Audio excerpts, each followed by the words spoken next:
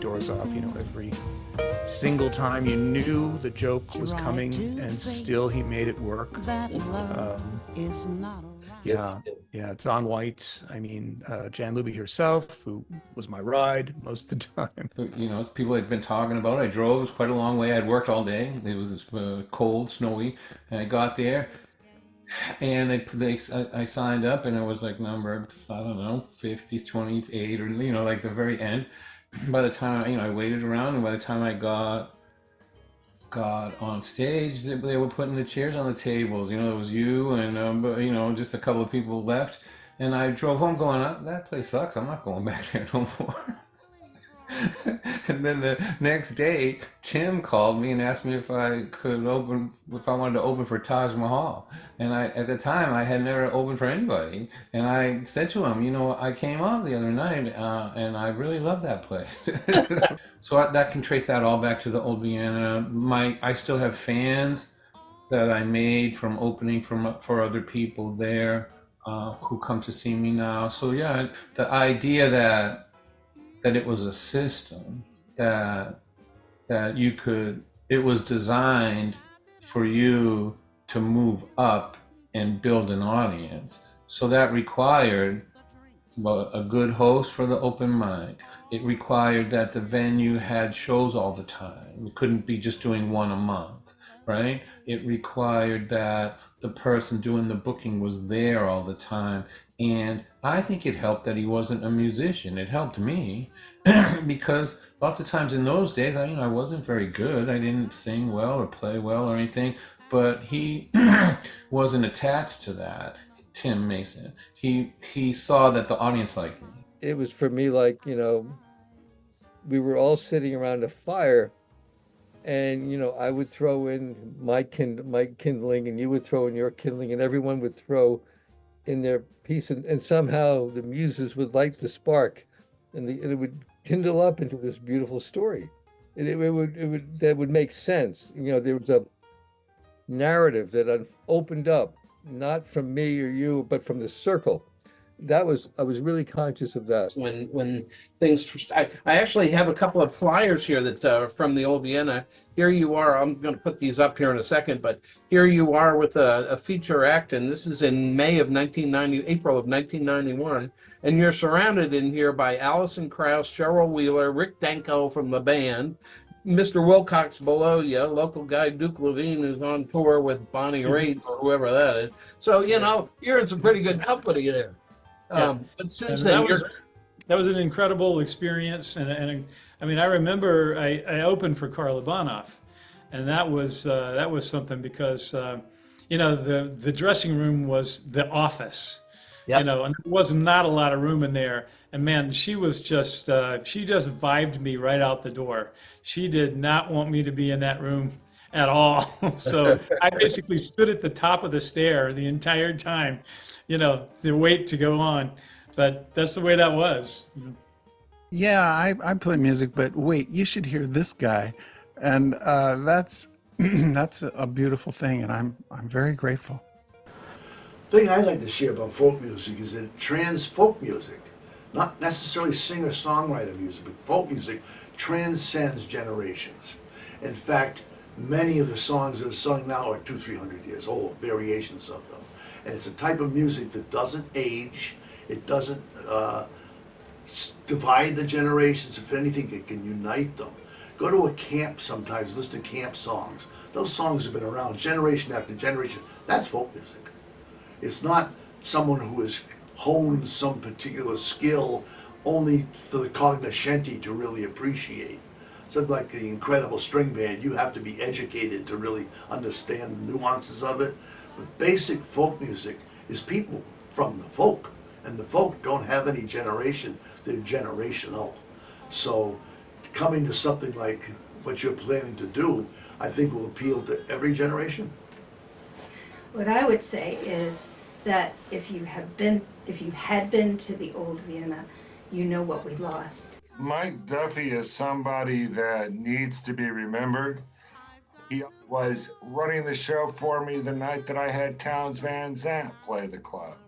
Now Townes had falling off the wagon in Alaska. And if you know anything about Townes Van Zandt, you know he was very good at falling off the wagon. And he had a handler with him. And just before showtime, I said, Mike, go on back. Tell Townes it's time to go on. Mike went into the green room and gave Mike his 5 minute, or Townes his 5 minutes warning. He said, Townes, do you have any questions? Townes looked at him and said, do you have a plan in case I fall down? And without missing a beat, Mike looked at him and said, yes, Townes, I will lower the mic.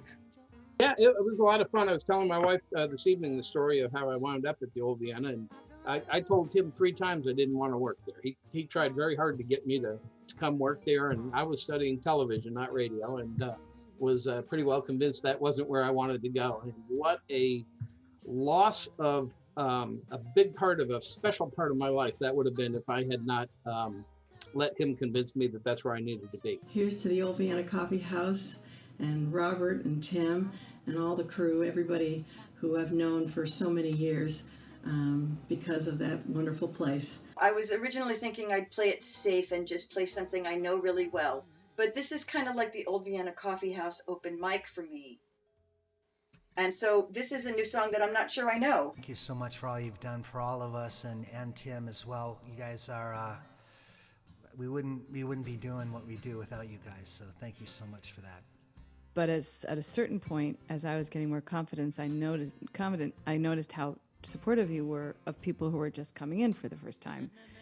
And, you know, I've just become such I've really zoned in on that moment when people realize that they can create something that people want to hear on their own terms. And that was, like, I remember driving through the foggy New England roads in the fall and the spring to come to the open mic, and that really beautiful, eerie, you know, Nathaniel Hawthorne-y New England-y feel, just to get to this, you know, to the parking lot and go up with the guitar and sign up. And that's such a big part of the romance to me. I moved to Boston in the early 80s. The Old Vienna was the place. It was kind of like Mecca. So I would go out there, and this is right around the time, the early 90s, that I met Ellis Paul. I met him at the nameless coffee house in Harvard Square. So Ellis was hip to the Old Vienna, and this was his North Star as a young singer-songwriter starting out. He used to bow to the stage of the Old Vienna, and he took me there one day, and it was just how I remember Godfrey Daniels. A little place, a lot of heart, a lot of soul, and incredible musicians. And me, like a lot of people say, how can Chris Smither or John Gorka or Greg Brown not be playing arenas? They're so good. But that place was our arena. You know, that place was our place. I was working as a day job at the Music Emporium, and a guy named Chris Smither used to come into the shop, and I got to know him and really like him. And then I secured myself a spot opening a show for Chris Smither at the Old Vienna Kaffeehaus. And I remember he was being introduced, and they said, and now our main act. And he did this truly delightful thing. He turned to me and he just went, you know, yeah. And he pooched out his lip there. And essentially, he was self-deprecating the whole idea of fame. Like the way Chris comes across, I knew what he was saying, which is, don't take any of this too seriously. When you had your name called, you had better have had your game all ready to go. You had better be ready. When you were on that stage, you knew every single ear was listening, and it was real critical too. That's why you had it to be coming in real correct. So once upon a time, there were these 3 guys.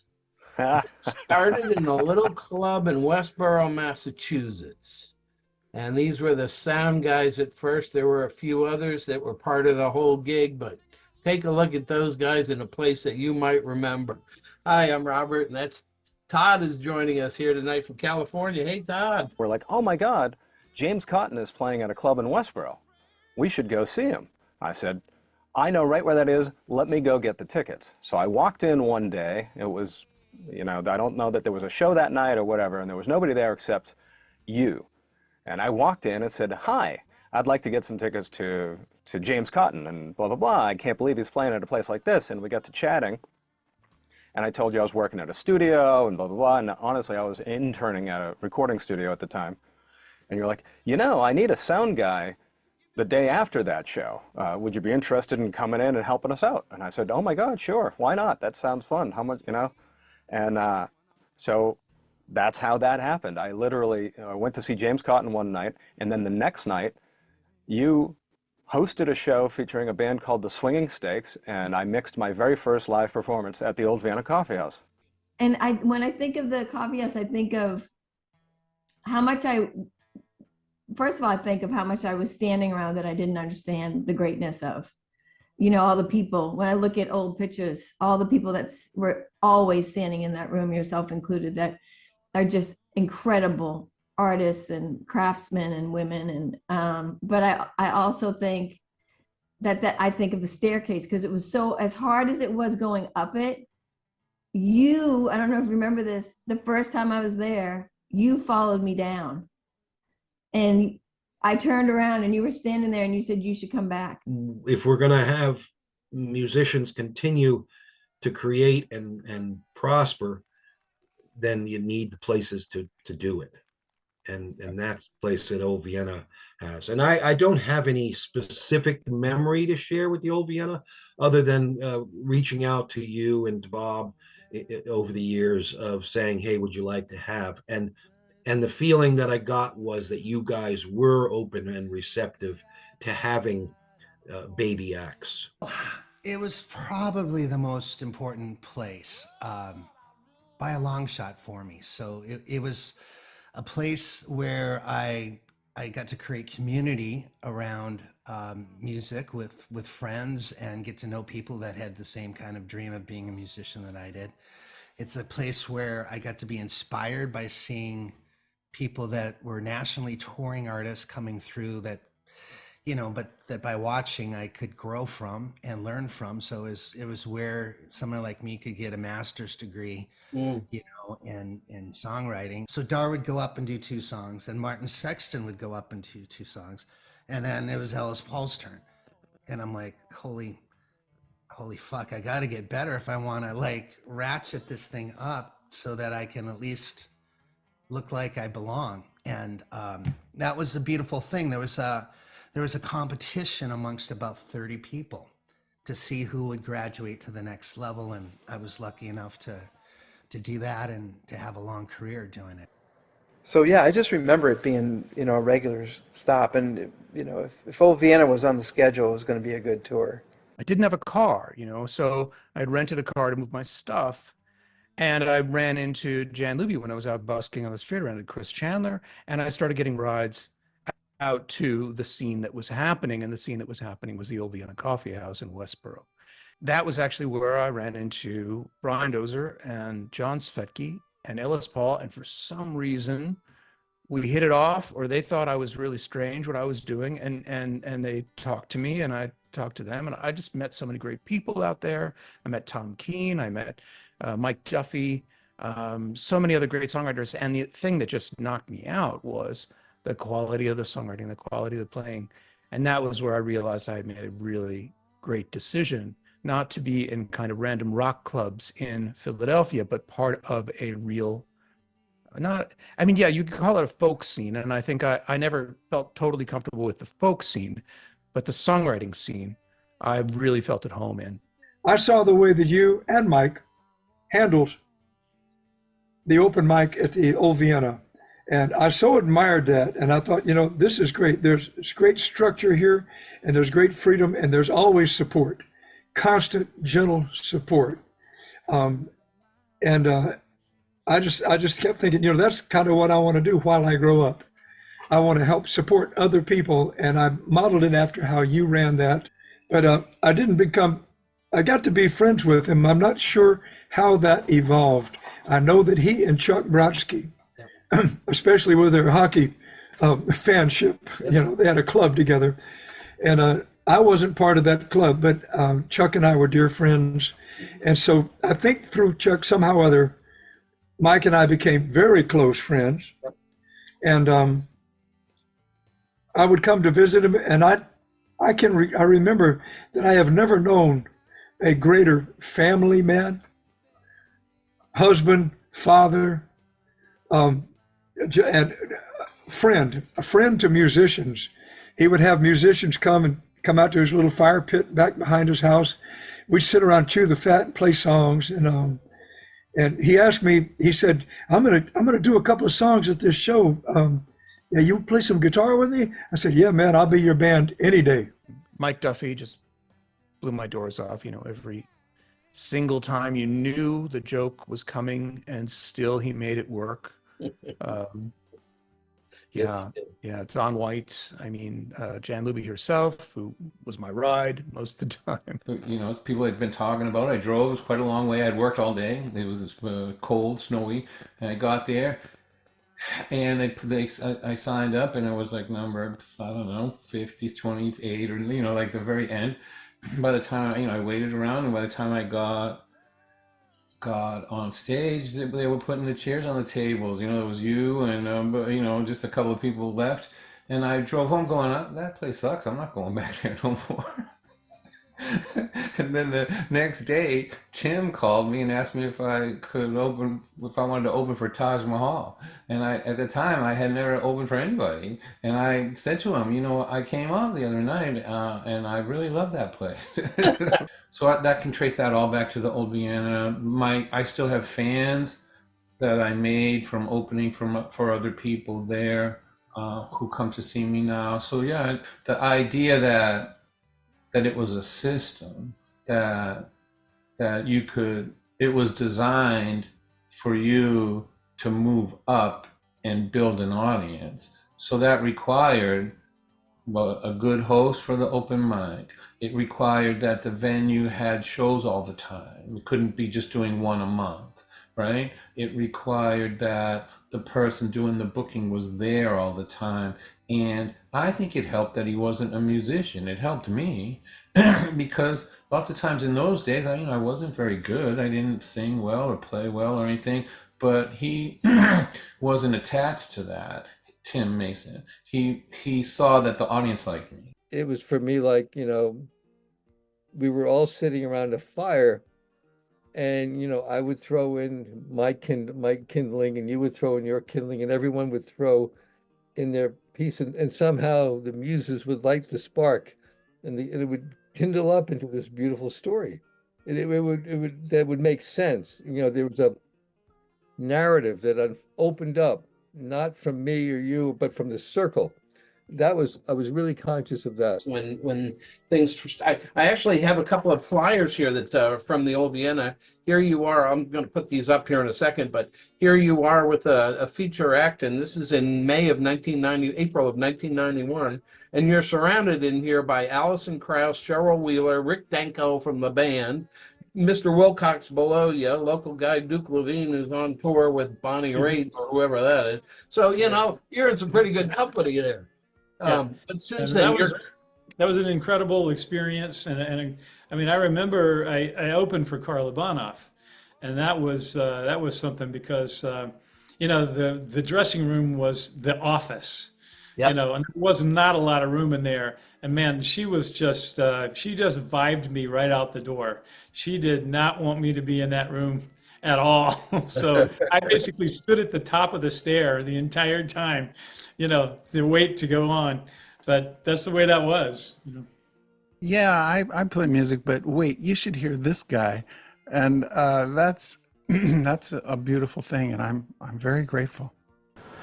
The thing I'd like to share about folk music is that trans folk music, not necessarily singer-songwriter music, but folk music transcends generations.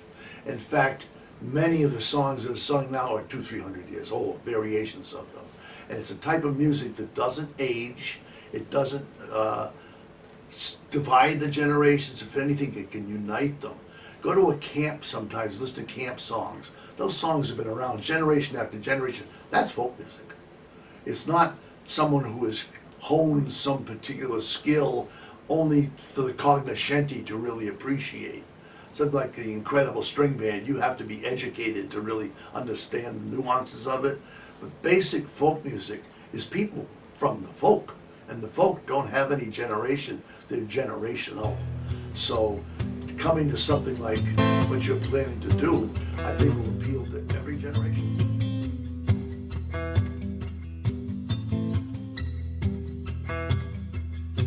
I love bumping into people who wear camouflage.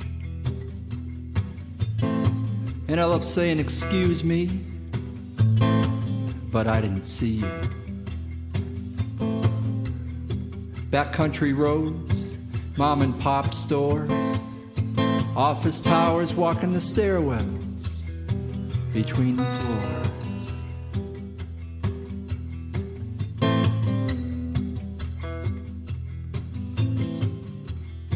I've bumped into hunters with loaded shotguns in back of my house in the woods. I've bumped into groups of kids going through a phase where some of them think they're hoods. And one time in a strip joint, a girl came out with a camouflage teddy on.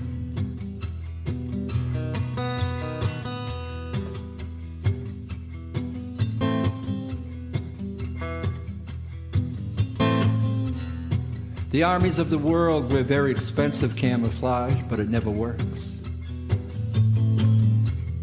Because they're always bumping into each other, and when they do, a lot of people get hurt.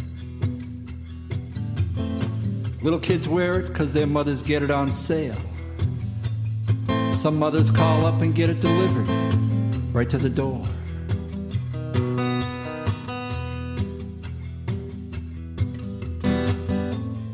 But once they put it on, man, they're just part of the game. But sometimes it's an accident,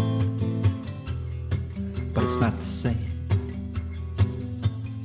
Everywhere I go, there's people wearing camouflage. And I figure if some of these people don't want me bumping into them, maybe they should take it off. Just like that stripper did. 'Cause I love bumping into people who wear camouflage. And I love saying, excuse me, but I didn't see you. Sidewalks of the city, in malls, in coffee houses, in little town halls. I love bumping into people who wear camouflage. And I love saying, excuse me,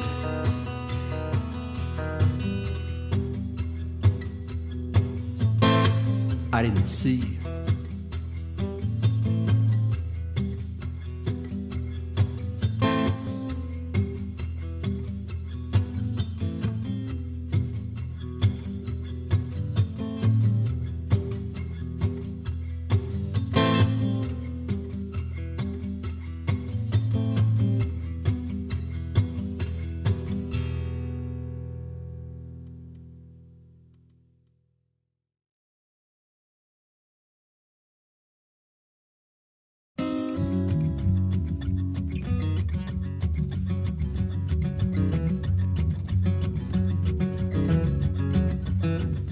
I've seen Jesus save, and I've seen Gretzky get the rebound, and Jimmy Pearsall run the bases at Fenway Park the wrong way around.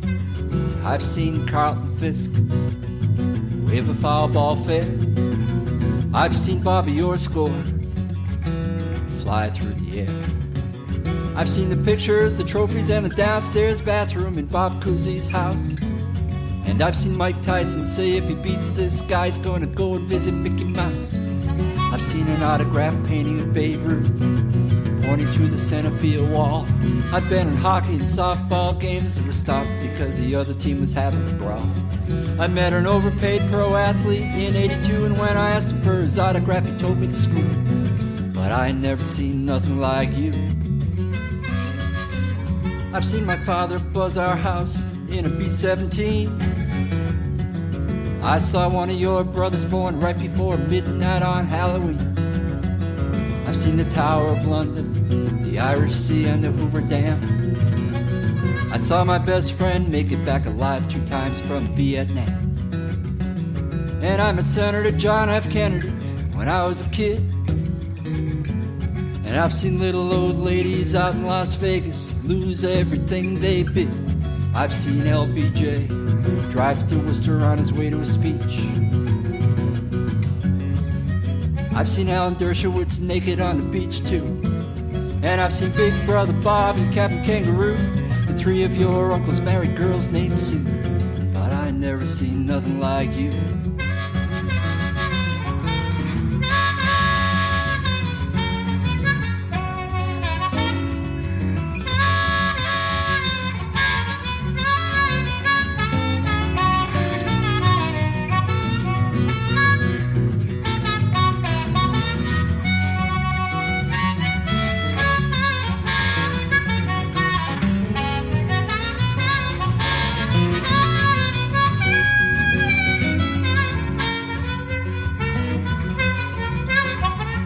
I've seen Peter, Paul, and Mary, Greg Brown, Gordon Lightfoot, and I know Dave Moore. The lowest cut blouse I've ever seen live was on Maria Mulvey.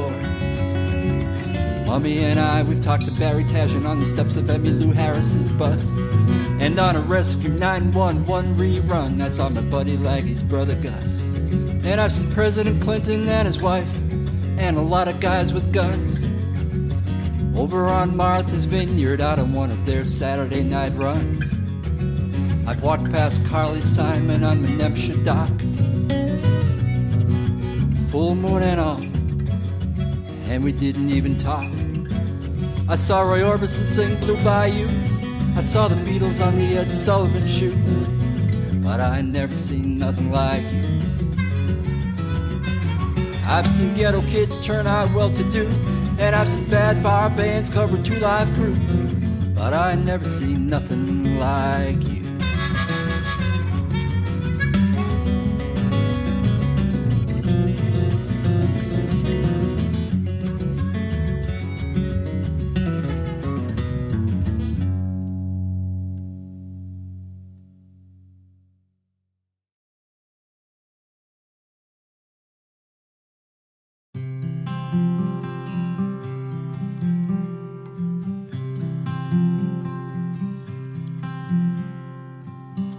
Come with me, my son.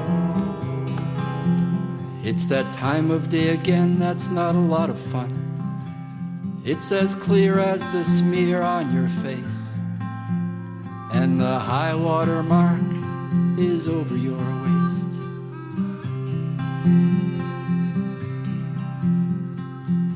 It's heartening to know you're a healthy little boy. Now go and find yourself your favorite little toy. I'll go slow so you can walk.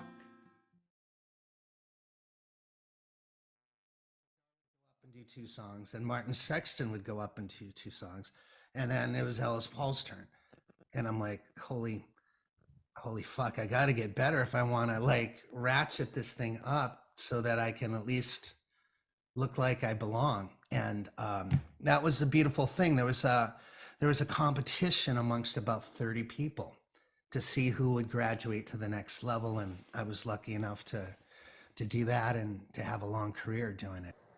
So yeah, I just remember it being, a regular stop, and if Old Vienna was on the schedule, it was going to be a good tour. I didn't have a car, so I had rented a car to move my stuff, and I ran into Jan Luby when I was out busking on the street. I ran into Chris Chandler, and I started getting rides out to the scene that was happening, and the scene that was happening was the Old Vienna Kaffeehaus in Westboro. That was actually where I ran into Brian Dozer and John Svetke and Ellis Paul, and for some reason we hit it off, or they thought I was really strange what I was doing, and they talked to me, and I talk to them. And I just met so many great people out there. I met Tom Keene, I met Mike Duffy, so many other great songwriters. And the thing that just knocked me out was the quality of the songwriting, the quality of the playing. And that was where I realized I had made a really great decision not to be in kind of random rock clubs in Philadelphia, but part of a real, yeah, you could call it a folk scene. And I think I never felt totally comfortable with the folk scene, but the songwriting scene, I really felt at home in. I saw the way that you and Mike handled the open mic at the Old Vienna. And I so admired that. And I thought, this is great. There's great structure here, and there's great freedom, and there's always support, constant, gentle support. I just kept thinking, that's kind of what I want to do while I grow up. I want to help support other people, and I modeled it after how you ran that. But I got to be friends with him. I'm not sure how that evolved. I know that he and Chuck Brodsky, especially with their hockey fanship, they had a club together. And I wasn't part of that club, but Chuck and I were dear friends. And so I think through Chuck, somehow or other, Mike and I became very close friends. And I would come to visit him, and I remember that I have never known a greater family man, husband, father, and a friend to musicians. He would have musicians come out to his little fire pit back behind his house. We'd sit around, chew the fat, and play songs. And he asked me, he said, I'm gonna do a couple of songs at this show. Yeah, you play some guitar with me? I said, yeah, man, I'll be your band any day. Mike Duffy just blew my doors off, every single time. You knew the joke was coming, and still he made it work. Yeah, Don White. Jan Luby herself, who was my ride most of the time. As people had been talking about, I drove. It was quite a long way. I'd worked all day. It was cold, snowy, and I got there, and I signed up, and it was like number, 50, 28, or like the very end. By the time I waited around, and by the time I got on stage, they were putting the chairs on the tables. It was you and just a couple of people left, and I drove home going, that place sucks. I'm not going back there no more. And then the next day, Tim called me and asked me if I wanted to open for Taj Mahal. And at the time, I had never opened for anybody. And I said to him, I came on the other night, and I really love that place. So that can trace that all back to the Old Vienna.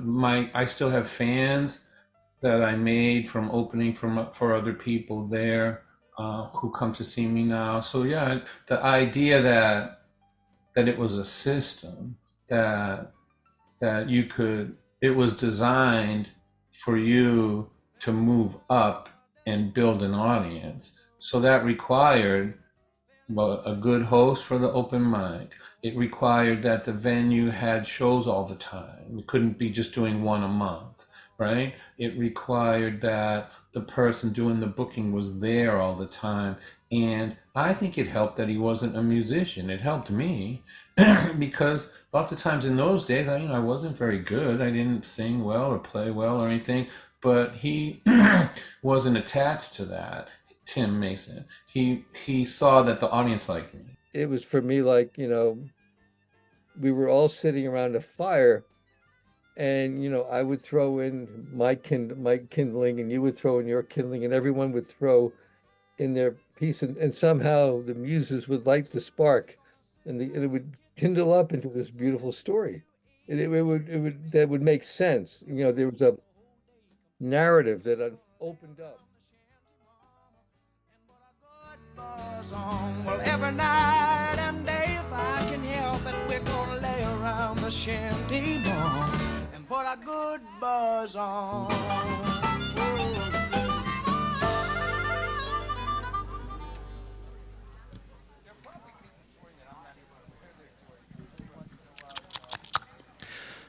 Hey folks, good afternoon, and man, what a good afternoon.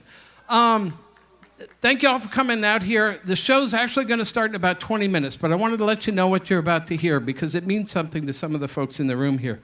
We're doing a little just audio tribute to some artists who mean an awful lot to us, but who have passed on. And so you're going to hear some songs today in the next 5 songs from Scott Ollerich, who many of you know from the Boston Globe, but also has a Minnesota roots and wonderful songwriting skills. And he left us a few years ago, and we're all missing him a whole bunch. If you attended the open mics at time, a guy named Dewey Burns recorded on one of our CDs that we put out, and you're going to hear a song of his. You'll also hear Bill Morrissey, who so many of us are so indebted to in their music careers and in inspiration, and we'll hear from him. And likewise, we're going to hear from the Shaw Brothers, who were a staple at the old Vienna Kaffeehaus on every one of the calendars. And then lastly, we're going to hear from the gentleman that so many people here who work here remember so fondly. His name was Mike Duffy. He helped run the show, man of all trades, and he was just absolutely wonderful. And Mike's with us here on stage today as Tim's showing you. So enjoy the next 5 songs. Pay a little tribute. We'll see you in 20 minutes.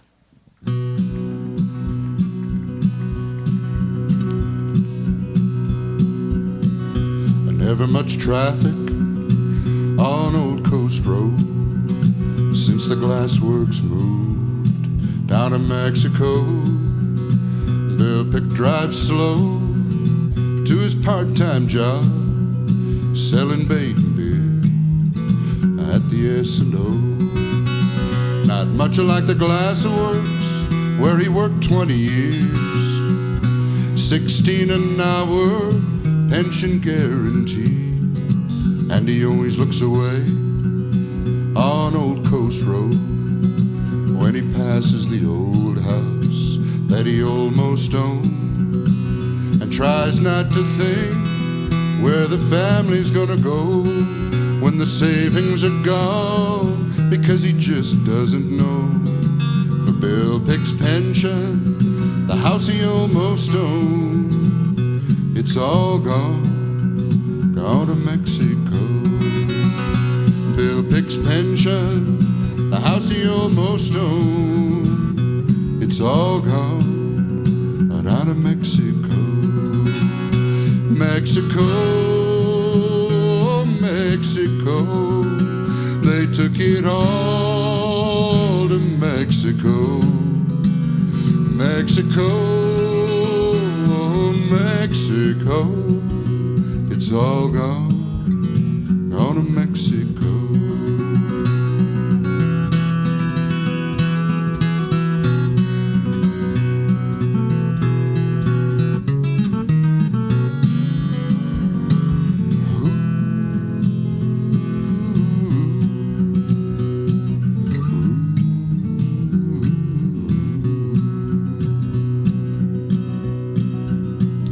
Gravel getting hot on an unnamed road, a little border town, North Mexico. Rosa Cruz walks a mile from her mud flat shack to the new glass works by the railroad track. She's working by the hour, $1.65, just barely enough to keep the family alive. There's no school for the kids, no windows for the shack, like they make all day at the glassworks plant. She worries what she's gonna do when the family grows. She's got Bill Pick's job, but you'd never know. For Bill Pick's pension, the house he almost owned, never made it down to Mexico. Bill Pick's pension, the house he almost owned, went somewhere else, not Mexico. Mexico, Mexico, they took it all to Mexico. Mexico, Mexico, It's all gone to Mexico. It's all gone down to Mexico.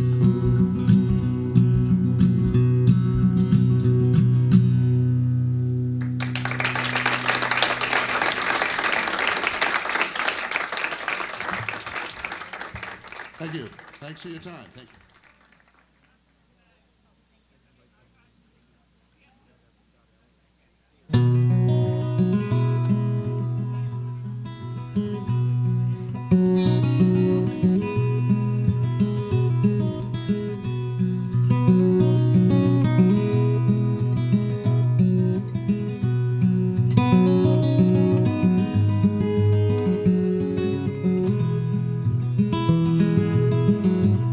Except for just before the sleep comes,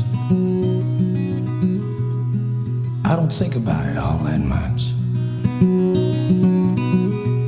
But in that quiet, I can't keep myself from wondering just how long you loved my touch. And it's a pretty simple question, really. I wish you'd think about it too. If it's having love or being loved or loving, just how much of which will bring you through. And it's not too hard to call back those first moments. The glory is at the end of every day. A little tougher to recall the very instant when you realized you were watching it walk away. What used to be warm silence lost its comfort. Touching became just a tortured chore. Until finally, someone had to simply say it. I don't need this nothing anymore. Well, it's not too hard to call back those first moments. The glory is at the end of every day. A little tougher to recall the very instant when you realized you were watching it walk away. Except for just before the sleep comes, I don't think about it all that much. But in that quiet, I can't keep myself from wondering just how long you loved my touch. Just how long.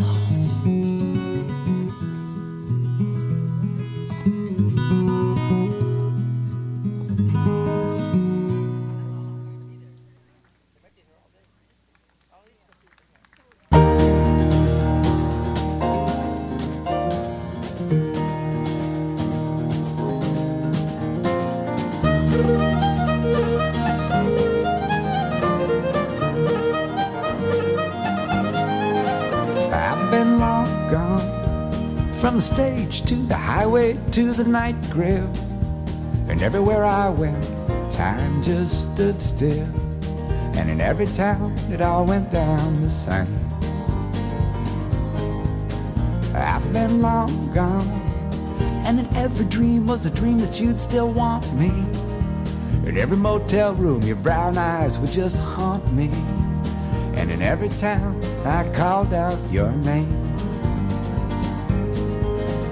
I've been long gone, set loose again to chase another payday, knowing if I could just hold you, I'd be okay. Tell me once again that you're still mine.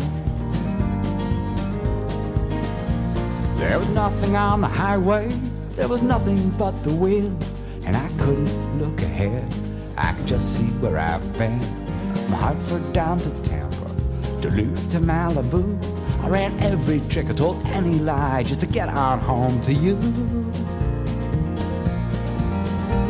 I've been long gone, now I'm standing in the doorway of your front hall. Ain't this better than a letter or a phone call? Tell me once again that you're still mine.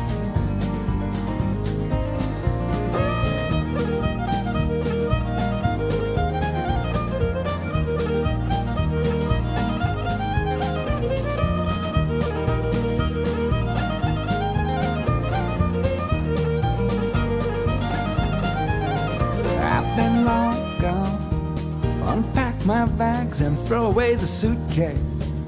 Let me know it's true. Let me just touch your face. Tell me you still love me one more time. I've been long gone. Hey, true love always comes as a surprise. Can you see your reflection in my eyes? Tell me you still love me one more time. There was nothing on the highway, there was nothing but the wind, and I couldn't look ahead. I could just see where I've been.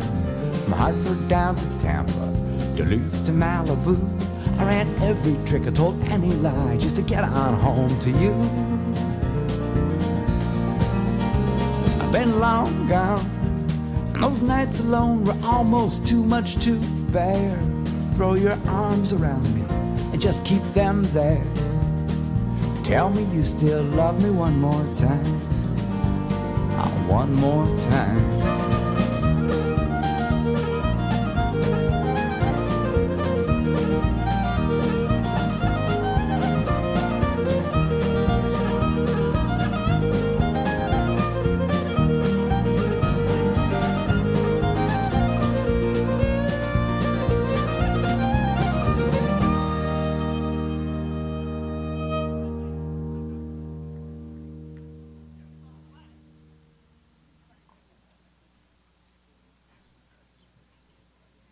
It's by far the hardest thing I've ever done, to be so in love with you and so alone. Follow me where I go, what I do and who I know. Make it part of you to be a part of me. Follow me up and down, all the way and all around. Take my hand and I will follow too. It's long been on my mind, you know it's been a long, long time.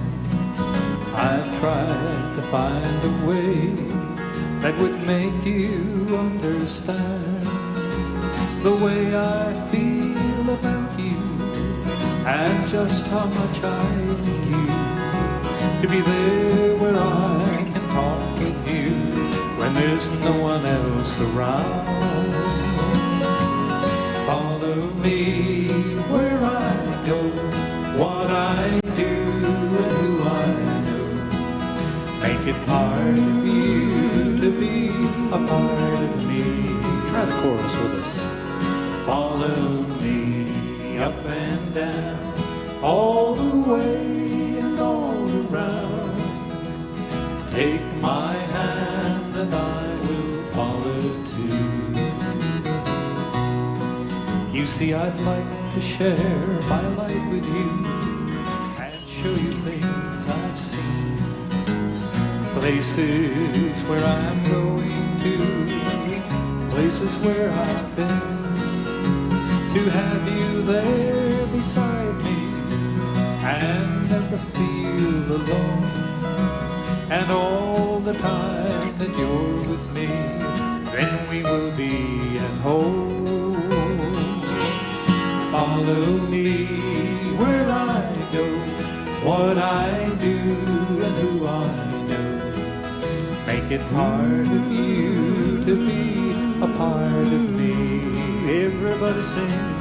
Follow me up and down, all the way and all around. That's it. Take my hand and I will follow too. Sounds good now. One more time. Follow me where I go, what I do and who I know. Make it part of you to be a part of me. Follow me up and down, all the way and all around. Take my hand and I will follow too. Take my hand and I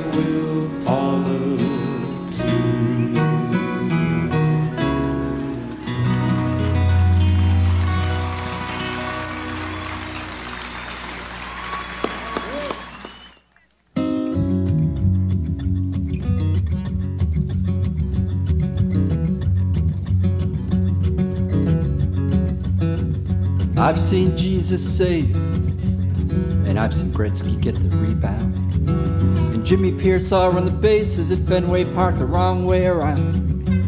I've seen Carlton Fisk wave a foul ball fair. I've seen Bobby Orr score, fly through the air. I've seen the pictures, the trophies, and the downstairs bathroom in Bob Cousy's house. And I've seen Mike Tyson say if he beats this guy, he's gonna go and visit Mickey Mouse. I've seen an autograph painting of Babe Ruth pointing to the center field wall. I've been in hockey and softball games that were stopped because the other team was having a brawl. I met an overpaid pro athlete in '82, and when I asked him for his autograph, he told me to screw it. But I ain't never seen nothing like you. I've seen my father buzz our house in a B-17. I saw one of your brothers born right before midnight on Halloween. I've seen the Tower of London, the Irish Sea, and the Hoover Dam. I saw my best friend make it back alive 2 times from Vietnam. And I met Senator John F. Kennedy when I was a kid. And I've seen little old ladies out in Las Vegas lose everything they bid. I've seen LBJ drive through Worcester on his way to a speech. I've seen Alan Dershowitz naked on the beach too. And I've seen Big Brother Bob and Captain Kangaroo, and 3 of your uncles married girls named Sue. But I never seen nothing like you.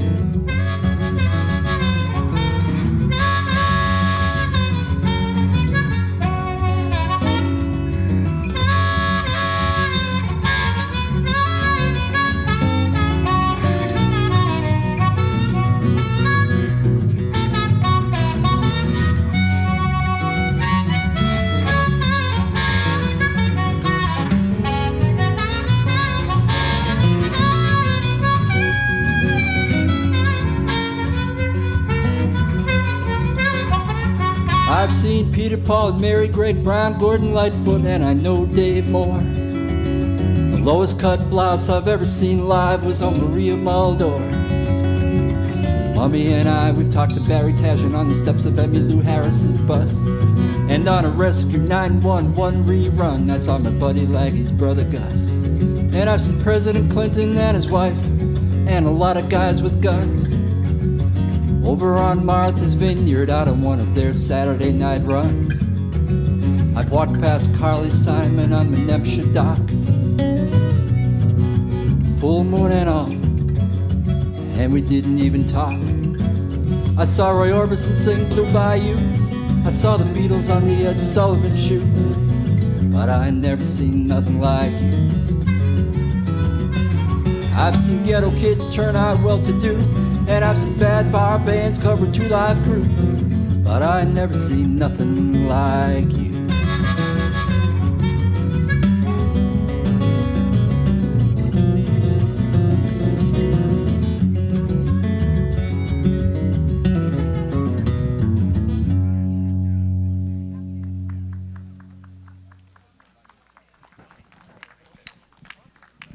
Okay, so we have this little thing that we've been working on for about a year, a little over. We figured out how to plan for this thing. We planned for this thing. We think we have most of it down. We just don't know how to start this thing. So this is the official start to today's show. Ladies and gentlemen, thank you so much for coming out here. This club meant a lot, and you folks that came to the club meant that we could do this kind of thing. So give yourself a round of applause, and thank you very much. Grab that microphone right there from that man. So the 2 guys up here on stage are the folks who kind of did most of the organizing, the booking, the emceeing, the sound, and that kind of stuff at the old Vienna Kaffeehaus. We have a couple of folks that we want to thank real quick. First of all, you'll notice right in front of you, if you ever went to the old Vienna Kaffeehaus, this sign materialized yesterday morning. After all the advertising, promoting, and Facebook social media posts, the guy who has this thing in his warehouse in Westboro runs a exhibit hall rental site. And he uses that in there. He has concerts in that site from time to time. He called yesterday or posted it yesterday. I looked him up on Facebook. We talked, and within 3 hours, this thing was off of his wall, all 350 pounds of it, and he delivered that here. So to Tom Pasternak, thank you so very much.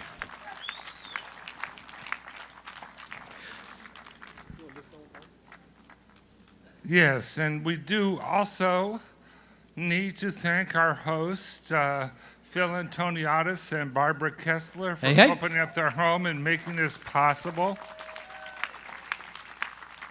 This is really a stone soup effort on the organizing committee.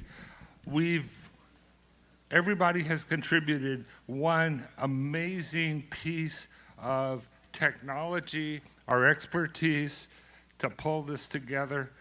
I don't think we could have done this before, but we've got it now, and I need to say that I'm somewhat stunned that 30 years ago, just about, the club closed. And I expected that it was fondly remembered, but for people to come together, put in the resources, pull all this logistics together, and to bring you all here, I'm absolutely floored. So thank you very much for making this happen. It couldn't have happened without you guys in the audience as well as the organizers.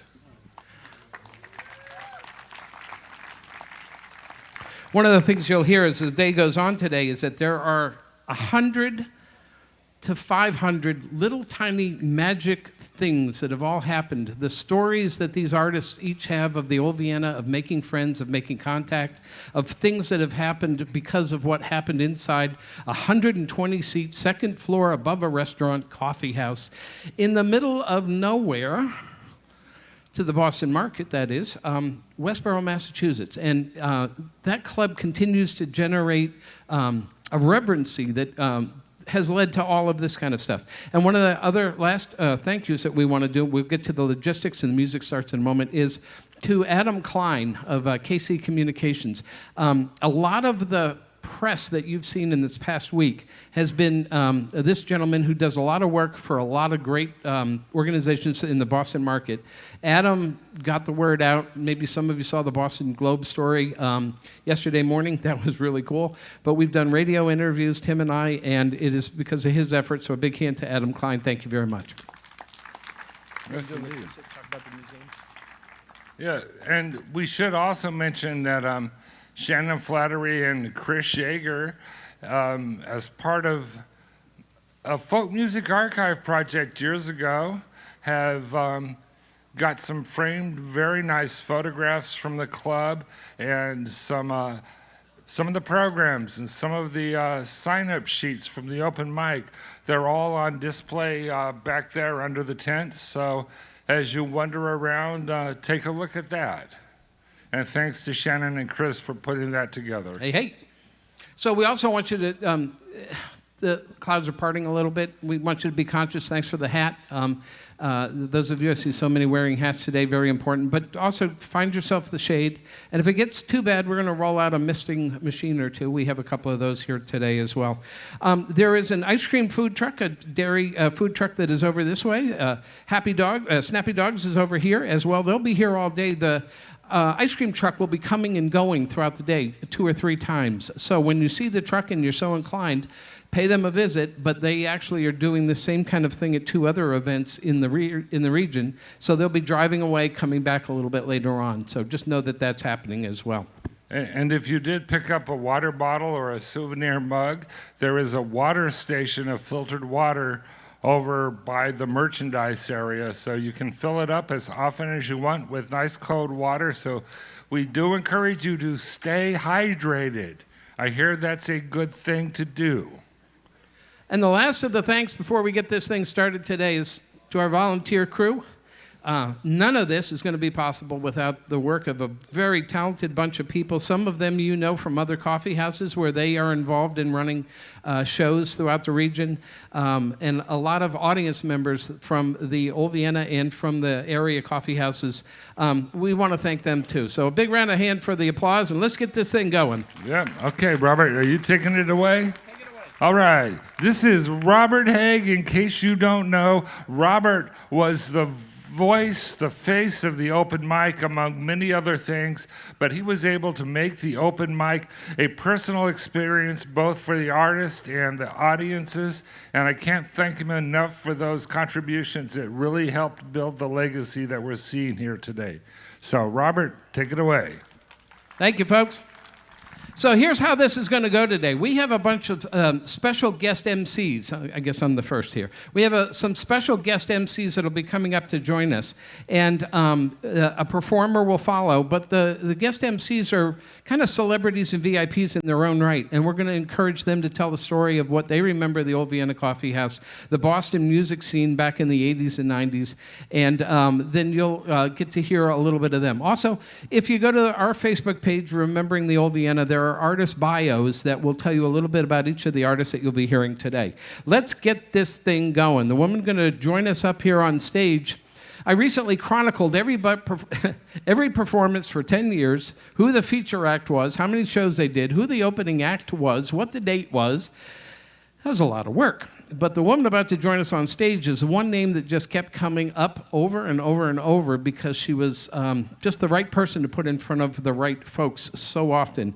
And we're happy to have her here. She is also very much involved in the Rhode Island Songwriter Association and has been a part of that scene for a long time. And now, would you please welcome, direct from Coney Island, the absolutely tattoo-less woman, Miss Jan Luby.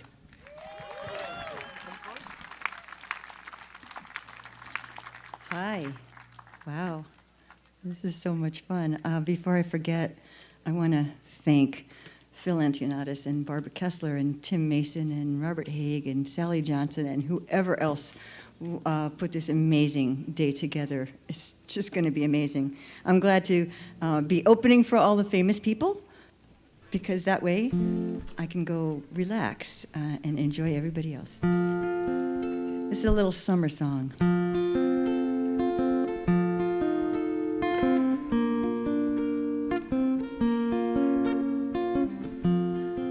Could it be less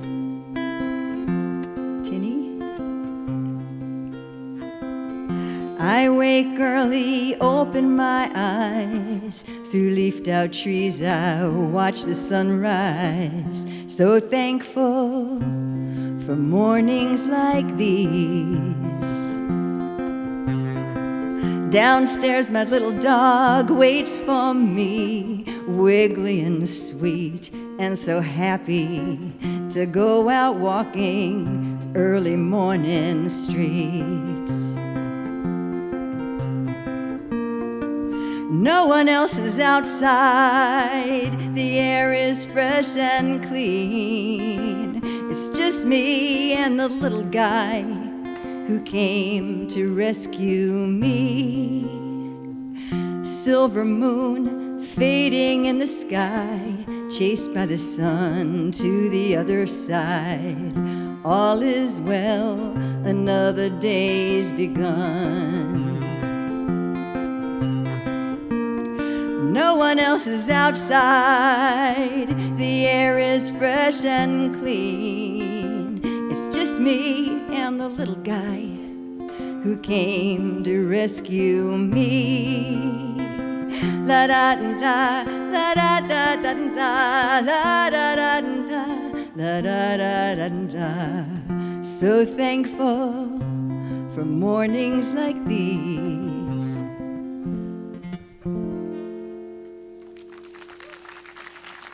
Thank you. Thanks so much. Still in tune. Good. I am. God has spoken from somewhere. So this song came out of reading a magazine article about these women in Veracruz, Mexico, who have been taking care of and feeding the migrants going north on the Beast since 1995. And I thought they deserved a song.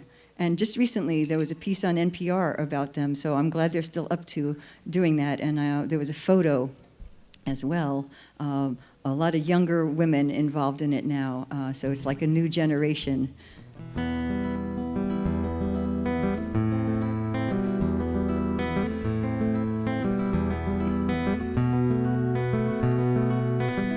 One February day, a freight train headed north, filled with hungry migrants, hoping to find work. Most of them had nothing but the clothing on their backs. Two sisters from the village were waiting to cross the tracks. Madre were hungry. A few travelers cried. The girls from Veracruz had a second to decide. Bags full of groceries, fresh from the store. They threw them to the reaching hands, wishing they had more. Las Patronas de Veracruz, gracias madres for all you do. Such kindness for strangers passing through. Las Patronas de Veracruz. And since that day in February 1995, there's a busy kitchen full of cooks and donated supplies. All the village women, from what began with two, every day they meet the train with water, clothes, and food. Las Patronas de Veracruz, gracias madres for all you do. Such kindness for strangers passing through. Las Patronas de Veracruz. Asked why they continue feeding migrants every day, they can't imagine stopping. This is what they say: como la patrona que dijo, Dios me da vida, yo creo que yo estaré aquí siempre. Las Patronas de Veracruz. Oh, gracias madres for all you do. Such kindness for strangers passing through. Las Patronas de Veracruz. Las Patronas de Veracruz. Thank you. Thanks so much. I'm only going to get heavy for one song. This song's about survival. Words fell from your mouth today, snatched up by the wind. Others broke upon the page, scattered like they'd never been. Mumbled words behind your hand, bruises black and blue, a mark left from a wedding band, secret held behind chipped tooth. So many years you blamed yourself, when all you ever did was try to stay alive, singing lullabies, lullabies. Quiet, bitter shards of glass scrambled in your head, dug up bones from the past, then they followed you to bed. Oh, so many years you blamed yourself, when all you ever did was try to stay alive, singing lullabies, lullabies. Hush, little baby, don't say a word, singing lullabies, lullabies, lullabies, lullabies. Frightened child turned to wood, tiny, earthbound. Always tried to be so good, would hide but was always found. Well, you never were to blame at all. And here you are, you managed to survive, singing lullabies, lullabies, lullabies, lullabies, lullabies, lullabies.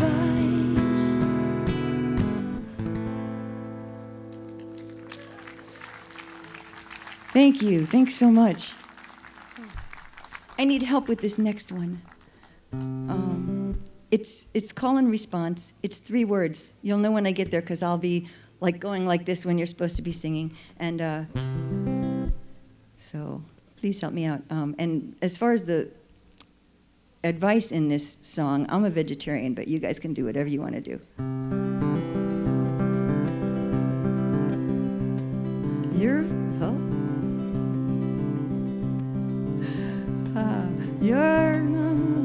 This is great. I'm thinking of the 3rd verse.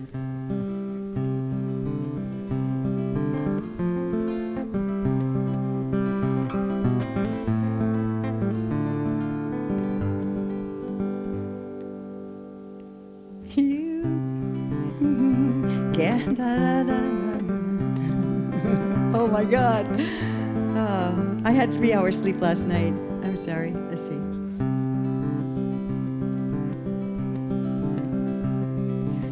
Oh God. You can see the 2nd and the 3rd verse.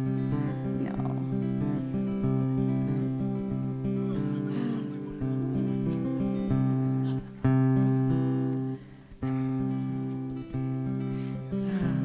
Well, this is the 2nd verse, and I forgot the first 2. So let's see.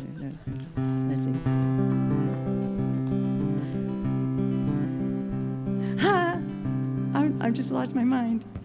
Oh, and it's being filmed, and you're all here, and oh my God, I thought I could. I was hoping not to blank out.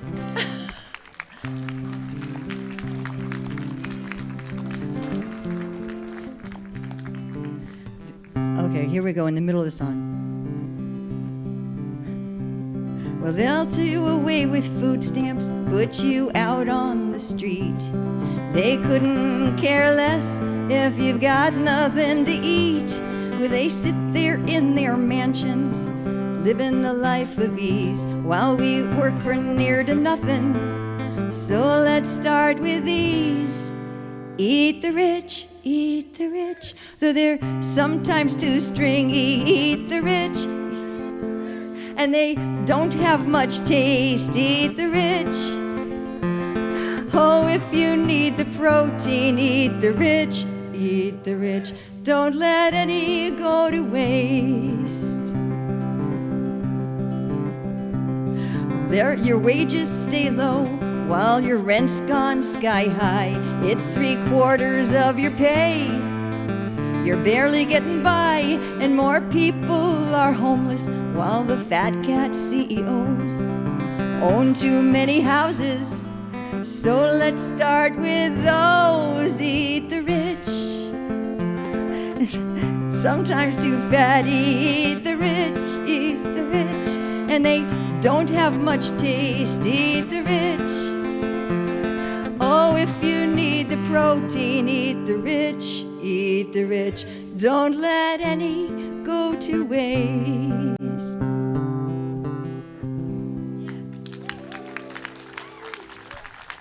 Oh gosh, I'm going to yell at myself forever about that, but oh well. It's behind me now. Thank you so much for participating. This song is, when I was thinking of putting together this set, I wanted to do some new stuff and some older stuff, and then kind of a spread over the years, and then one really old song that if you saw me at the old Vienna, you might have heard me play. So this one is fairly old. Ruby was about 9, and she's 33 now. And I was not awake yet, and she asked me this mind-boggling question.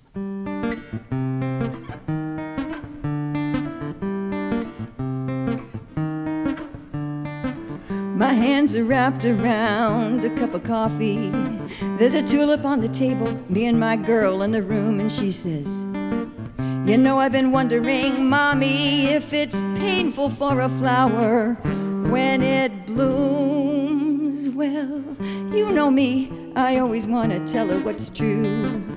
But what can I say that's gonna come out right? Should I tell her what I think, though it might make her blue? And so we sit here in the morning light.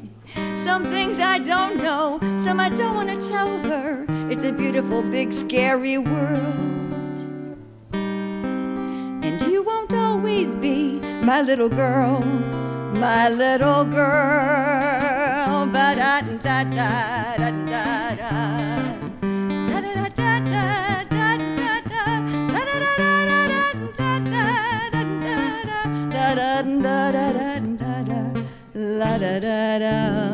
Well, this question comes from one who'll be blooming soon. Sooner than I'm ready, this I know. Some evening she will feel the tug of the moon, and no matter what I say, she's gonna turn and go. Some things I don't know, some I don't want to tell her. It's a beautiful, big, scary world.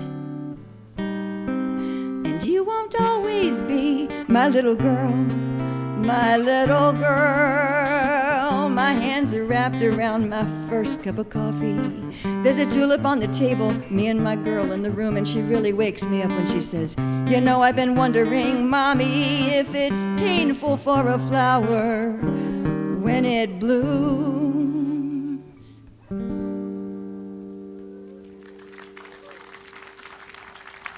Thank you.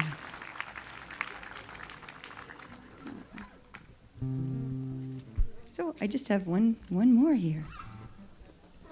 This is the really old one. You'll be able to tell by some of the lyrics. Thanks so much. You guys are awesome. And I can't believe this amazing day was put together. Must have been so much work. This is from my more dysfunctional relationship days. Long distance romance, oh, does this stand a chance?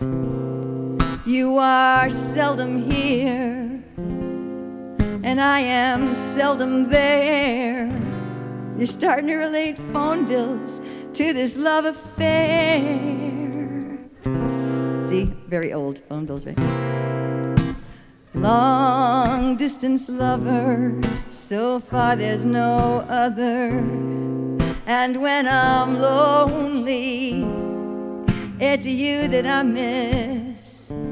But it's hard to be good when I'm feeling like this. Oh, I'm in my prime and I'm going to waste. It's not easy, but I'm trying to be chaste. I'm a healthy woman with a healthy appetite, and to make it even harder, there's a full moon tonight. And when it's hanging on, and it's been so cold, and I want to have some fun before I'm too old. Oh, I miss you so much, baby. You know it's been so long. I'm starting to grow hair on both my palms. Oh,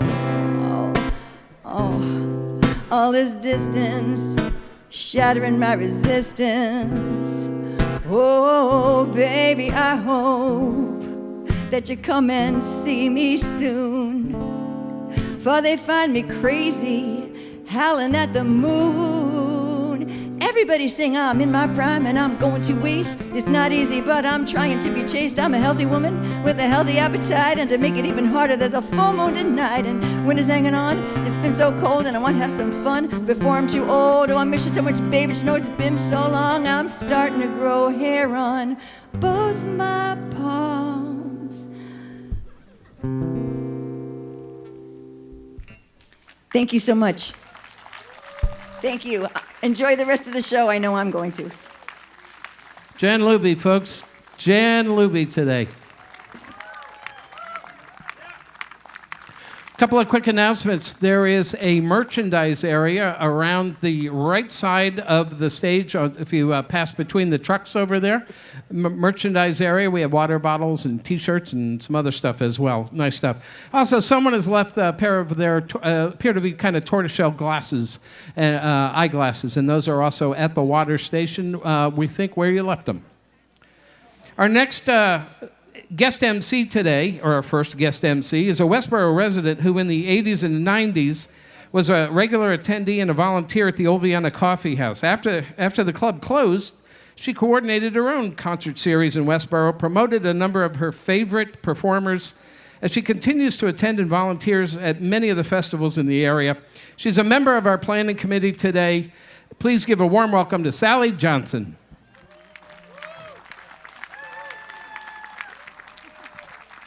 I am so happy to be here and so happy to see all of you.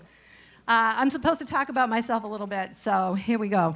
The old Vienna to me was pretty amazing. In 1992 is when I started going. And I loved to sing, and I loved to, my whole family was musical. But I sat there for 3 years wanting to do what those artists did on stage, and I watched what they did playing a guitar and where their fingers went. And in the end, I started performing in 1996 at the old Vienna, at the open mics, and then they closed, and my life I just died. So I carried on the music, like Robert said, across the street at the Coffee Time Cafe. My dad and I used to bring chairs from the senior center and set up the space, and David Nickerson was my sound guy, and we made it work for a long time. So that's my story for the old Vienna. I am so happy to have been a part of it and to be a part of it here now.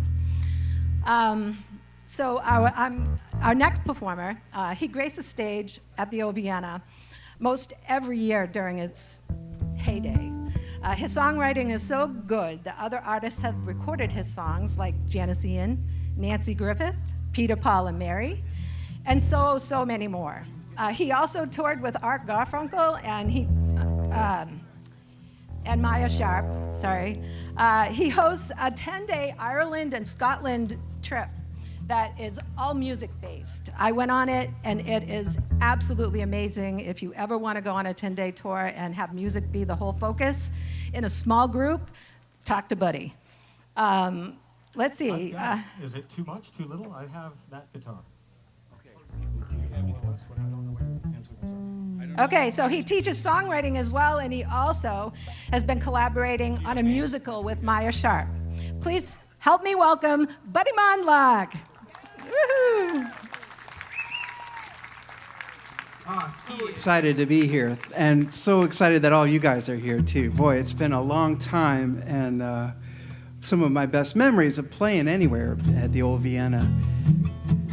So anyway, I'm going to start out with a couple of relatively new songs, and then get into some of the chestnuts too. It's called Sunlight in My Pocket. By the way, this is Mike Lindauer, who you remember too. Thanks. A few of them remember me.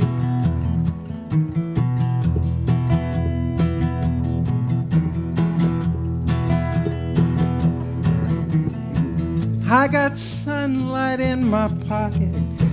My baby put it there. Someone every little summer to keep my hands warm in the freezing air.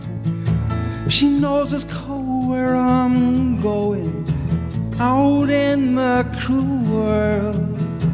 But you will not find me shivering, find me burning for my Georgia girl.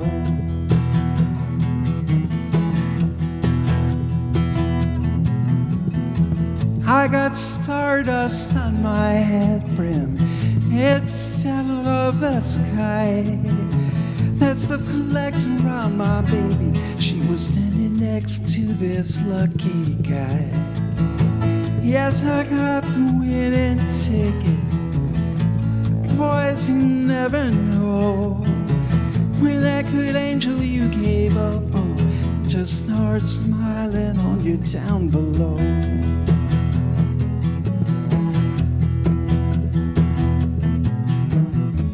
This moonlit footer just to suit me. That's a lesson and a half. But all the bitter disappointments disappear when I hear my baby laugh. That's the sound that says she's happy. I can go there with her too. I got everything to win, boys, and a head full full of the blues to lose.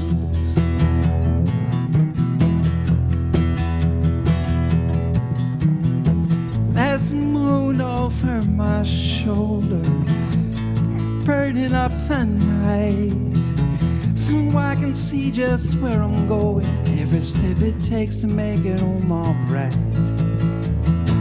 You know that moon is just reflecting light from some other place.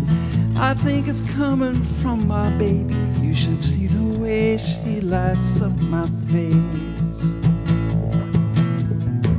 I got sunlight in my pocket, I got stardust on my head, that's the moon over my shoulder, burning for my Georgia girl.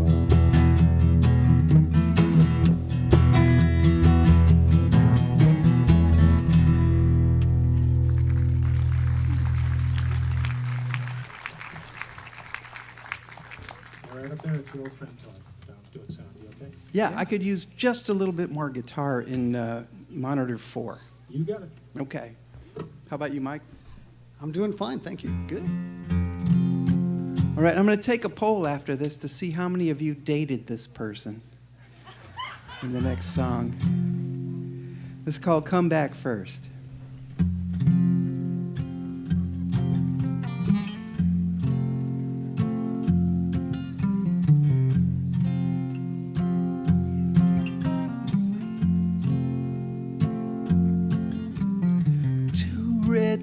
Lights are all that I see when I remember the last time you drove away from me. You drove away and you didn't come back. Two red tail lights fade to black. You've been here and you've been gone, then here again, and so on. Sorrow and relief, I don't know which is worse, but if you want to leave again, gotta come back first. Come back first. Come back last. Hey, you could just stay and save all that gas. I'm your love and I'm your curse. So if you want to leave again, you gotta come back first.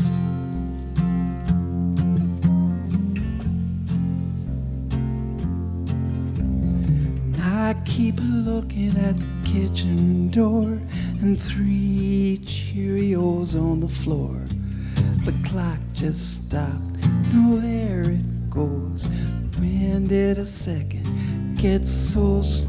All in all, it's all a mess, but I'm just trying to do my best.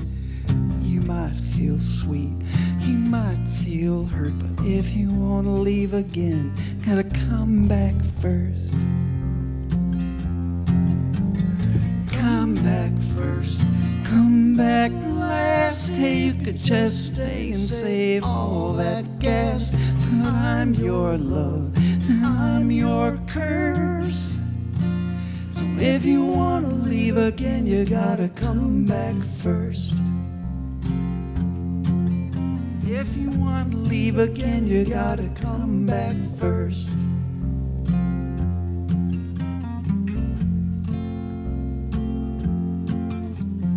Two red tail lights are all that I see when I remember the last time you drove away from me. You drove away and you didn't come back. Two red tail lights fade to black.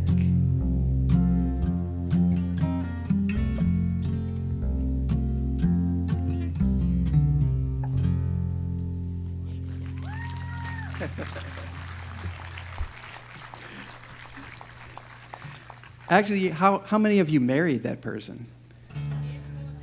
Well,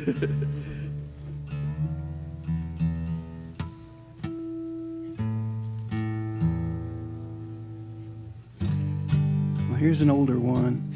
Very happy to be able to say that Nancy Griffith recorded this on her Other Voices, Other Rooms CD. This is Coming Down in the Rain. Hey, if any of you know the chorus or anything like that, feel free to jump in there and sing along on it.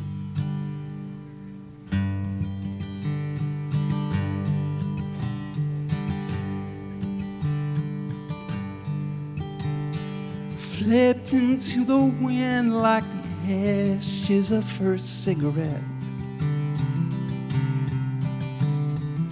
He got scattered and thin on the breeze as he tried to forget. He lost all his heat and his heart never will be the same. He got lighter than air, but he'll only come down in the rain. Strung out and hung out to dry, flapping under the line. It's not such a dignified place, but he really don't mind. He sits with his feet on the ground, he'd have nothing to gain. Claims he likes it up there, but he'll only come down in the rain. Coming down in the rain, washing out of the sky, loaded down with that pain. There's just no way to fly. You can read arm as clear as the wall where he once wrote his name. It was right next to hers, but it'll only come down in the rain.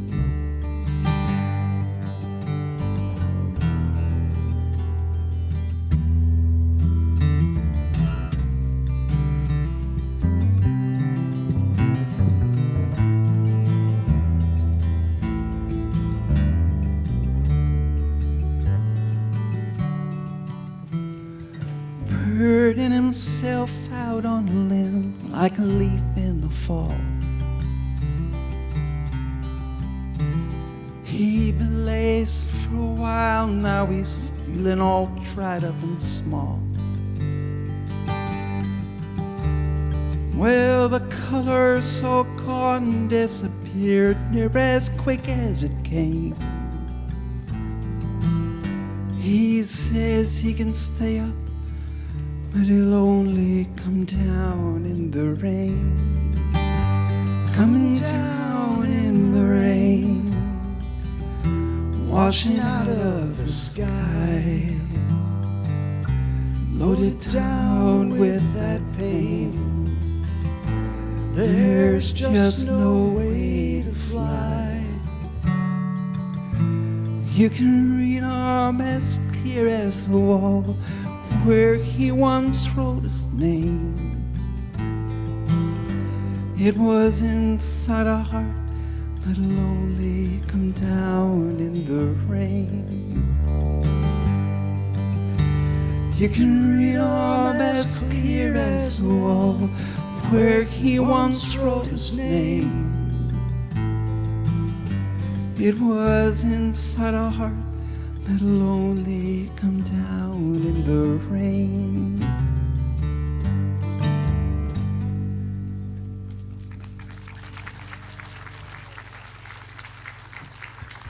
Thank you.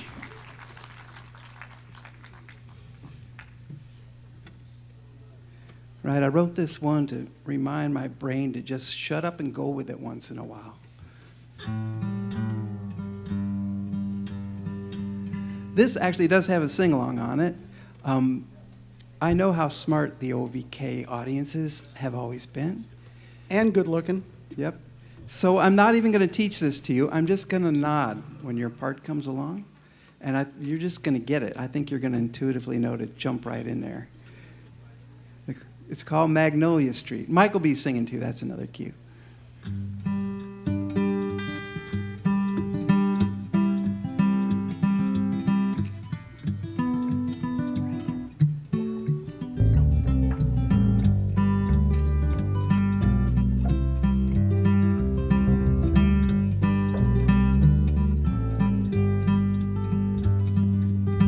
I was out thinking on my stoop, turning my brain to chicken soup. Was I in love or was I not? And did you love me back as much or not, lot?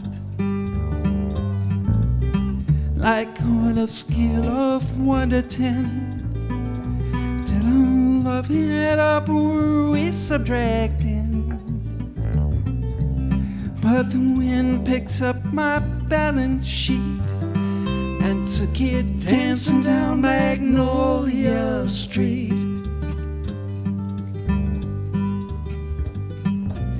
Okay, well, that was your part right there.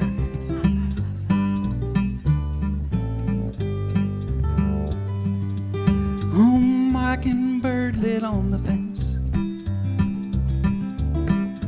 and he put in his 2 cents. He really let me have what for.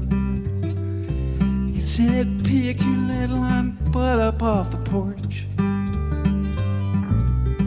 You thought yourself into a funk, going round and round with thoughts you already thunk. Go and collect your sweet petite and take her dancing down Magnolia Street.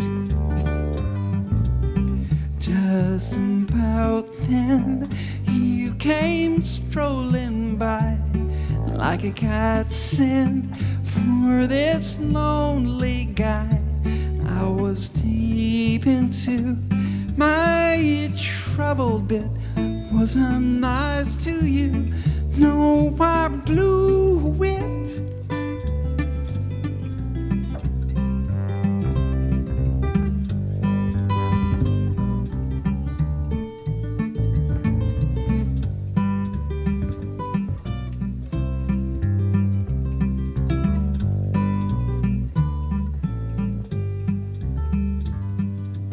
Give me a chance to make things right.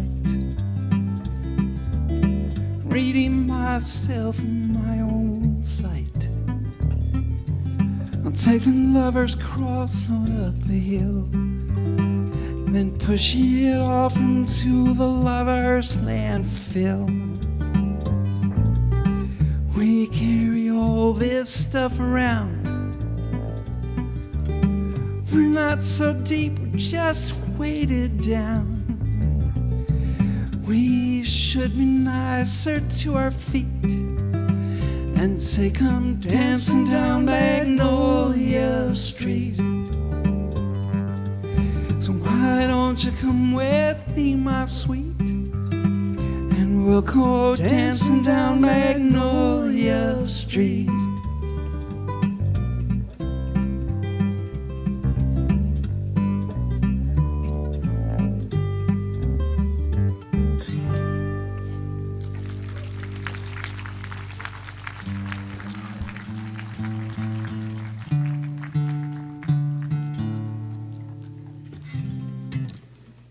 Here's a song that Tom Kimmel and I wrote together way back when.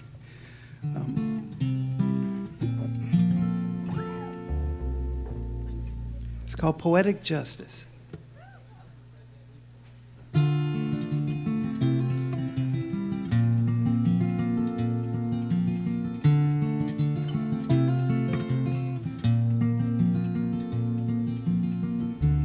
So I was not the one you wanted. You can see I'm reconciled. Must you be so disappointed? Can you not carry on in style? Is it too much to say we loved hard till the world fell back in place and left us where we are?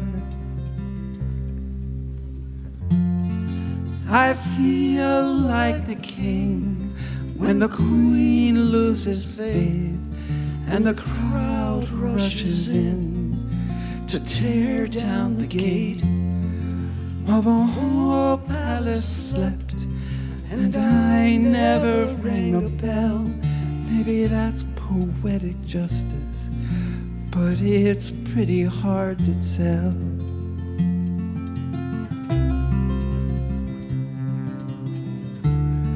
When the fortune wheel is spinning, luck is fortune's dirty joke,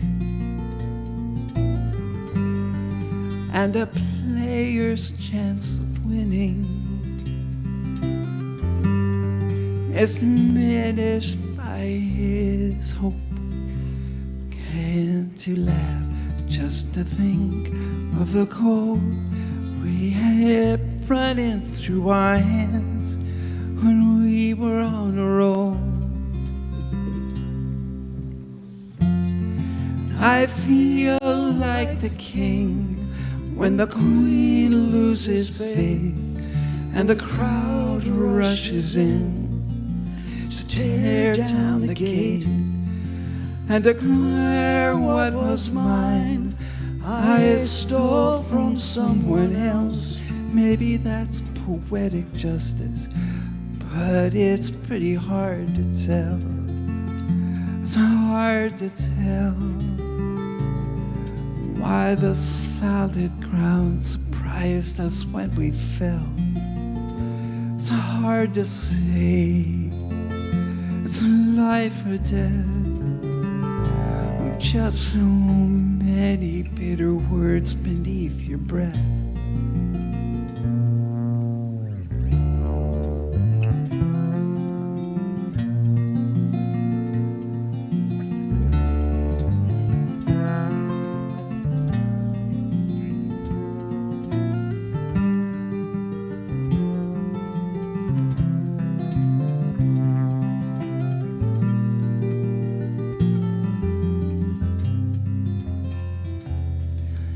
Is it too much to say we loved hard till the world fell back in place and left us where we are?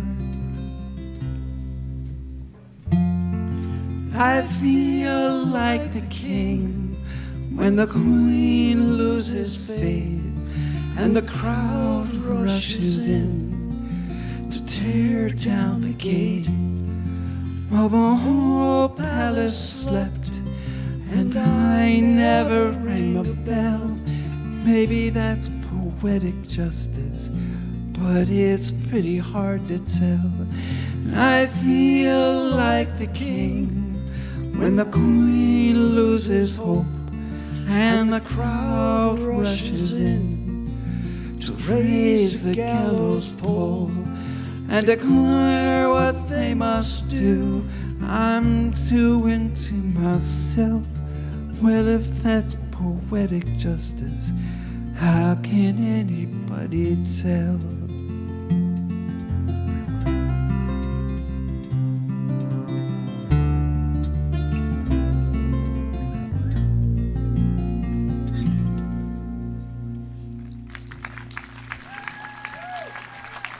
Thank you so much.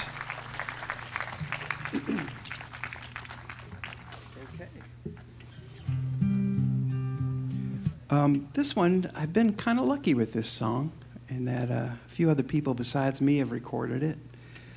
Although I think I've recorded it at least 3 times so far. But David Wilcox did a really nice version of this one, and also Cry, Cry, Cry. And I actually got to record it once with Maya Sharp and Art Garfunkel on a record we made together. But I have to say my favorite is that Peter, Paul, and Mary recorded this song on their Lifelines record. It's, you know, some of the first songs I learned to play were Peter, Paul, and Mary songs, so that's something to me. I actually got to sing it with them on TV once, so, you know, for one brief moment in time, it was Peter, Paul, and Mary and Buddy. Just saying. It's called The Kid.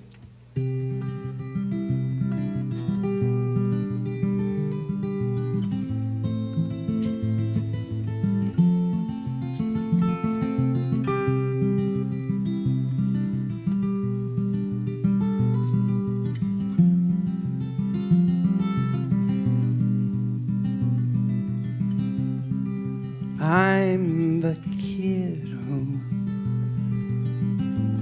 ran away with the circus. Now I'm watering elephants, but I sometimes lie awake in the sawdust, dreaming I'm in a suit of light. Late at night in the empty big top, I'm all alone on the highway. Look, he's working without a net this time. He's a real dirty fire. I'm the kid who always looked out the windows, failing tests in geography.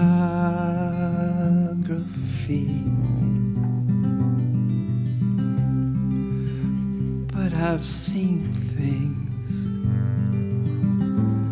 far beyond just the schoolyard, distant shores of exotic lands.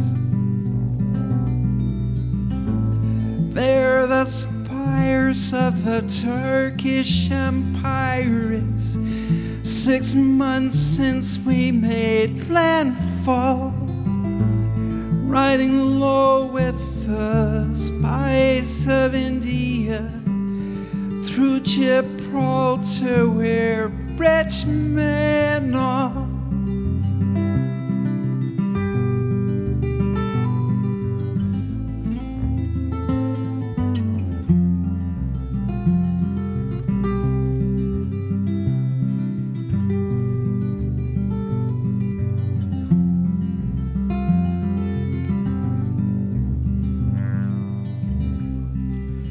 I'm the kid who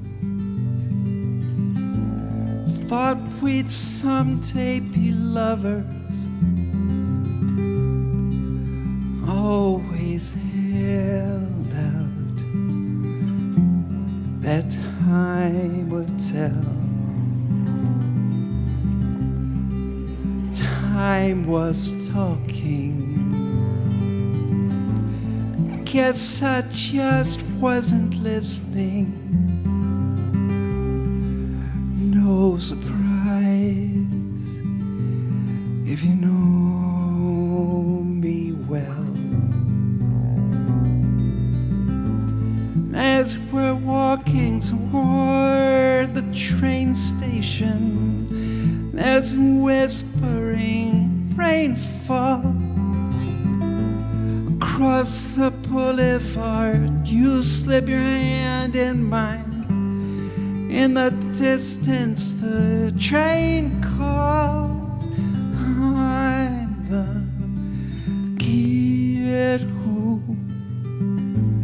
has this habit of dreaming. Sometimes gets me in trouble too. But the truth is, I could no more stop dreaming than I could make them all come true.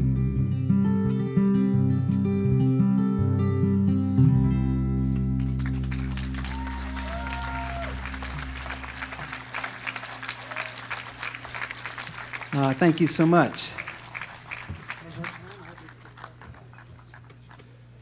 We good for one more? All right.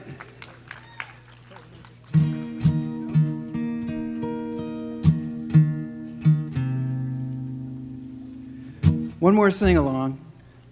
You guys were just getting in the hang of it last time. This was really written as a tribute to my songwriter pals, many of whom are here tonight and today, and who inspire me all the time. It's not an easy road we walk sometimes, but it's the best one we know. And the rewards, they're not always commensurate with the heart you put into it, but somehow it doesn't matter, sometimes anyway. And so this song's about that. It's called No Choice. Your part goes, whoa, he had no choice. No, he never had no choice. When he gave his river a voice, he never really had no choice. Do you have that memorized now? If you don't know it, you can just mumble no choice all through the whole thing. Hey, thanks to Tim and everybody here at Old Vienna, and Robert, who put this together, all the volunteers today. Yeah, this is an amazing thing to have happen. We're so glad we got to go early so we can get drunk and heckle all the other performers.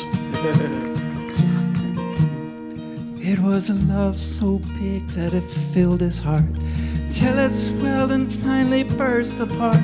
Where the love spilled out, they called it art. We never really had no choice. Oh, we had no choice. No, we never had no choice. When he gave his river a voice, never really had no choice.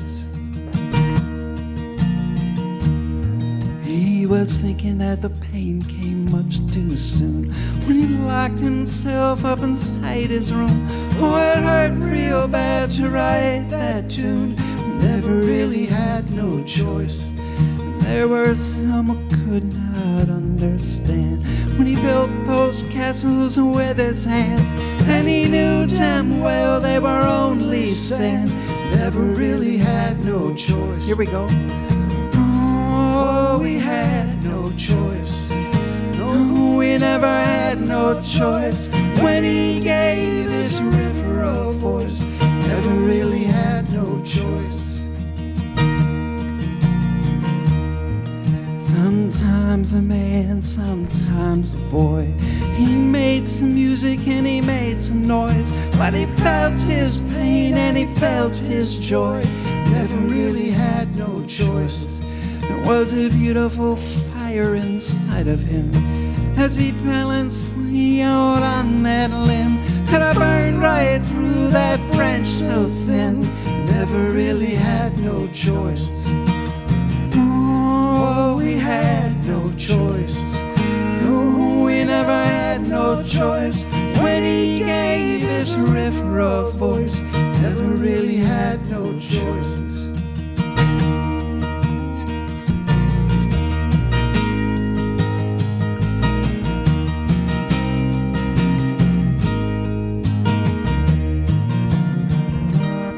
And they all talked about him when he died. They studied and they theorized, but when he was through, they laughed and cried. Never really had no choice.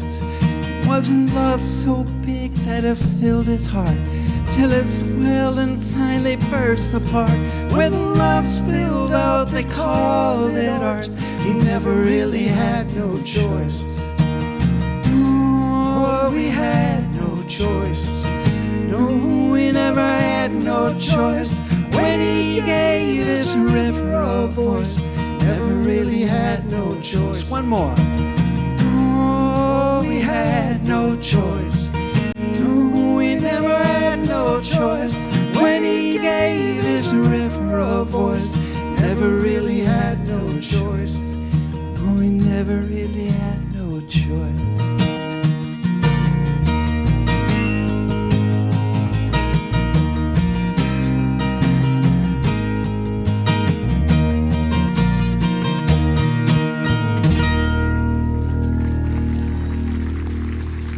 Thank you so much. That's Mike Lindauer on the bass there. And Buddy Mondlock. We're going to have a great day. Thank you. Michael Lindauer and Buddy Mondlock. One more time, big hand for these guys coming to visit us.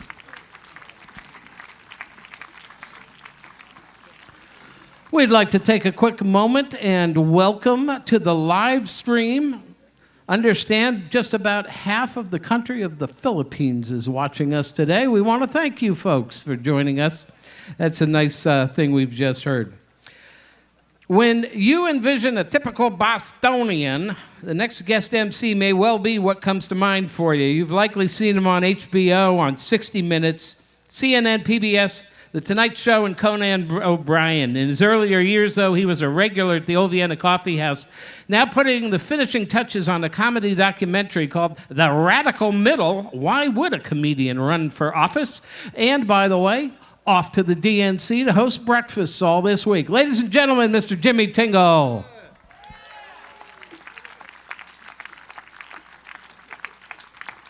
Thank you. Thank you. Excellent to be here this afternoon, ladies and gentlemen. How about it for the old Vienna Kaffeehaus reunion?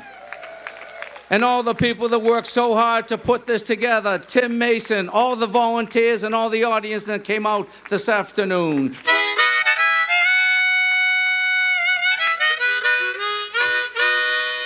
When I first started doing stand-up comedy back in the early 1980s, I did not work beautiful places like this. I did gong shows, open mic nights, talent contests. I actually did street performing back in the day. And I admit there is a fine line between street performing and simply being drunk in public. But I love stand-up comedy so much, I'd go up to Harvard Square in the early 1980s in the middle of the day. Hey, everybody, my name's Jimmy Tingle, and I'm an aspiring comedian. I'd like to try out a few jokes on you. Would that be okay? Yeah? All right, beautiful. Well, I just got back from street performing in Europe. Just like to say, excellent country. You know what's nice about being here in the shadow of Harvard University in Harvard Square, Cambridge, Massachusetts? You actually get that joke. I've been trying to get in shape. My friends say, you want to get in shape, man? Just lift weights, lift weights. I'm saying lift weights. What for? Those things are heavy. I read an article in the newspaper a couple of weeks ago about beer. It said that beer was actually considered a food. I was psyched. For years, people thought I was an alcoholic. Calm down. I'm hungry.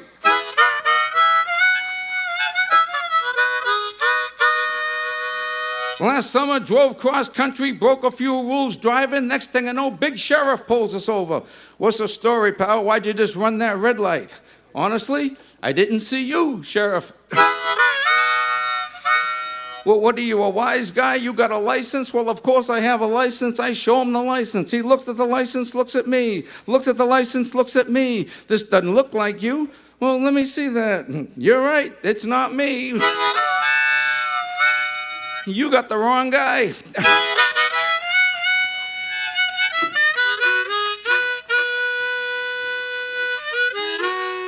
People tell me to get out there and jog, Jimmy. Jog, jog, jog. If you can jog 1 mile, you could jog the Boston Marathon.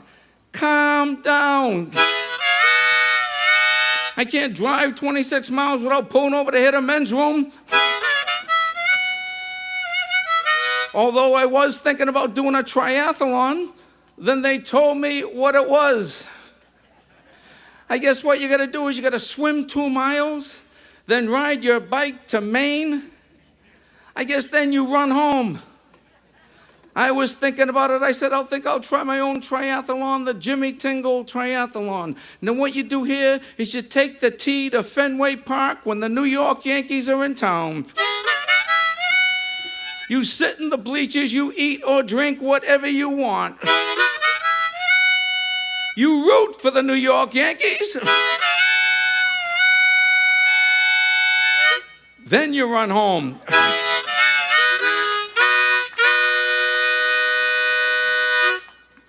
Thank you, everybody, for coming out this afternoon. It's excellent to be here.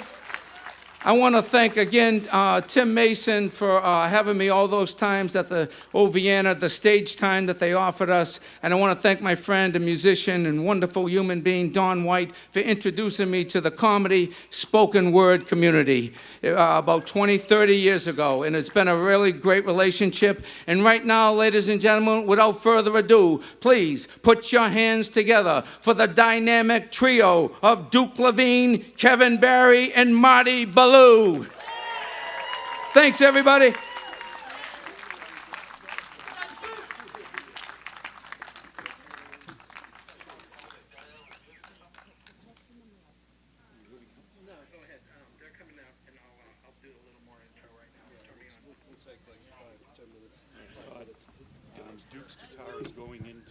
Folks, we just want to remind you to stay hydrated to the day, and during that time, to help make that possible, we have Vienna Kaffeehaus merchandise that we've got. The merchandise area is around to your right, in between the two trucks. There's a garage around back, and all the artists have their merchandise with them as well, and we have some Vienna stuff there. And we get to tell you that the Vienna mugs and stainless steel containers also have a water station over in the back here, and you can have free all throughout the whole day. Nice to see you, fellas. We welcome to the stage right now a gentleman who you have seen in front of a lot of folks, but he's also been at the Old Vienna Kaffeehaus for a great many years. We are so glad to welcome back a gentleman who has won numerous Boston Music Awards as the best guitarist. He's been on tour with Bonnie Raitt for the last 3 years as her lead guitarist. Ladies and gentlemen, Mr. Duke Levine.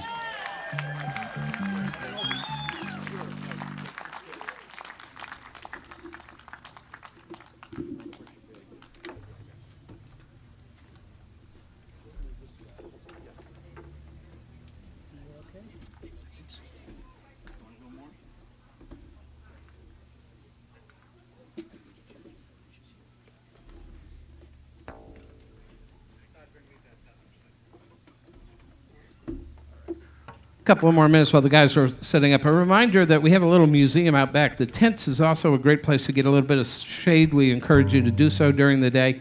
But take a look at some of the Old Vienna Kaffeehaus flyers. They are laminated in the back, and what's cool hanging behind them are the old open mic sign-up sheets that go back on a weekly open mic series, a full 10 years. And it's amazing to see some of the names of the performers that would show up on a typical Thursday evening to perform all together in the same room at the same time. And these folks are now selling out coffee houses around the country. So take a look at that while you have a moment sometime today. Thank you to Shannon for pulling that all together. That's quite an effort back there. And of course, the porta potties are located behind that, conveniently. So thank you all for coming out. Stay hydrated and stay out of the sun as much as possible and have some fun. Thank you very much. Duke will be with us in just a few moments.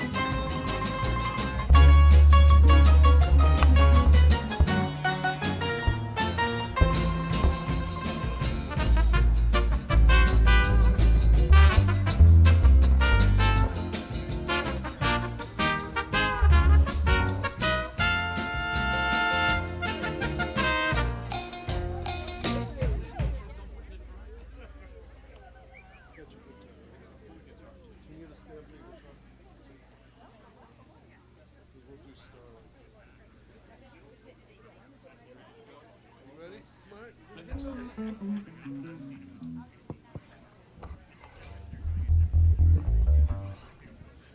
2. 1, 2. All right. Hey, everybody. Nice to see you all. Thank you, Jimmy, and thank you, Robert, for our 2 introductions. And we'll be, I think we're there. Marty Ballou on the bass, Kevin Barry on guitar. That's it? I kind of like it.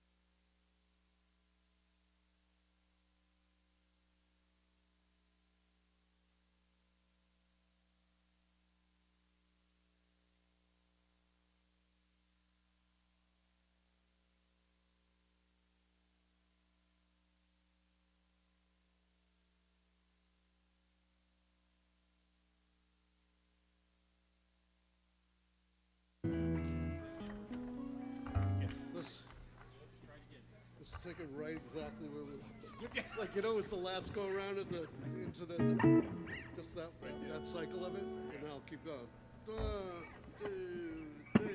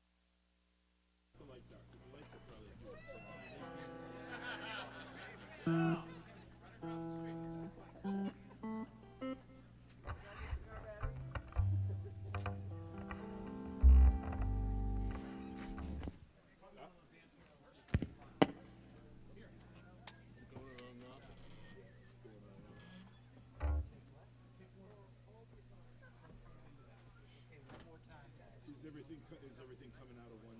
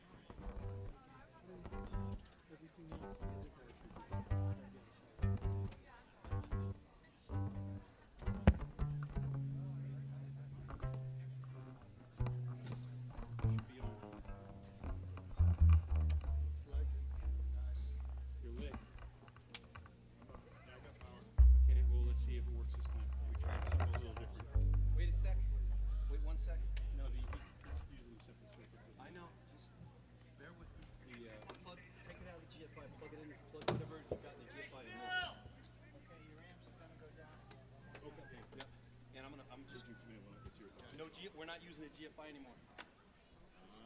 GFI went anyway.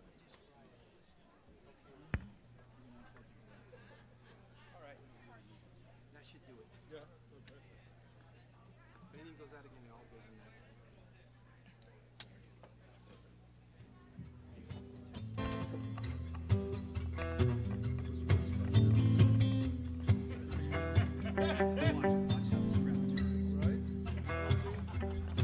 I love bumping into people who wear camouflage. Yeah, I think. And I love saying, excuse me, but I didn't see you. Backcountry roads, mom and pop stores, office towers, walking the stairwell. All right. Well, thanks for bearing with us. That bit of a song was called Love and Peace. Maybe it's called Love in Pieces.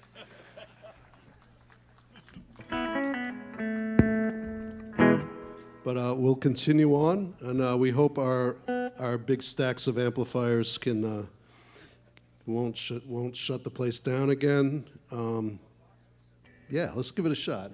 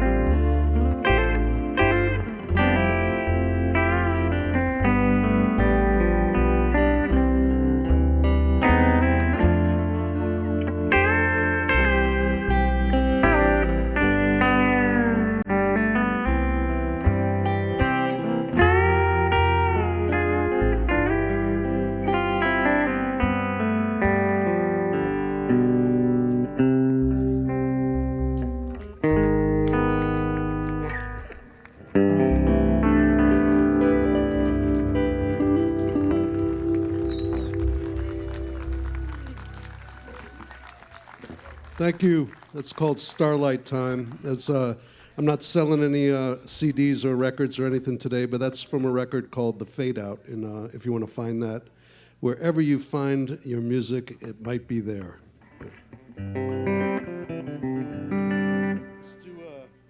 Let's do yeah.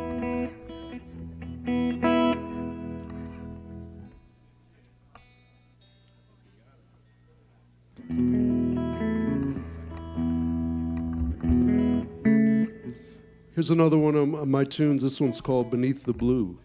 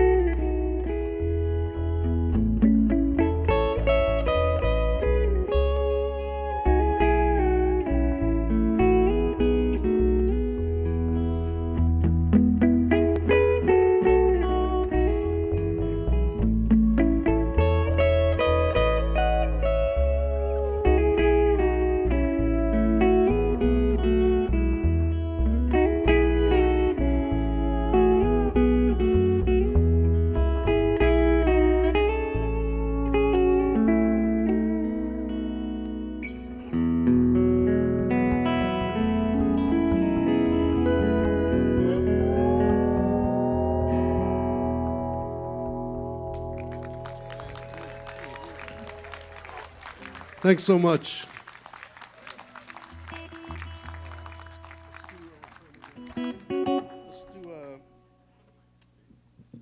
Yeah, all right, we're going to continue on. Here's another one from this record I did a while back called The Fade Out. This one's called Slowly Fading Out of Sight.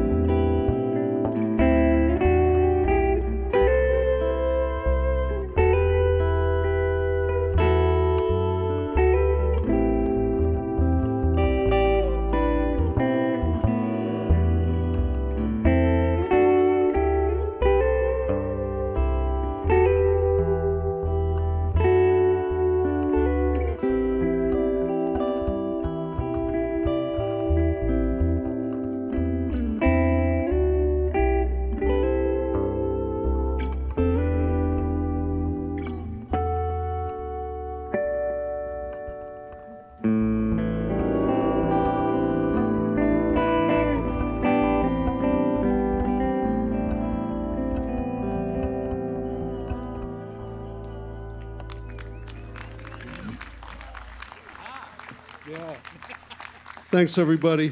We're going to do one more tune, and before we do, we're going to get our friend Phil, your gracious host, one of your gracious hosts, Phil Antoniadis, is going to play a song with us. We're going to fire up the drum kit. So I'd love to just, before we do, I'd like to thank Tim Mason, who I've known since I was a kid, when he was booking the Coffee Kingdom, which was across the street from the bottom of my street that I grew up on. And so that was my intro to eventually being asked to play at the old Vienna Kaffeehaus with my band. And thank you so much, Tim, for all the gigs over the years. Thank you, Robert Haigh, for being a fantastic adversarial foil at the old Vienna Kaffeehaus. And we appreciate all that you've done, and everybody at the place. It's great to see everyone here today. A lot of old friends, and have a blast. You got a lot of great music coming up. Kevin Barry on the guitar and the lap steel today. Marty Ballou on the bass. And Phil Antoniadis is going to join us on the drums. I've asked him to play the beat that most drummers don't ever want to be asked to play, but yay, Phil. It's going to be fast, too. We're going to play something fast. So. I think.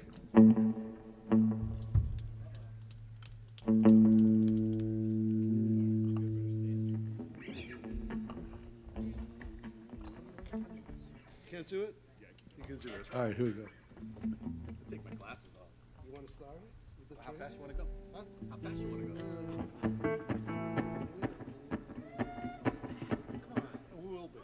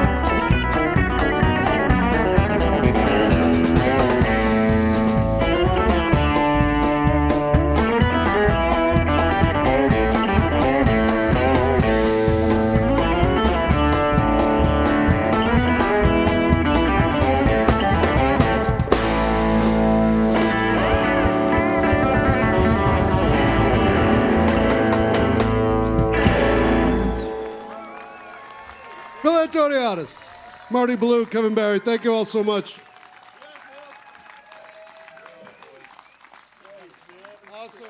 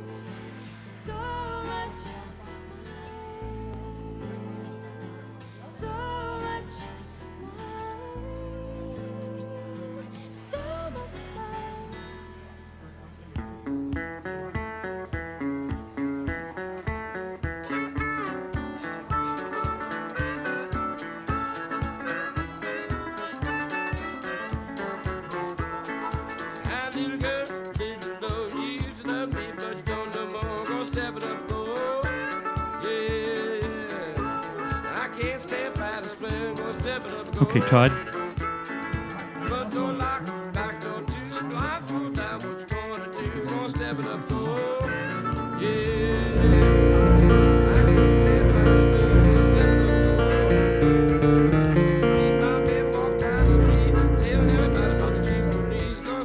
It's all right, I'm on blue. More from me. A check, check, check. A check, check, check. Check, check, check, check, check, check. A bunch of it up here in the wedge would be good. Check, check, even more than that. Check, check, check. Even more than, there we go. That's great. Beautiful. I'm good if you're good. Okay, I'm gonna take it now. All right, ladies and gentlemen, we now welcome to the stage the soul and spirit and the success of the Old Vienna Kaffeehaus as booking agent, coffeehouse manager, nationally acclaimed and resident poet. Please give a heartfelt welcome to someone you've already seen up here today, Mr. Timothy Mason. All right, thank you. And this is great. So far, you're seeing a nice variety of acts, and that was indicative of how the Old Vienna was programmed. And for the rest of the day, you're going to see another variety of styles. So I'm just thrilled that we're able to present this kind of mosaic of talent. So I did do poetry when I would MC, and one of the poems that I would start with was one indicative of the way that I believe things should be started, and that is with dessert. So it's chocolate. It's the heart of chocolate, cheesecake, mousse, cookie, and pie, dribbling over hot fudge melted on the chocolate croissant. Oh, chocolate thing, take us into the heart of chocolate, where the calories are natural and don't amount to much if you count by threes. Swiss and Belgium, Lindor, Lindt, chipped from 50-pound blocks into chunks, wrapped in cookie dough, baked and served warm. Only one bite takes us into the heart of chocolate.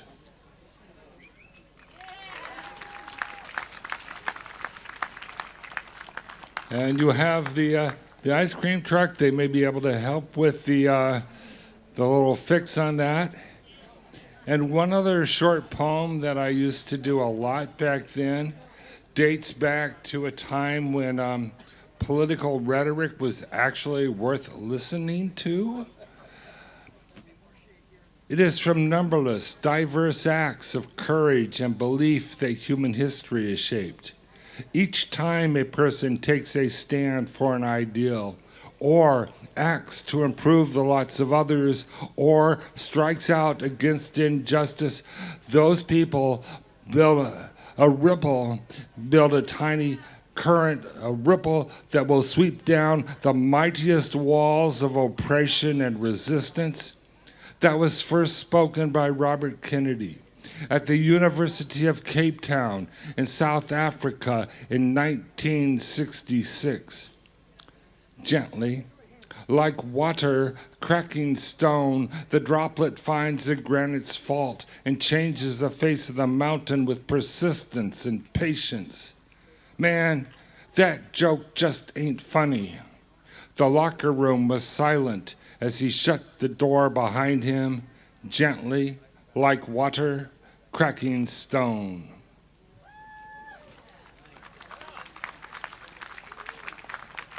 Well, thank you. And it's my pleasure now to turn the stage over to a performer who was with us back in the day. He has built a career that's really resonated with the kind of ethos that Woody Guthrie pioneered.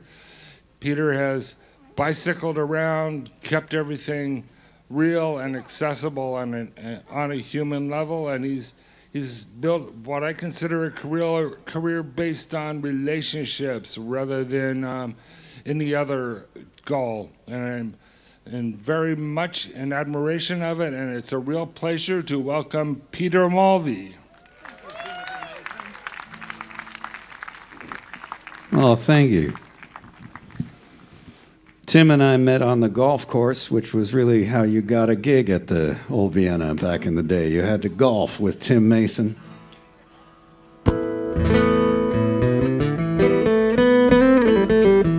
He's not kidding. It's all about the relationships. I think maybe first gig at the Old Vienna, I opened for Bill Morrissey, and of course I knew who he was. But there was an ice storm, and I showed up, maybe half an hour late for sound check and barely got up the slope into the little parking lot because it was just glass out there. And we sound checked and then just looked at the ice on the glass thinking, no one's coming here tonight. And Bill said, well, we're going to get killed tonight, which would be a tragedy if our careers were just a week long. He was one of those crusty old guys who could give you a lesson just by making a remark. So this is for him. This is a little family number. I'd really like to thank Duke and Kevin for making it a pain in the ass to play the guitar up on this deck.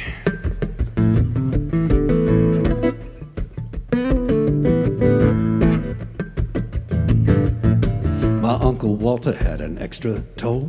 My Uncle Walter had an extra toe. What else about me do you need to know? My Uncle Walter had 11 toes.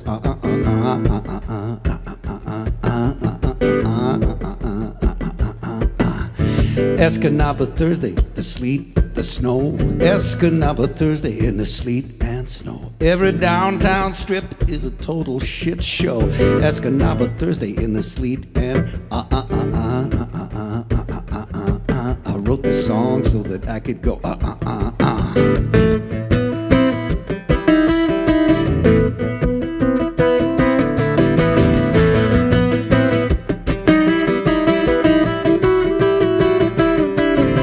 My second grade teacher was a schizophrenic nun. My second grade teacher was a schizophrenic nun. You got to talk to Jesus if you want something done. My second grade teacher was a schizophrenic nun.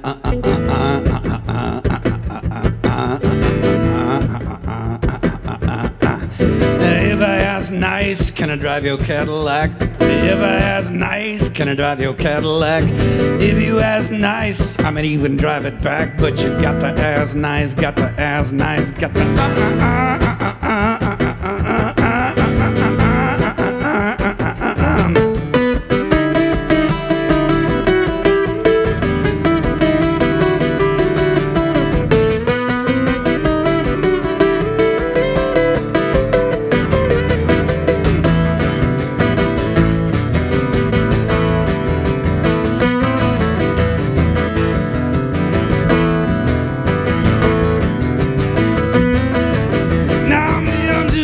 keep the flame alive. Me, I'm just trying to keep the flame alive. Give me some sugar, I'll give you a high five. Me, I'm just trying to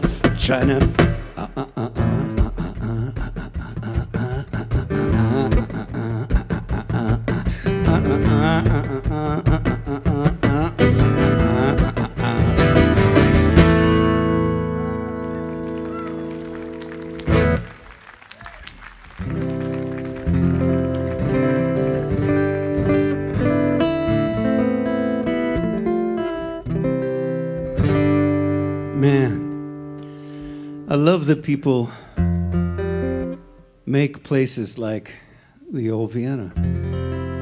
Like, when I was a kid in the late 80s, early 90s, I was going to move out east here to Massachusetts. I'm originally from Wisconsin. And I got the sense of these places as institutions, and here I am now 30 some years later, and it is obvious to me that institutions are as impermanent as anything else. I think of everything that went into making a place like the old Vienna, like Club Passim, like the Cafe Carp, like the Bitter End, like the Lobby Bar in Cork in Ireland. And, you know, now that I'm regularly playing venues where the staff are younger than me and the booking people are younger than me, like, it's just so good to know that there is always some goddamn fool willing to, you know, do something just for the sake of, I don't know, community, music, you know, those things. So, isn't it? It's beautiful. The Cafe Carp in Fort Atkinson, Wisconsin, that place is still going. It's been going for 36 years. I was hanging out at a big old potluck with the people that own it, Bill and Kitty, and someone mentioned to them that they'd been running a live music club for 36 years. And this person, when informed of it, turned to them and said, "And what is the business model that has allowed you to thrive for 36 years?" And everyone at that party just burst out laughing at the same time. Anyway.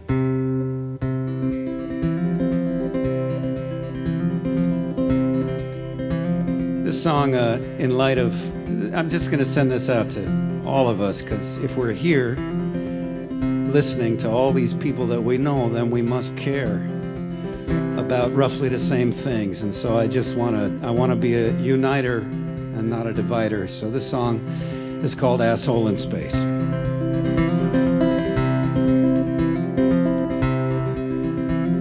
Something in the way she moves, I could lose myself in the grace of it. But sadly, I turned on the news, and the news is Jeff Bezos went to space today. That motherfucker could have paid everyone who ever worked for him a living wage and still been rich enough to buy a rocket ship, but no. So he's an asshole in space. Kind of soothes an itch, doesn't it? Some days I thank my lucky stars that I never made enough to buy a rocket ship, because people are what they are, which means I probably would have bought myself that rocket ship. And there'd probably be some folk singer, his name would be Jeff Bezos, writing songs about how badly I treated my employees, and he'd be right. So I'd be the asshole in space. We should have moved the world before he came back down. We should have moved the world before he came back down. We could have moved the world before he came back down, but we were too busy ordering a tripod and the scrub brushes from Japan and the baby formula that comes from Germany and the deodorant that comes on a bi-monthly schedule with prime delivery. Somewhere there's a better world than this world, a world where the folk singers are just twiddling their thumbs, sitting down with the friendly tech thousandaires who live in trailers and drink Diet Coke and rum. He could have treated every human being who ever worked for him with dignity and still been rich enough to buy a rocket ship, but he didn't. He objectively didn't. Asshole in space.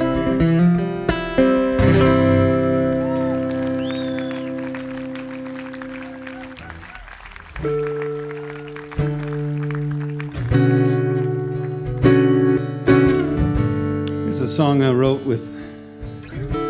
in about 7 minutes in the basement of the Calvin Theater. I was opening a show for Ani DeFranco 2 days after Dylan Roof had murdered 9 people at the Emmanuel AME Church, and none of us could stand it. And so I just wrote this, and then 200 other people wrote middle verses for this song. So this is the only folk song I've ever written. Like, went straight into the vernacular, got out from under me, and became a song that other people participated in. I don't know, when that happens somehow, somebody gives Peter Yarrow your phone number, and because he wrote a verse, and then he calls you and he says, you know, can I call you Peter, my brother? And I'm like, do I call you Puffy Dad Yarrow? Like, what? Anyway, this is called Take Down Your Flag, and the flag, of course, in question is the battle flag of the Confederacy, which is, you know, about as ugly an object as you can find. And it's worth mentioning that it's only been about 3.5 years since it was actually flown in the capital of the United States of America. A good friend of mine just said, this is about 1932, people. Now is the time to fight to make sure it doesn't turn into 1939. Every flag over Charleston is at half-staff today, except one. Except one. Every flag over Charleston is at half-staff today, except one. You know which one. Take down your flag to half-staff. Take down your flag to half-staff. Take down your flag to half-staff.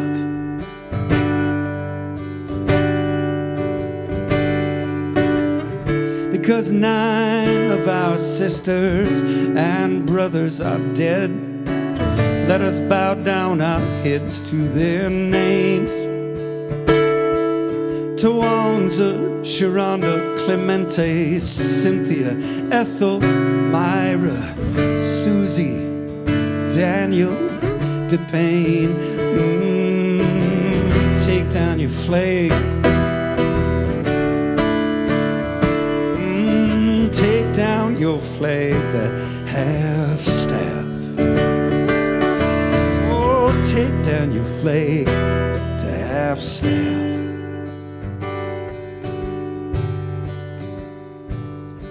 It's gonna take all of the love in all of our hearts,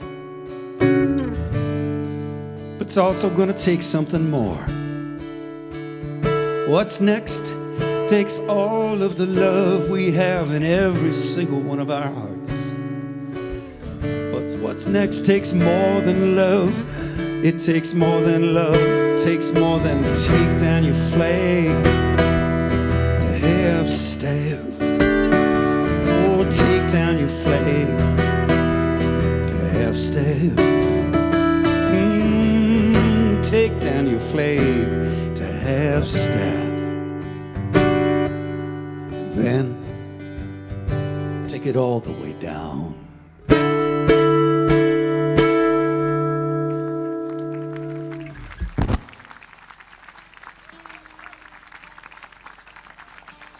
Thank you very much. Well, I'm just going to sing one more song here, and there's so many other acts coming up. The old Vienna, my God. My favorite thing about playing the old Vienna was carpooling. I did not own a car for the entire time I played the old Vienna. I remember Debbie Pasternak picked me up and we talked all the way out there, all the way back. Maria Sangiolo picked me up. We talked all the way out there, all the way back. Sean Staples picked me up. We talked all the way out there, all the way back. That was just by virtue of existing. Place like, I mean, there are no doubt humans walking the earth who exist because of the old Vienna Kaffeehaus. Somebody met somebody there and they got all besotted with earnest Unitarian folkiness. And they got amorous towards each other in a way that only Unitarians can. And now there's humans on the earth who owe their existence to Tim and oh, thanks to Phil and Barbara for having us in their yard, and Tim and Rob, everybody, man, Chris.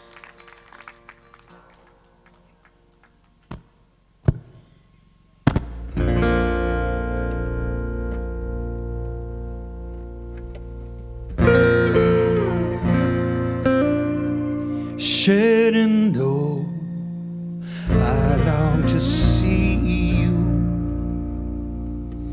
away, you rolling river, Shenandoah. I long to see you away. I'm bound away across the wide Missouri.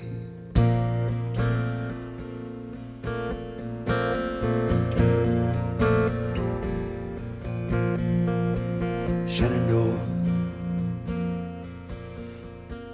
I love your daughter. Away, you rolling river, Shenandoah, for her I'd cross the raging water. Away, I'm bound away, way across the wide Missouri.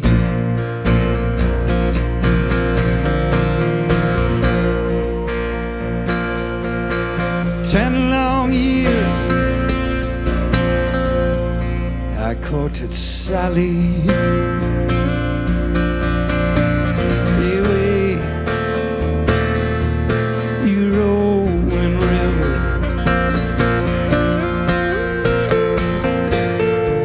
she broke my heart right here in this valley.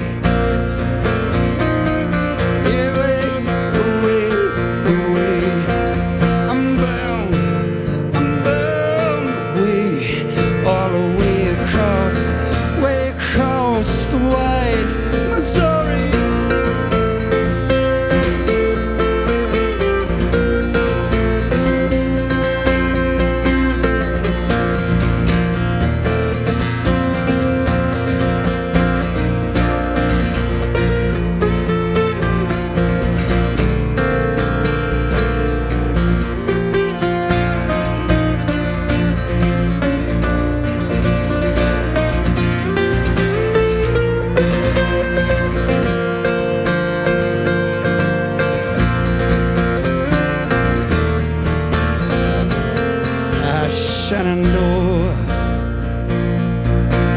I'll not deceive you. Away, away, away, you rolling river, Shenandoah,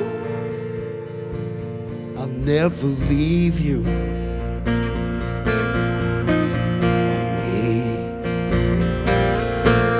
I'm bound away, way across the wide Missouri, across the wide Missouri.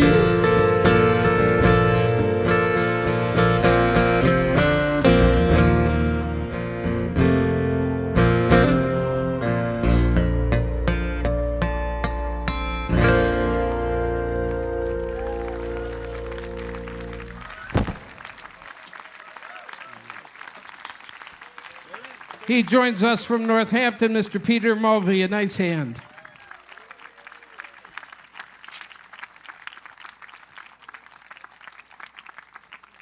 Joining us now as our next guest MC is a performer whose debut CD won a Boston Music Award for the Best New Folk and Acoustic Album. She is an award winner at Kerrville, Telluride, and Rocky Mountains folk festivals. Her songs can be heard occasionally on daytime television series and soap operas. She's a member of today's planning event committee, and she is the host of the very space that we occupy today here on her home. Please welcome Barbara Kessler. Hey, thank you so much, Robert. I love it. Aren't we cool today, Robert? Please, our significant others, take note of how cool we are right now. I love it.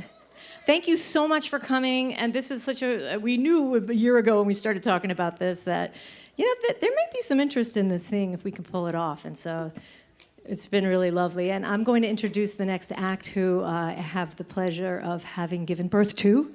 It was really awesome. 31 hours. Anyway, actually, that's a lyric in a song I'm going to do later. You can see if you can catch it.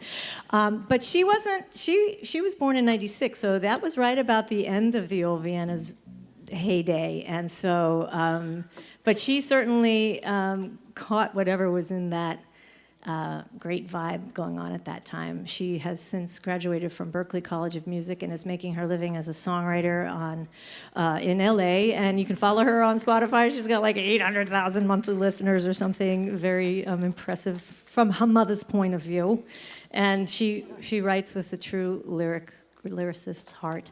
And so I'd like you to please help me welcome me and Philip's daughter, Philip and I, Emilia Ali.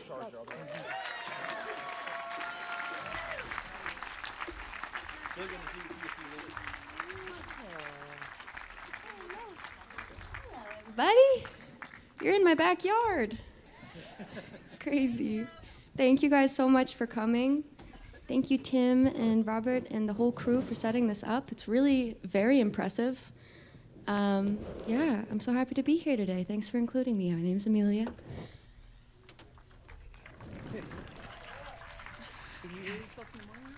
I can hear myself great. I need more of you. Yeah. Do you? Yeah. Do I say that? Yeah. So they need some more of me, though. Back here. Tom, baby. Monitors? What? Vocal and guitar. Vocal and guitar. He said just play. Dang, all right. Well, this first song is called Put That on a T-Shirt. And Thomas is almost ready. But yeah, I live out in LA these days. 3, 4. Thank you. Yeah, what are you going to be plugged in with your guitar? Your acoustic? My acoustic guitar is plugged into this DI. 6. Tell him acoustic is on 6. Acoustic is on 6. Thank you. Thank you. I do not hear it at 6. I'm not playing acoustic. Not playing yet. Not playing. We've got electric right now. Okay, where's the electric coming here? All right, let's hear the electric.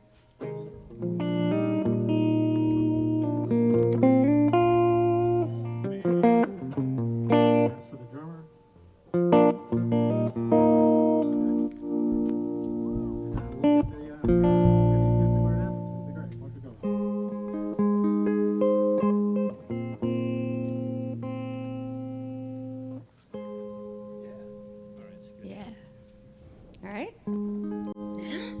Okay, the song is called Put That on a T-Shirt.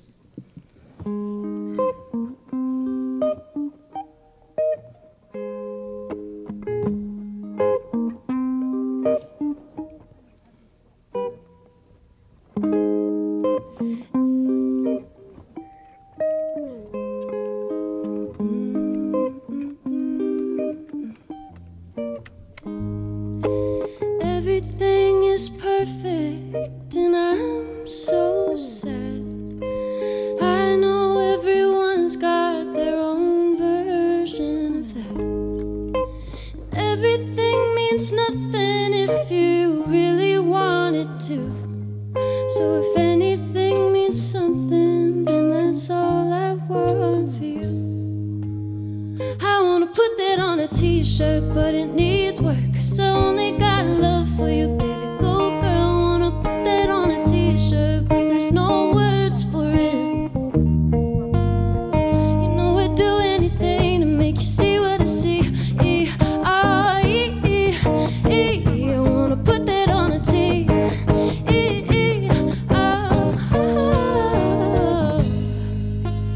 Butterflies in science, liquor splattered walls, sparkling little messes, and there's beauty in them all.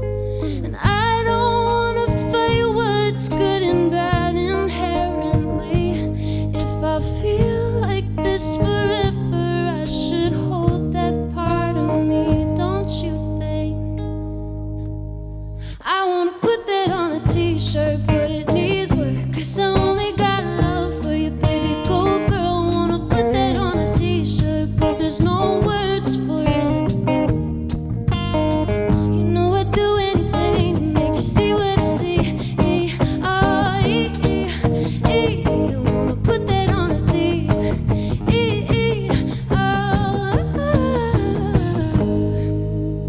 Everything is perfect, and I'm so sad. Thank you.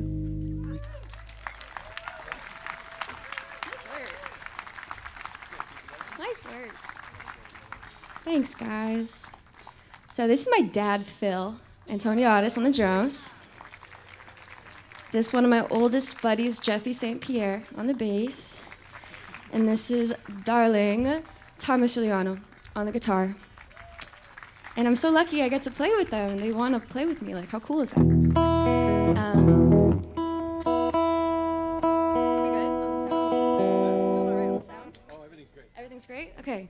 So that last song that we played came off of an EP that is titled Make It Real, Don't Make It Bad. And it's inspired after something my little sister Elena said to me, which she said verbatim to me, make it real, don't make it bad, when I was making it bad and not making it real. And so I wrote this next song inspired by her, and it's called Snow. Yeah. All right.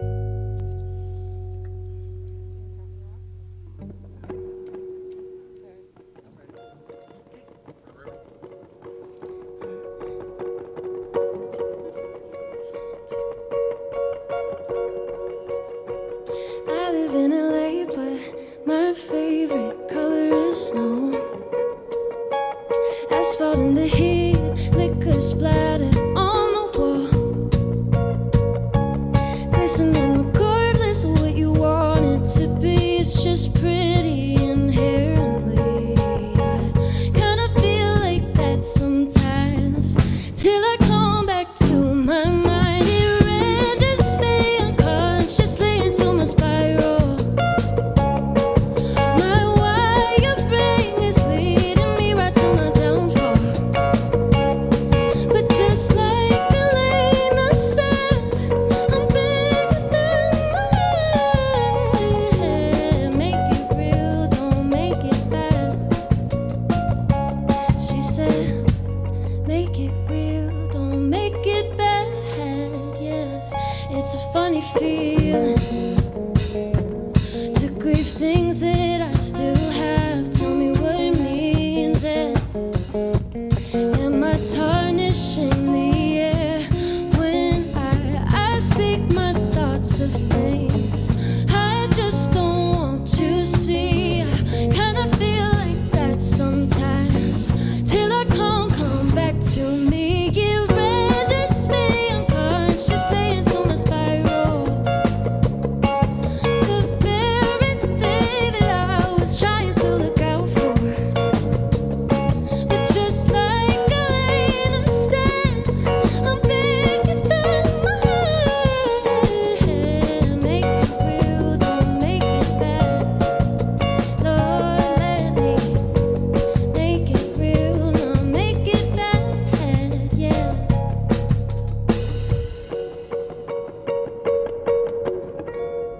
All right.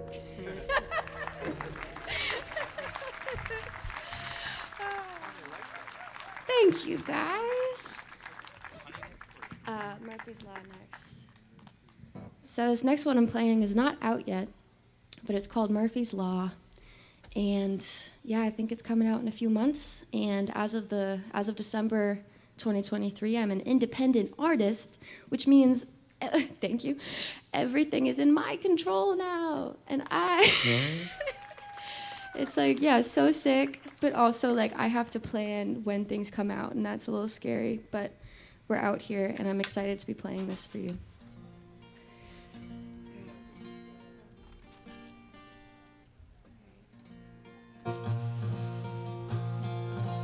Yeah.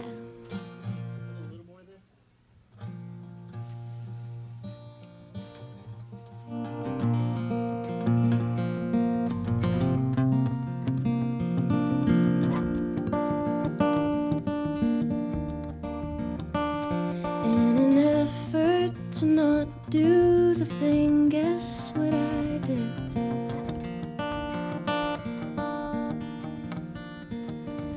It hurt when it happened and hurt when it didn't.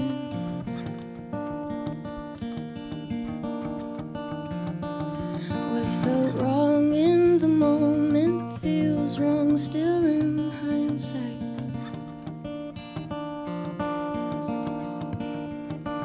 And now it's me who's gotta live with it all inside my mind. Maybe it's not my fault. It's just Murphy's law. And I watched it all blow up in my face. In an effort to not do the thing, guess what I did? Balled up alone in my messy apartment. You see me online and you'll feel what you're feeling. It's not mine to tell you what's real and what isn't. But if I could all mess it up, then I would keep your world safe in the palm of my hands. And even if it hadn't been him, I still would have found a way to do you wrong. Maybe it's not my fault. It's just Murphy's law. And I watched it all blow up in my face. What I don't wanna happen still happened anyway. Whatever can happen still happens anyway.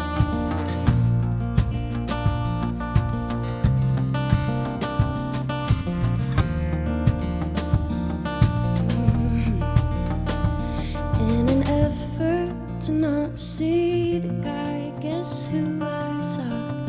Locked arm in arm with the person that I'm not. My drink jumped straight out of my hands when I realized maybe it's her you were meant for the whole time. Maybe it's not my fault. It's just Murphy's law.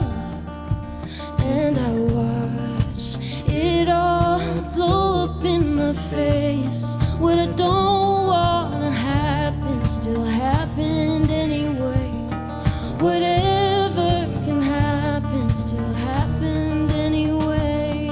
Whatever happens, happens, baby. I know it's all out of my hands, and if it comes back to me, I'll catch it if I can.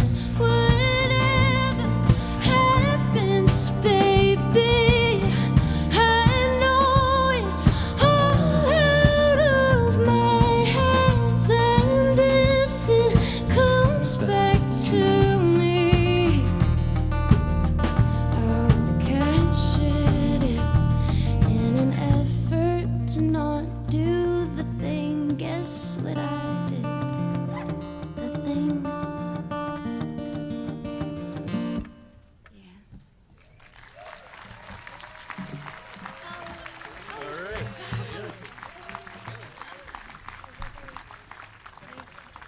Thank you guys so much. Yeah. No, honey. Yeah. So, this is my mom. And it's so cool to be able to play with you on stage. Playing Honey. So this next song is also new. And it kind of just fell out in one sitting and one songwriting session in LA. And it makes me sad, but that's okay. Say what it is. It's about death. and how that's okay. And it's a very real thing. And looking at it is better than not looking at it. So the song is called Honey. And this is my mom, this is my dad, this is my friends. All right.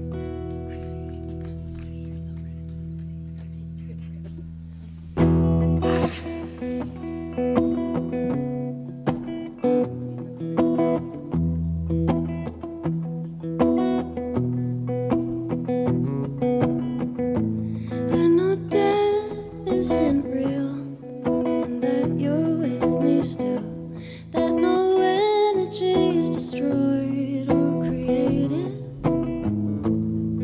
The law of conservation, whatever the equation, I'll always miss you in this form. And though I hope you never leave me, I know what can be will be, and it's so human to want more. And I keep trying to delay it when I should celebrate it, 'cause it feels so wrong to mourn. And suddenly our time is over, and there's no turning back. I know that you're with me still. I know that you're with me still, and I recognize that. I know I'm more than just a body. Nothing can take that from me. It's not enough to taste the honey. I wanna be it when it's so complicated. I'm trying to be patient as I walk back to the source. The law of conservation, whatever the equation, I'll always miss you in this form. I'll always miss you in this form.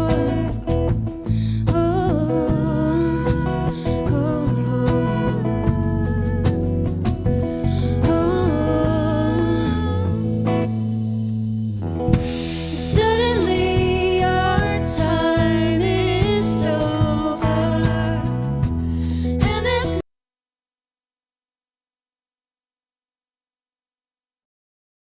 that you're with me still. I know that you're with me still, and I recognize that. I recognize that. I recognize that.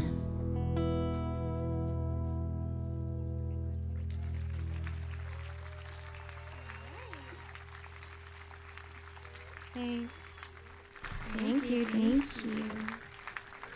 Hi, Davey.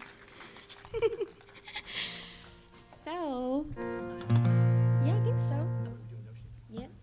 All right, so I'm gonna go ahead and sing one of my mom's songs. It's my favorite one, and it's a song that I could not listen to once I gained consciousness because it made me so emotional that I would get upset. It's called Notion. And I actually wrote a song of my own called Love the Ocean, where I interpolate her song Notion. So I figured we would do that one into my last song. It's in B? I need to know that. It's in B. Also, thanks to Snappy Dogs for being here. And the ice cream truck is here. I don't know if you guys saw that. Really insane stuff. The stuff of childhood dreams.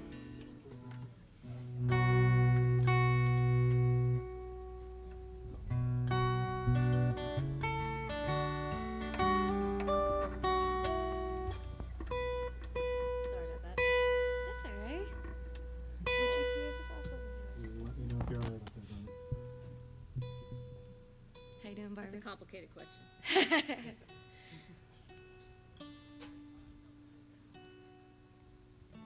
It's good enough for me, girl.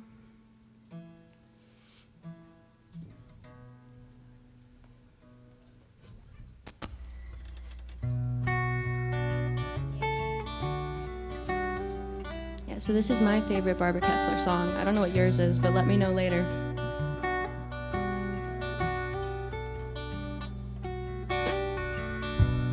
Do I have to tell you everything I think? Open book, broken wing. Do I have to show you what I really want? Wounded dog, hounded heart. So I'll give you an inkling, toss you an ocean.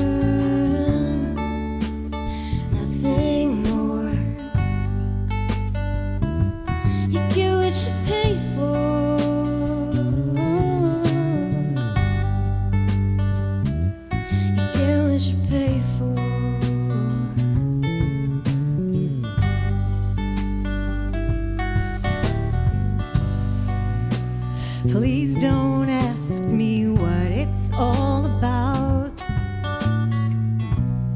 Pierced from the inside out.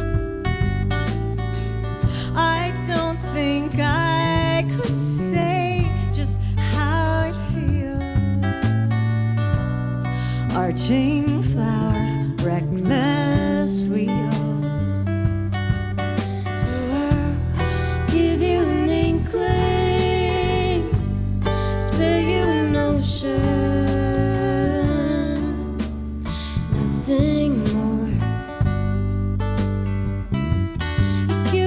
Pay for.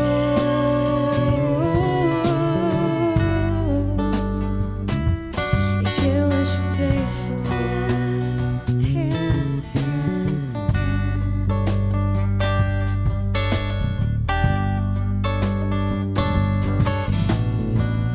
I let you pin me down more than any other.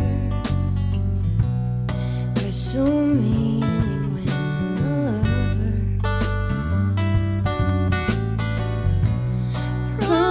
Not to kill this silent conversation, infected with some expectation.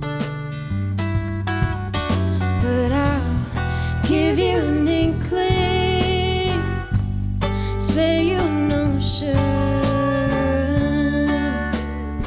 nothing more. You get what you pay for.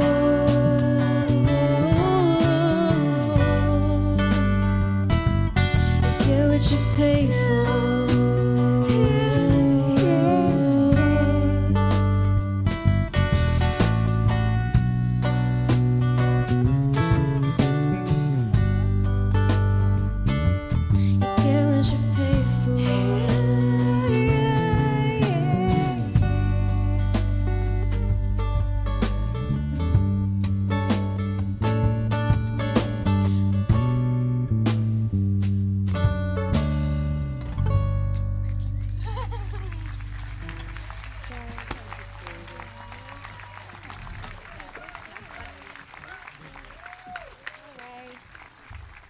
Thank you guys for listening, and thank you for having me.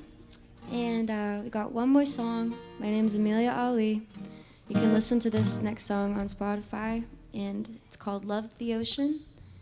And yeah, thanks for being here today and sharing it with us.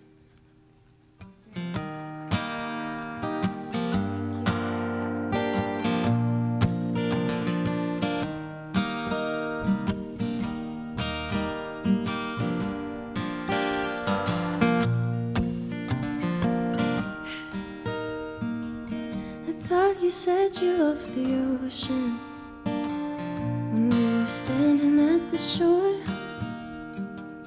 You didn't even dip your toes in, but I believed it just took your arm.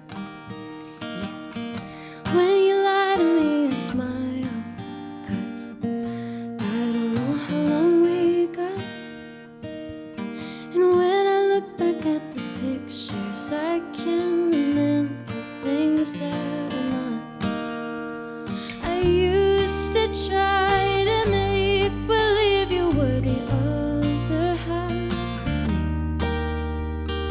Tell myself you made me better so I never had to leave.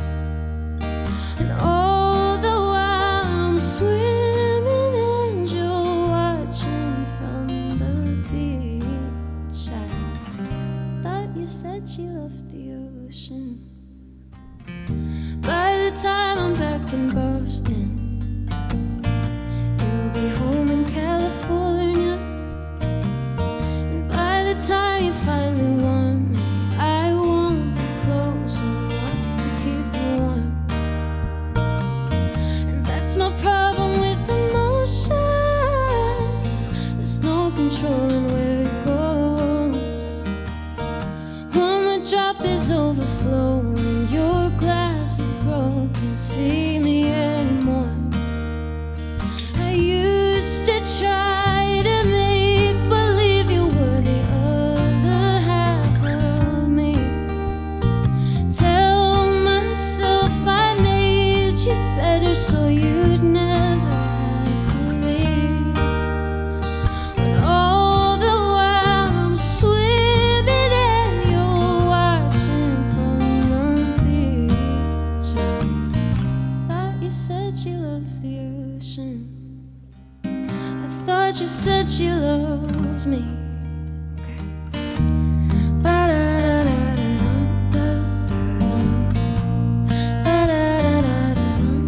And if you think you guys could sing this part with me, that would be life-giving. It goes like...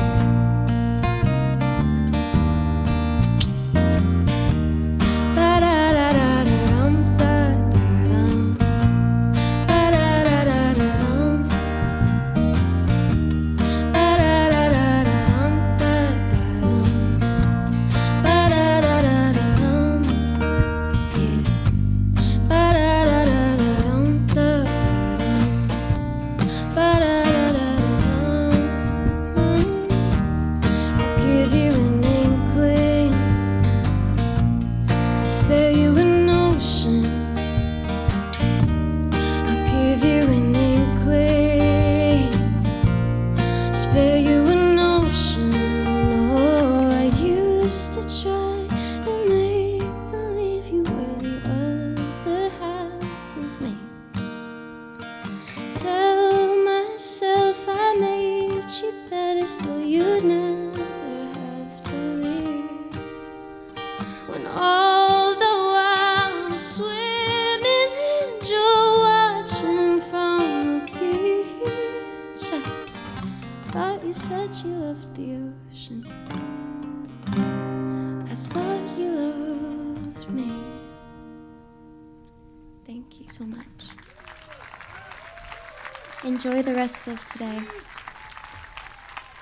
Emilia Ali and family today.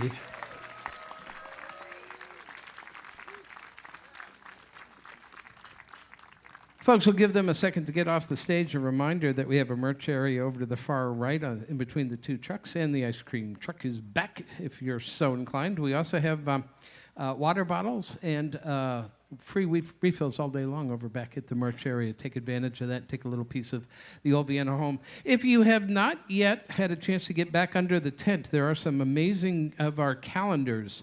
Look back at the performers who played, and on the flip side of those things are years worth of open mic sign-ups, and the sign-up sheets for the performers who played at the open mic Thursday night series will just surprise you very much. So take a look at the names that are on that list. A lot of fun. Remember to stay hydrated today. Keep your hats on and suntan lotion if you have it. All good stuff. We have Snappy Dogs over at the area on your left where you can grab some food if you'd like. And we thank you all very much for coming out and spending your day with us. What an amazing tribute to the old Vienna Kaffeehaus and how important a role it played for so many of the musicians who are here today and the volunteers and all the audience members as well. So thank you very much. I'm going to fly on the handle here and hope everybody's ready backstage. Our next guest MC, we've got so many folks who have come to us from lots of places around the country to be an MC here, a special guest MC. This next gentleman's a little bit more local. He's a poet, an activist. He's an author and an educator. He helped shape the region's performance poetry and poetry slam scene. He developed some ensemble troupes, including his acclaimed Where the Red Road Runs, and curated the Poets Theater at Club Passim. Various venues for 25 years as well. His award-winning work has taken him to Cuba, to Canada, around the United States. His awards include the Allen Ginsberg Poetry Prize, Boston Poetry Awards, and the Cambridge Peace and Justice Award. Please welcome to the stage Richard Cambridge. Thank you all. Thank you, Phil, Barbara, and Robert. And a special thanks to Tim Mason, who led me up those magical stairways that I haven't come down from yet at the old Vienna Kaffeehaus. This piece is a spoken word. It's collaborated with my brother in art in Switzerland, George Hennig, singer, songwriter, and musician. So he's escaped the sound behind this. It's called The Bargain. It's about an ancient feud between twin brothers that's still going on now in the Middle East. And this is dedicated to their children for peace.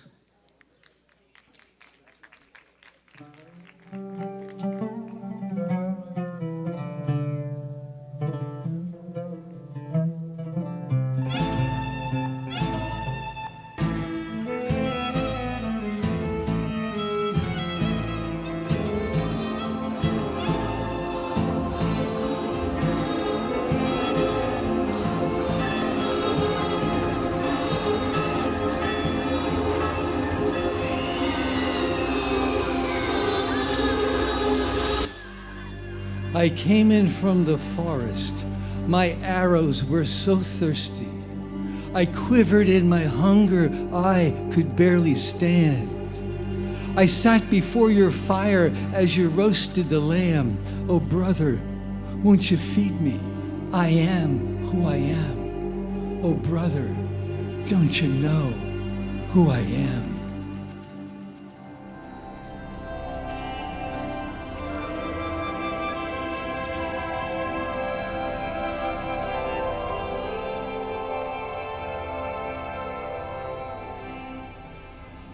We wrestled in our mother. We played before our father. I became a hunter and you tended the land. Who drew this sword between us? Was it God or was it man?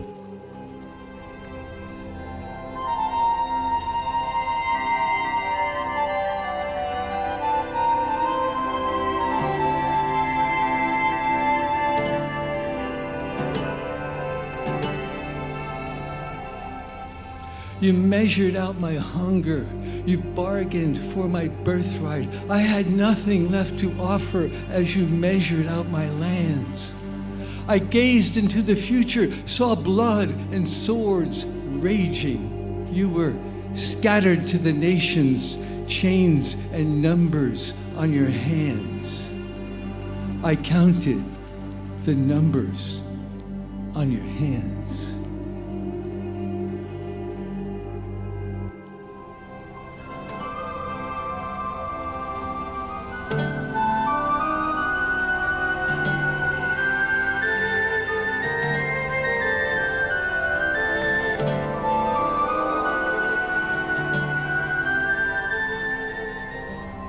Centuries passed, no place to rest.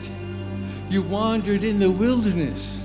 You were the uninvited guest in every home.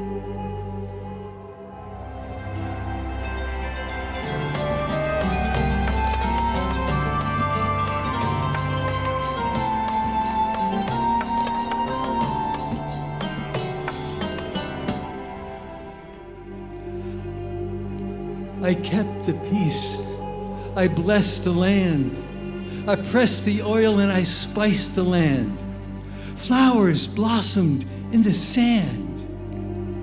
I kept the hearth for your return.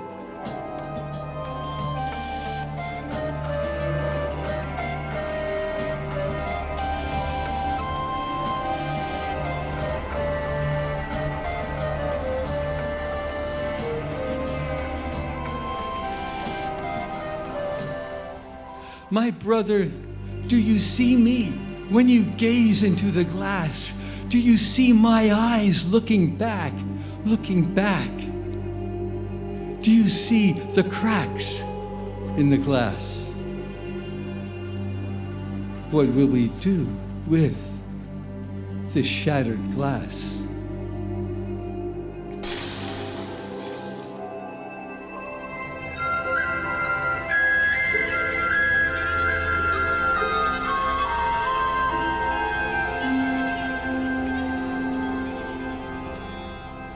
We wrestled in our mother. We played before our father. How did I become the hunted? How did you claim the land? Who drew the sword between us? Was it God? Or was it man?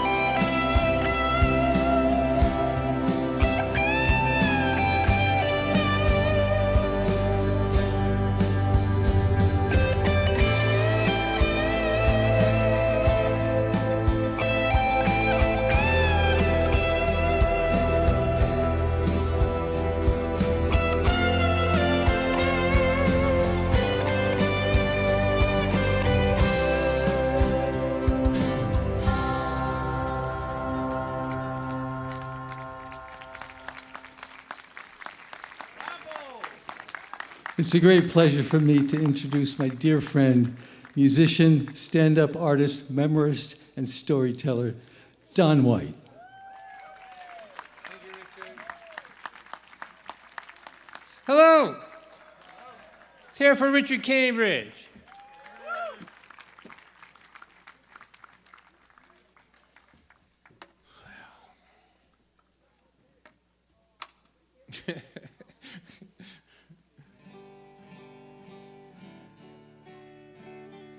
Can you hear that out there, you guys? There we go. It's nice to see you all. All right, I'm going to play a song that I think I wrote it in 1994, so that makes this a 30-year circle here today. I think the first place I played it with, that's the Old Vienna.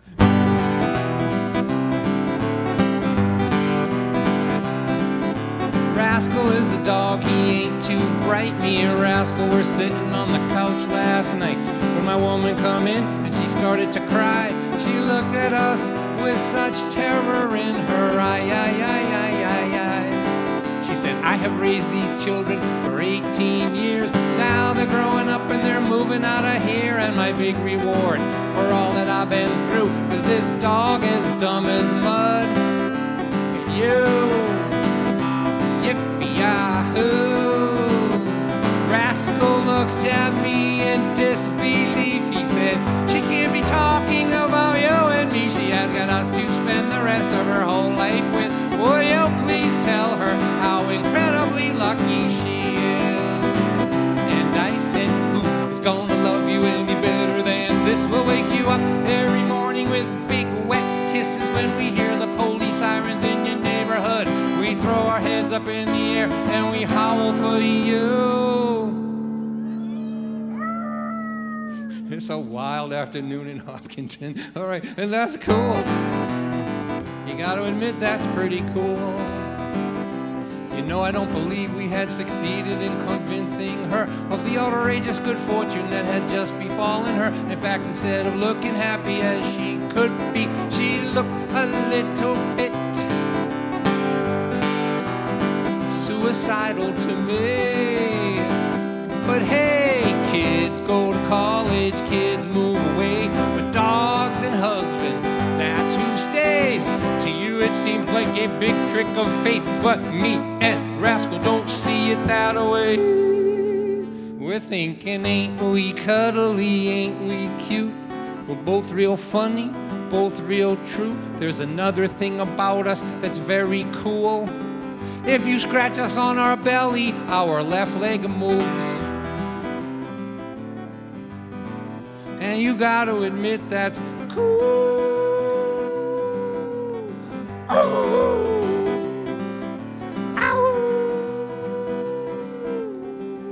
I feel like I'm scaring some of you.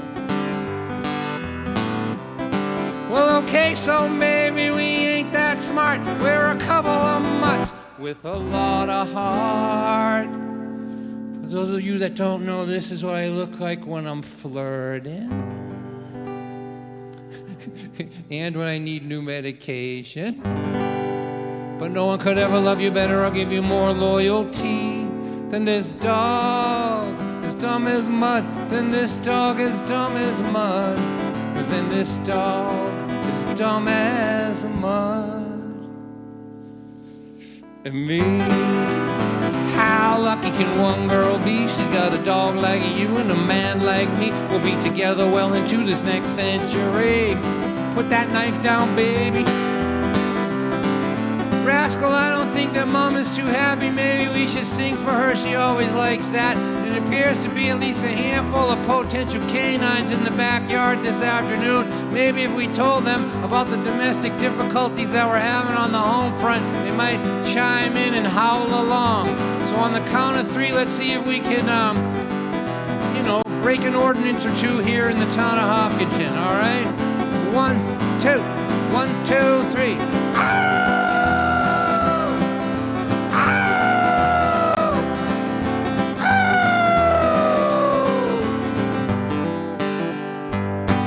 How's that? All right. No, Don, this is the disembodied voice of your sound guy. You comfortable up there? What do you have to do? All right, sound guy, I would like a little less guitar up here. Thank you.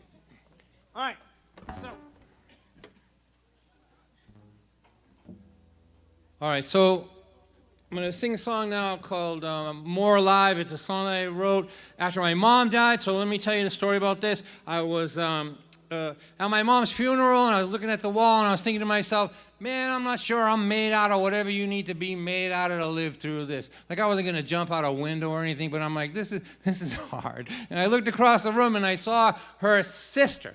And at the time, her sister was 82, and she's a punk and a wise guy and a flirt, and she likes to cause trouble and drink and dance and tell dirty jokes. She's like the most dangerous 82-year-old in the world, and everybody wants to be near her because you know something unbelievable is going to happen, and you just want to be there to see it. So I was looking at her, and I had an epiphany. It wasn't a complete epiphany. It was like a half an epiphany. I guess you'd call it an epiph.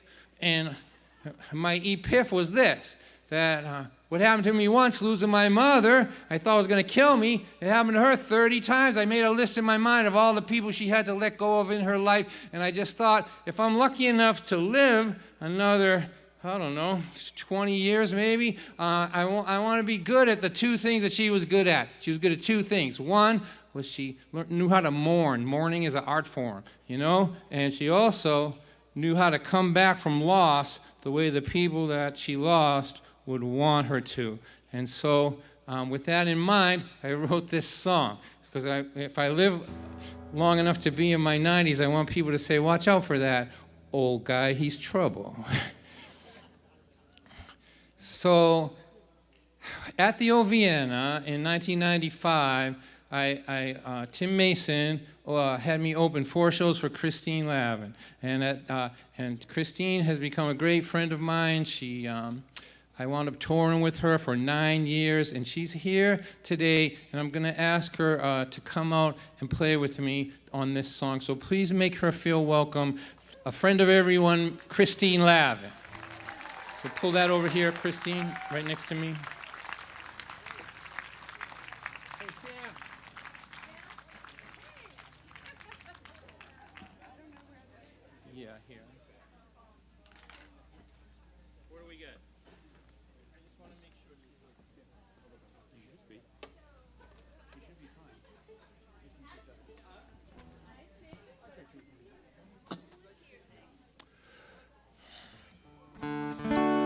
This is Sam right here. He's doing a great job with everything today.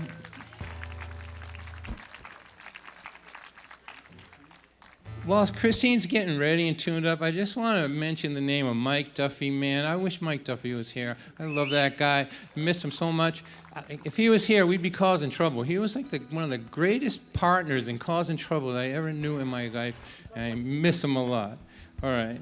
So Christine and I did all that touring, and we caused a lot of trouble. We did a lot of comedy, but we also, she was really wonderful at putting beautiful guitar parts on serious songs. So this is called More Alive, and I'm so delighted to be with my friend again here. I lost my mother, I lost my father. Well, I really didn't lose them. Know exactly where they both are. It's not like they went for a walk, took a wrong turn and both got lost. It just hurts less to say I lost them than to say they're dead. Betty May is 82. She's having more fun than me and you. All she wants to do is laugh and sing. She's the biggest flirt I ever seen. Still flutters those baby blues like she did when she was 22. So much mischief in those eyes. I never seen someone more alive. More alive, more alive. Waiting on the other side of all the sorrow and the trouble in your life. There are so many sad goodbyes in a long and well-lived life. If they don't break you, they can make you more alive. When my mother died, I was so smashed up inside. I was crying like a baby. I thought the pain might kill me. Betty said, son, you won't believe how many loved ones I buried. My father, sister, my brother, son, my husband, and my mother. And every time I lose a friend, I think I'm never going to laugh again. I lay around and watch bad TV till this feeling comes over me. And then I put some music on and play my favorite song, dance around my living room like I did when I was 22. Shake loose of that pain inside on the day when I decide not only will I survive, I am going to be more alive, more alive, more alive, waiting on the other side of all the sorrow and the trouble in your life. There are so many sad goodbyes in a long and well-lived life. If they don't break you, they can make you more alive.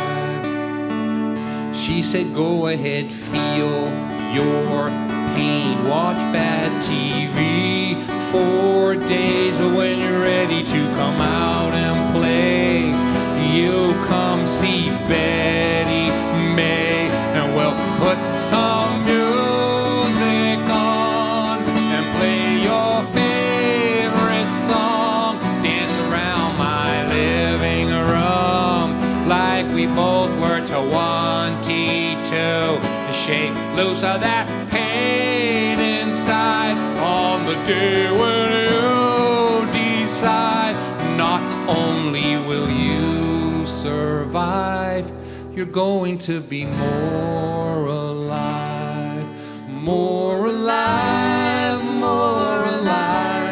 waiting on the other side of all the sorrow and the trouble in your life. There are so many sad goodbyes in a long and well-lived life. If they don't break you, they can make you more alive. There are so many sad goodbyes in a long and well-lived life. If they don't break you, in time they can make you more alive.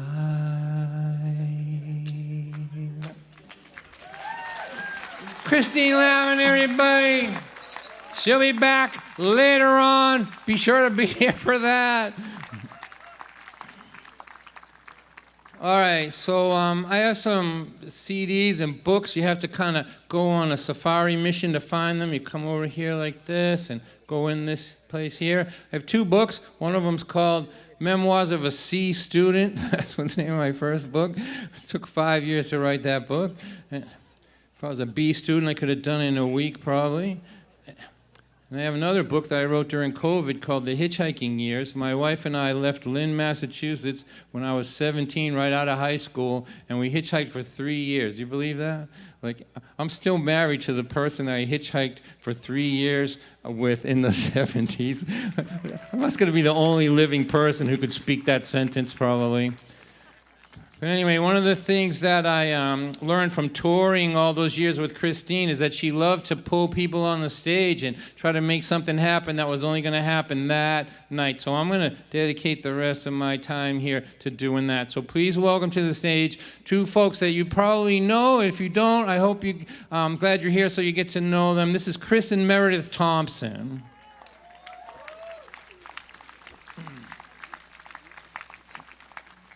We good? Make sure your vocals are live. Check 1. Yeah, check, yeah. check. I've got $300 bills that are all brand new. They are begging me to think of something cool to do. How about I'll all on stay home tonight? We have worked so hard for so many years, built a home, a life, a family, and 2 careers. Saved our money for the future, now the future is here. I don't want to stay home tonight.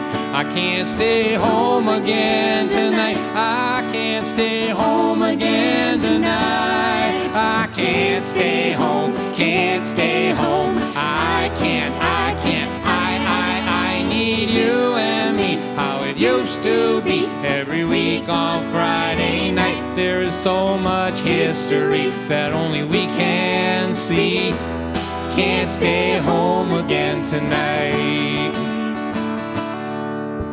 Me and Michael, Johnny, Richard, Ruthie, and Joan all had bouts with cancer last year. You know, if cancer was a man, I'd punch him in the throat. I don't want to stay home tonight.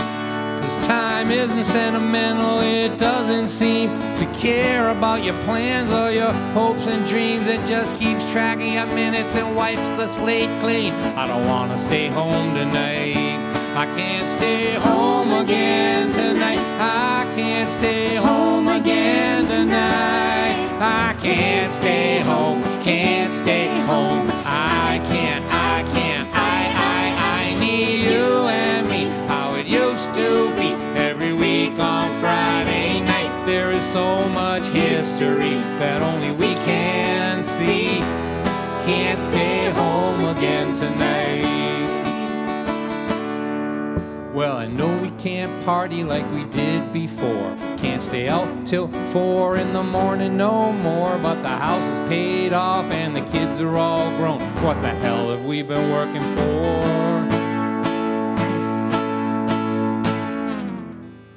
Let's take a nap. Take our inhalers. Take a multivitamin. and then go out to hear some music with all of our friends, yeah, who didn't die from the way we used to party back then. I don't want to stay home tonight, 'cause time isn't sentimental, it doesn't seem to care about your plans or your hopes and dreams. It just keeps track of your minutes and wipes the slate clean. I don't want to stay home tonight. I can't stay home again tonight. I can't stay home again tonight. I can't stay home, can't stay home. I need you and me, how it used to be. Every week on Friday night, there is so much history that only we can see. Can't stay home, can't stay home. Stay home again tonight.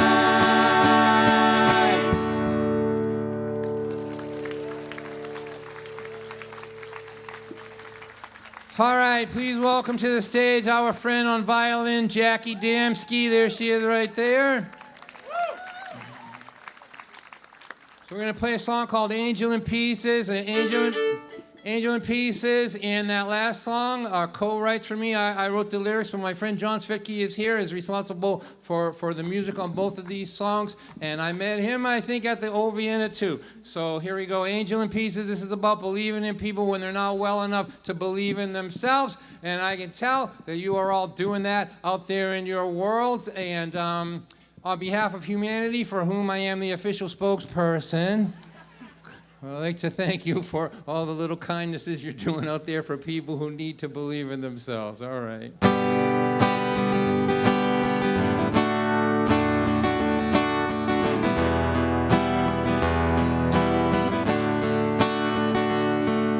She walked into the room like she was walking off a cliff.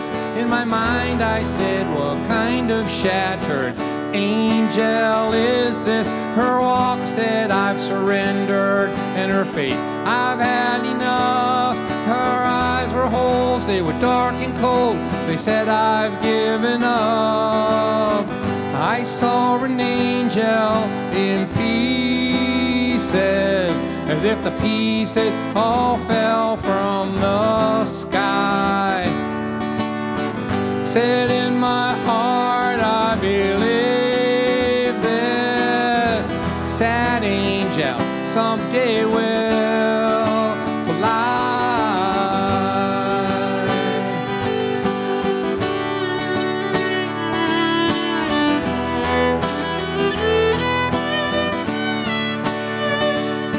You know, life rains down so hard upon some people that we know. It tears their faith and their hope away, and they walk around like ghosts, and we see them as they are breaking, and as their spirit dies, but deep inside we still believe they will come alive and fly.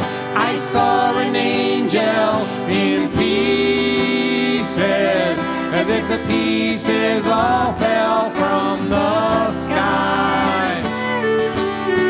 Said in my heart, I believe this sad angel someday will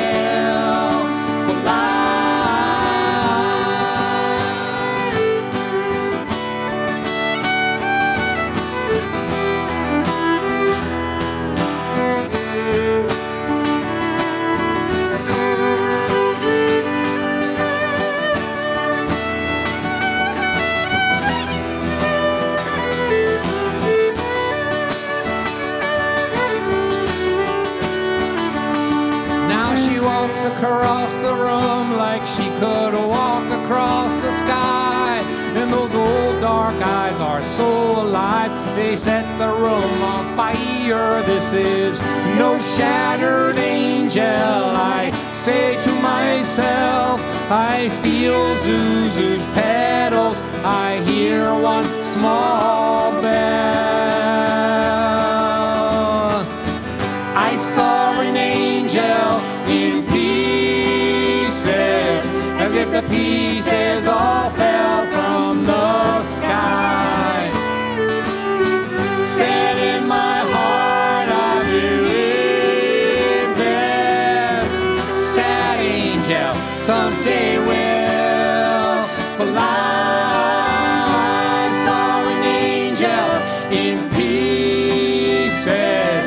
if the pieces all fell from the sky.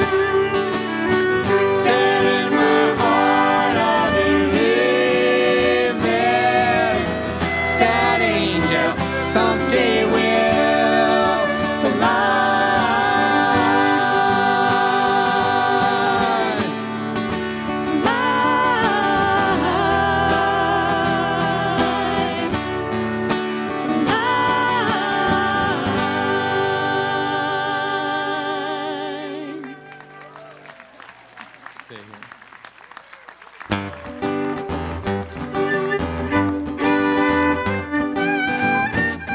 The song is called It's a Great Day to Not Be Dead. Pretty hard subject to argue with. I was on the highway, I was cruising along, I decided to put my seatbelt on. A minute later, baby, would you believe a Big Mac truck crashed into me? I told the policeman that I was okay. He said your seatbelt saved your life today. Ambulance driver, EMTs, they all started singing this song to me. Said it's a great day to not be dead. Shooby-doo-wop, shoo-wop, shoo-wop. To not cave in your windshield with your head. Get in your windshield with your head. You are an ugly man, but if that occurred, believe me, you would be even uglier. And it's a great day to not be dead. Shooby-doo-wop, shoo-wop, shoo-wop. All right, this goes back a long way. Tell me if you remember this. I saw a news story on my TV set about a guy whose wife brought a knife to bed. Do we remember that guy? What was his name? Just yell it out. Mr. Bobbitt, that's right. 1 hour later, as the story goes, a part of his anatomy was laying by the road.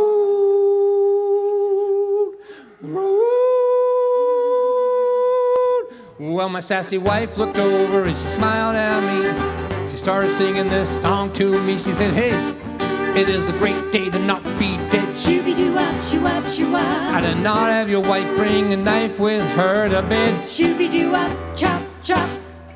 Yelling, I scream, and I complain a lot, but at least I haven't cut no body parts off, 'cause it's a great day to not be dead. Shooby-doo-wop, shoo-wop, shoo-wop. You know, not cutting body parts off is a pretty good quality in a wife, really, when you think about it. If you're with somebody this afternoon and you've been with that person a long time and you're still put together anatomically the same way you were when you first met, we don't think it's inappropriate to say thank you.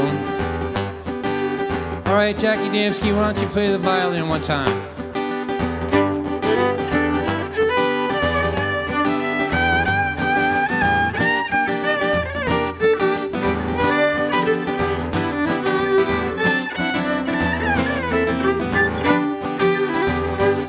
Well, I thought about my car crash and my close call, and then I started getting sentimental. I said, I love this house, I love you guys, I even love my rusty old car outside, and I'm so happy to be alive with you.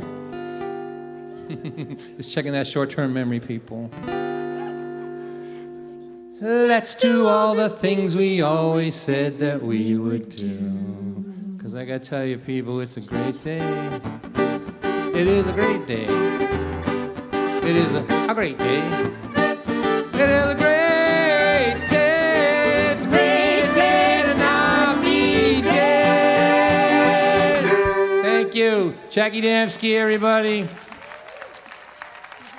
All right.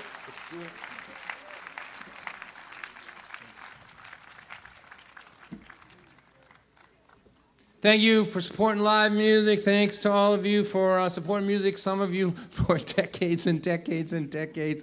We're going to end with this song right here. There is a little girl with pretty curls. She's about 5 years old, and she is waiting at the gate for her dad to come home.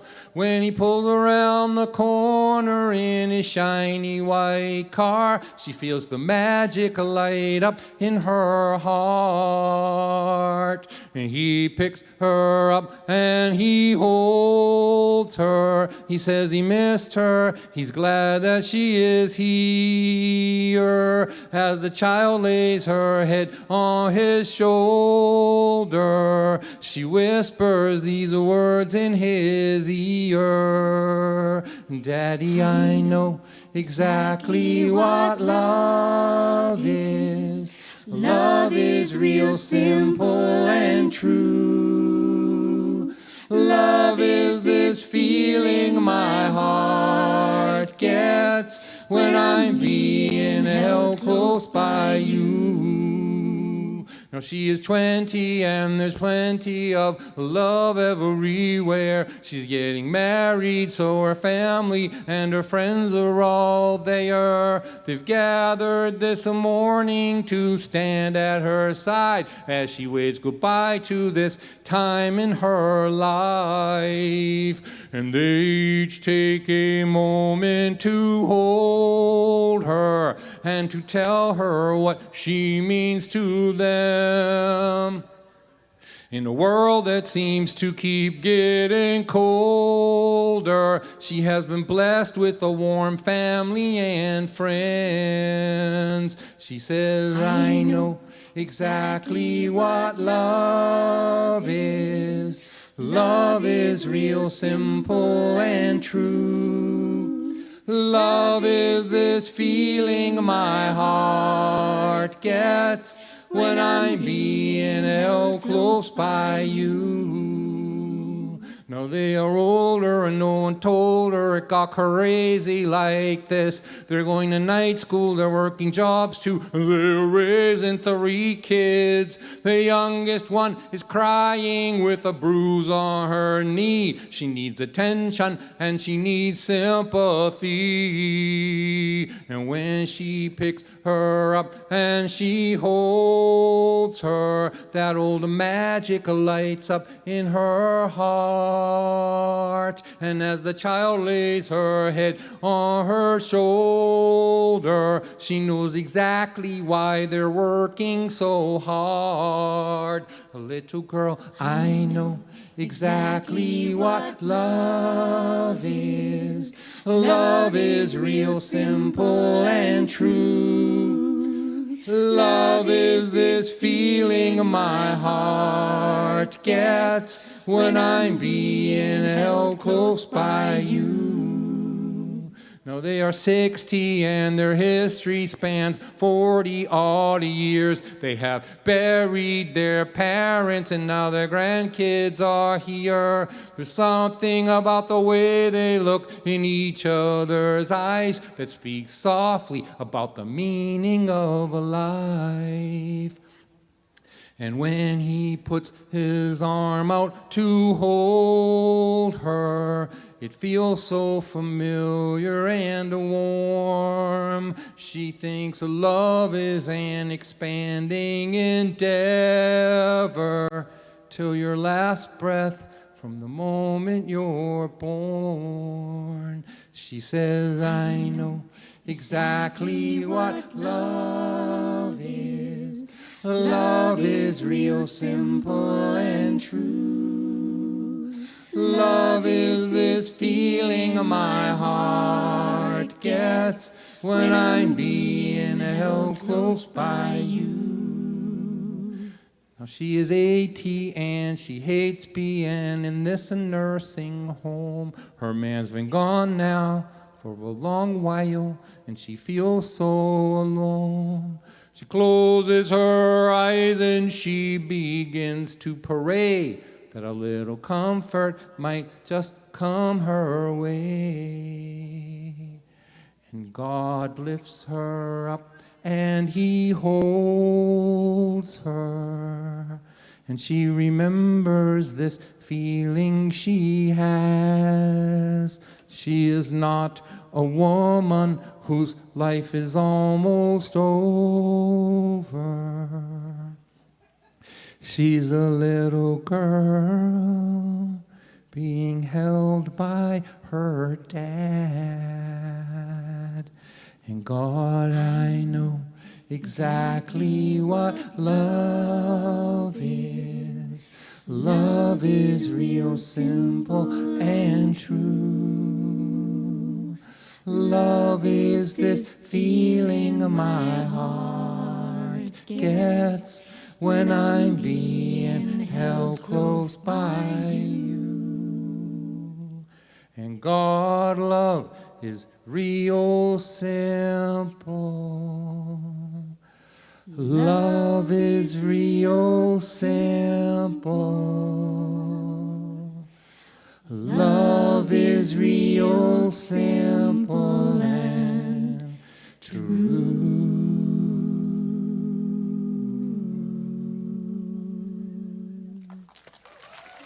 Take a bow. Thank you, everybody. A special thanks to Tim Mason for making all this happen all these years ago. He's from Lynn. What can he say? Mr. Don White and friends this afternoon.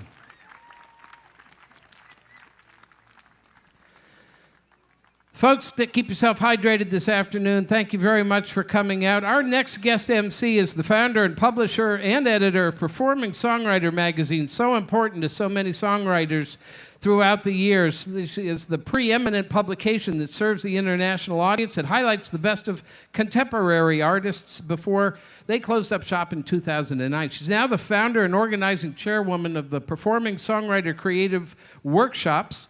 And she joins us today from Nashville, where she's a member of the Recording Academy, the National Association of Music Merchants, served on the Recording Academy Nashville Chapter Board of Governors, past president of the Music Magazine Publishers Association. We are just honored to welcome Ms. Lydia Hutchenson.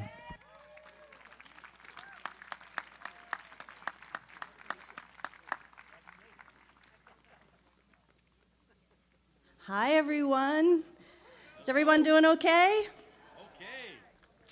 I started this magazine, Performing Songwriter, back in 1993, and one of the great things about that era was the Boston songwriter scene. It was everything. It was the most fertile ground for great writers, and I would put every little thing in my Jeep, and I would drive up here, and ended up covering just about every artist you can imagine. At the time, we were having so much fun together. It was Dar Williams and Ellis Paul and Marty Sexton and Barb, Kessler, and Greg Greenway.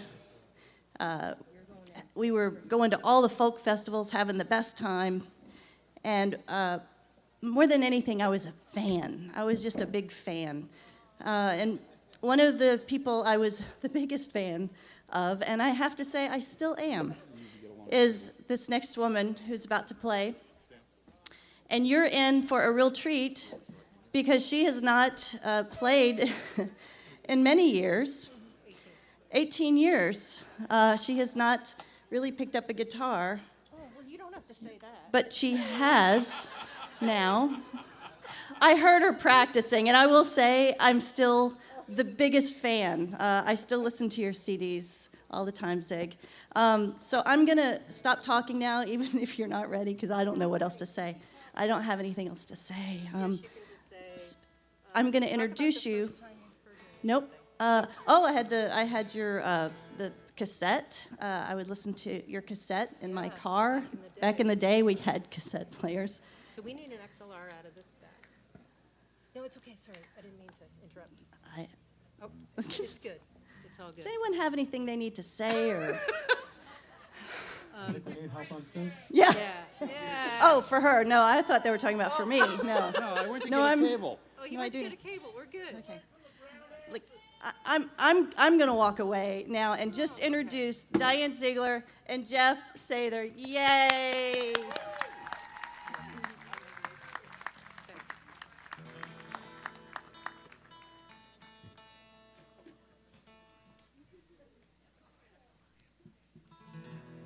So I'm going to give you a little bit, see if that works. Oh, okay. So I'm going to give you just some mic first.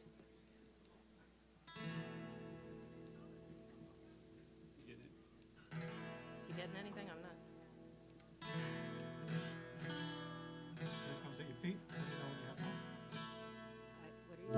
Oh.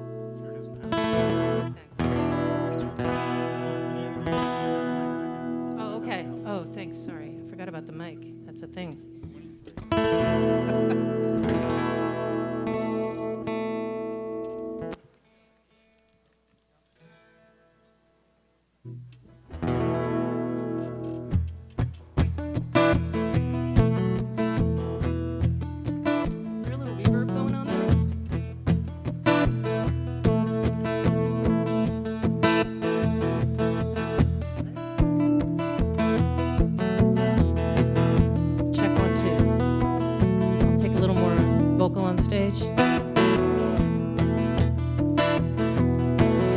makes his bed underneath the tree. He rolls her there right across the sea.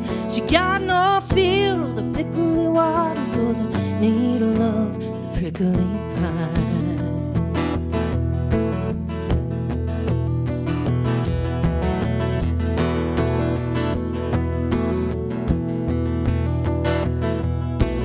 Girls never paid her mama no mind. I try to tell her that I know his kind. He's just trying to fill his world with the sweet smell of a milky white girl.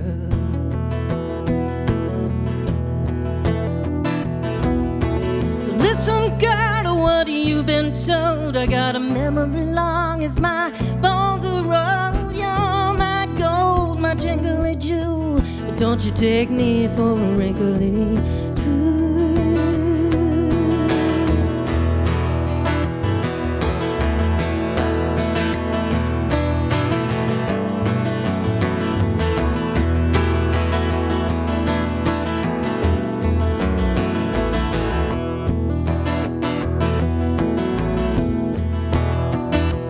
He says, Lord, I've never seen a girl so fine, like a sacred spring.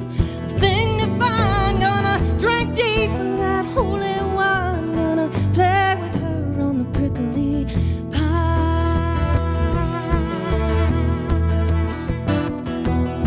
And all the men across Kingdom County, they look at you and know the Father's bounty. You're a pale flower before your bloom, but pick a bad boy and it'll go too soon.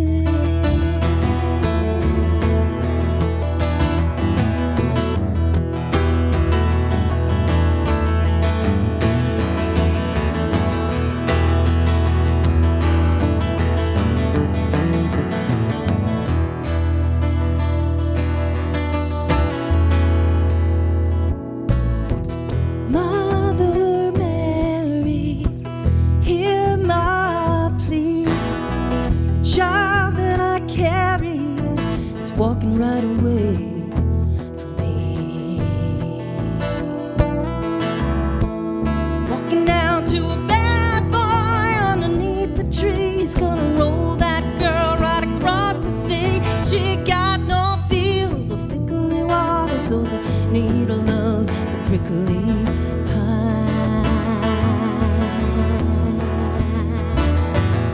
she'll follow him over prickly waters and play with him on the prickly pine.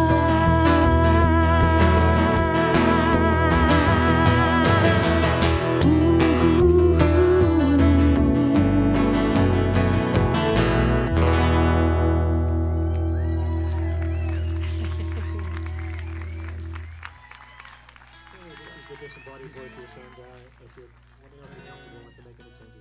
Thank you so much. Can I get any bass in my face? We're going to try to get the bass into a DI, too. Oh, good. Okay. Are you guys getting enough guitar out there? I don't know what. Okay. I've got this thing. It still works after 20 years. I forgot that I needed something, and it works, so I'm psyched.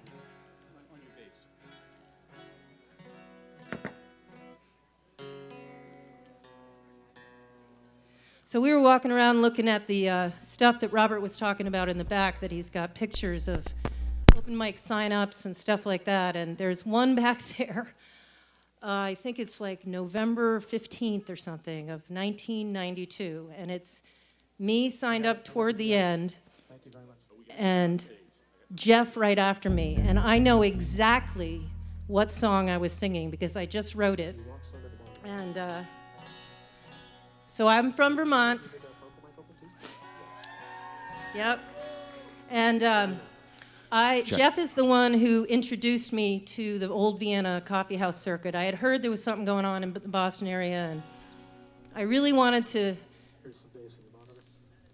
to move down here and try to put my toe in the pond and see what I could do. But I was super scared because of the driving in the greater cities. It scared the heck out of me. And so I wrote this song shortly after I moved here in the fall, after I got into my first car accident at the Fresh Pond Rotary.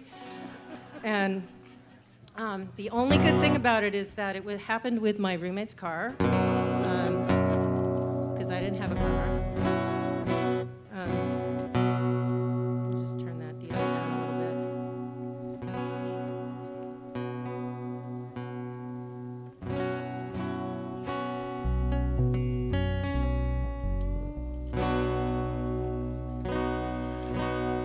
Slight little more bass in the monitor in my face.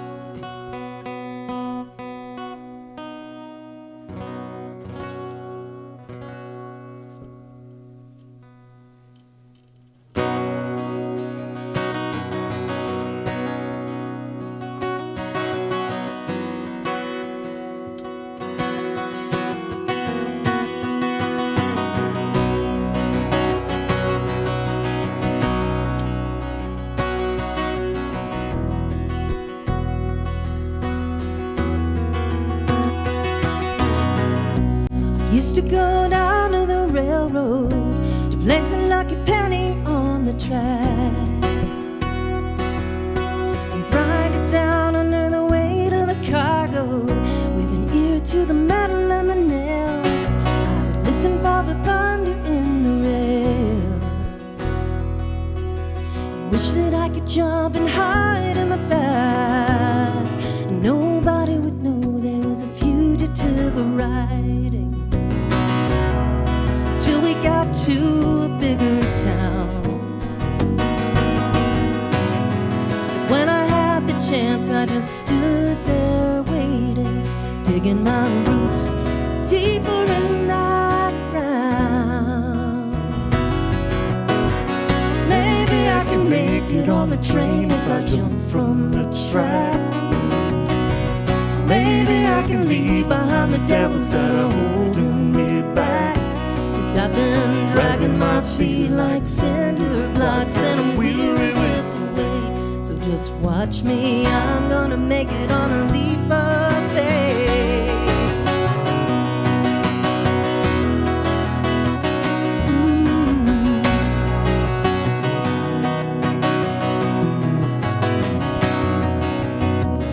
There are places where the good seed grows, but the gig can choke you.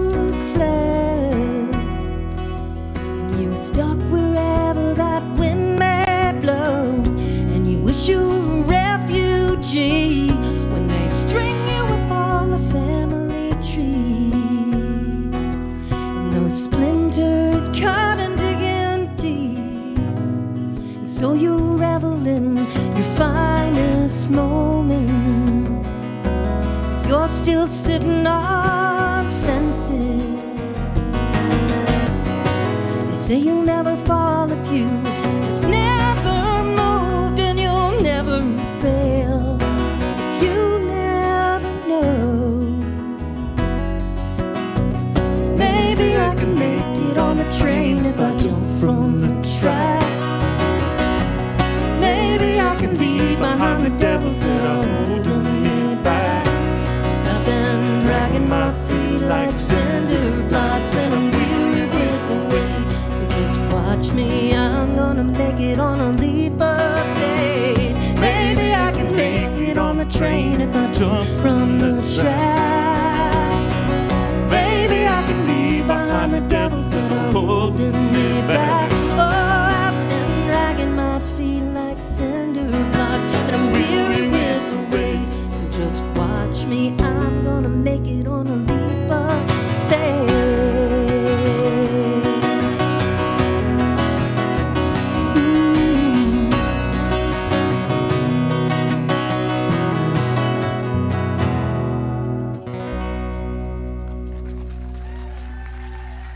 Thank you so much.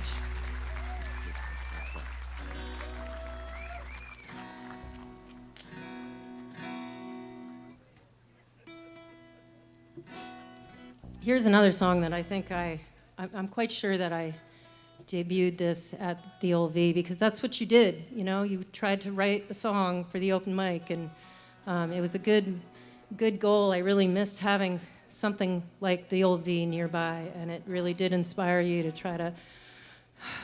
try to just get into the same league as the people who were unveiling these incredible songs every week. And I wrote a lot of songs about Vermont because that's what I knew. And here's another one.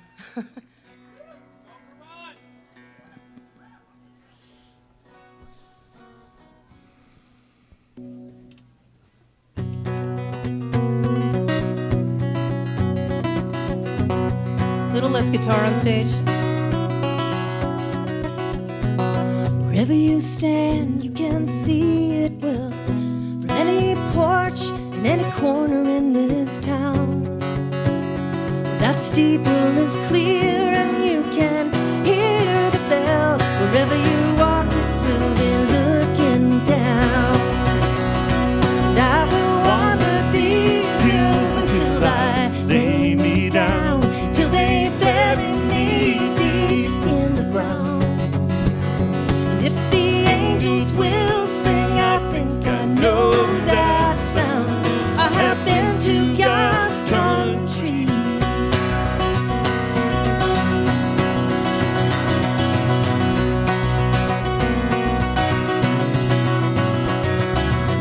Some hear the call inside these holy walls. They say it's here they are led away from sin.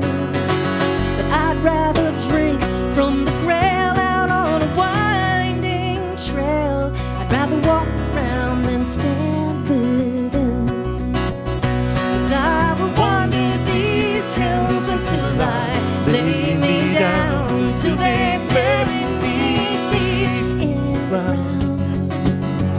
If the angels will sing, I think I know that sound. I have been to God's country.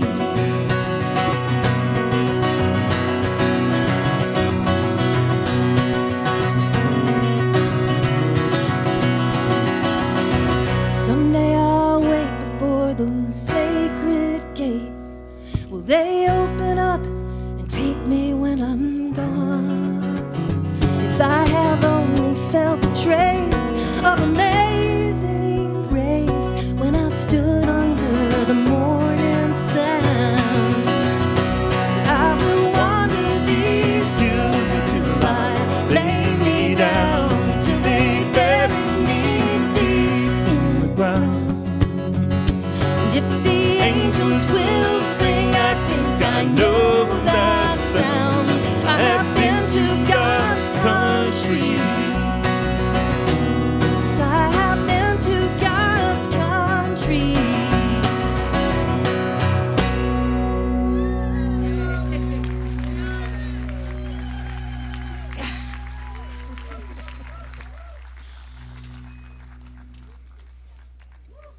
Thanks, guys. Wow. Okay, so here's another Vermont one. So this time of year, I know it's August 17th. You don't want to think that the fall is coming, but it is. And this is a song that possibly you folks may not relate to, I don't know. But in Vermont, this time of year is when you start hearing loggers out in the woods. And it's just like a soundtrack of life and in rural areas. And it is rather ominous, and it inspired this song. It's called Listen to the Timber Fall.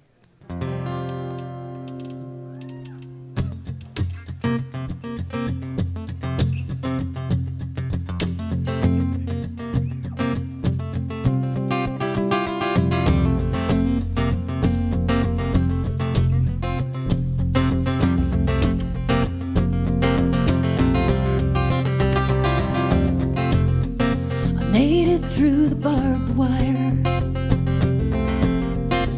over the stone wall. And I walked across the pasture into the woods in early fall. I came to watch the crow fly and to hear the crickets call. To the timber fall.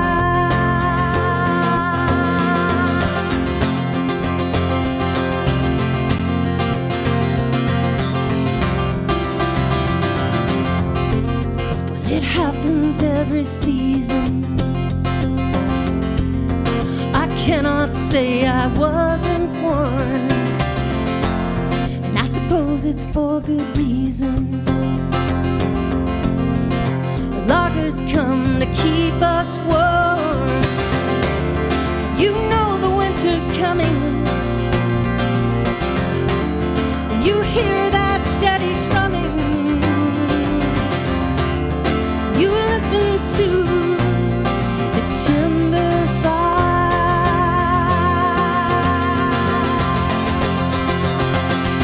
I'll be broken and splintered after fall's final bloom. So I claim for the winter what will carry me through.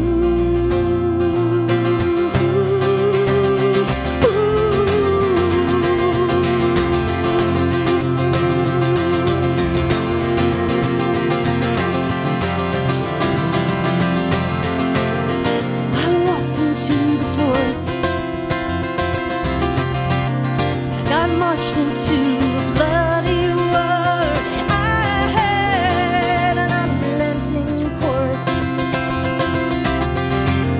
as I listened to the chainsaws roar, and I could see the winter coming, and I heard that steady drumming when I listened to the timber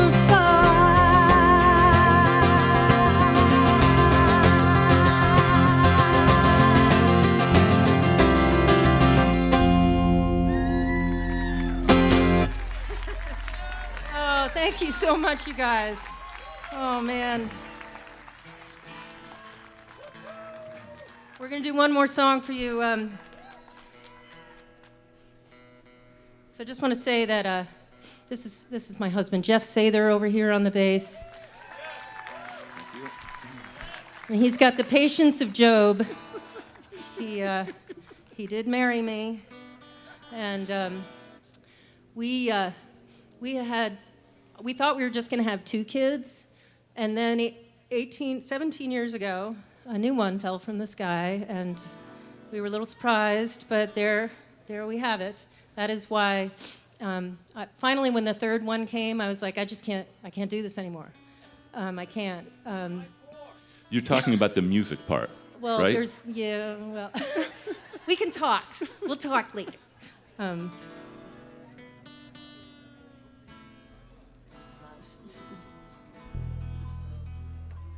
getting music that isn't me in the monitors. Oh, okay. Great. It was a radio for a minute. Anyway, our youngest is, we have 2 kids who live in Massachusetts area, and our youngest is 17, and we made him promise not to have a party while we were gone. I did call the neighbors because there's like nobody home. We live at the end of a dead-end street, and like everybody's gone this weekend, and I'm like, yeah. Well, we're so old, like he was kind of raised by wolves, and so.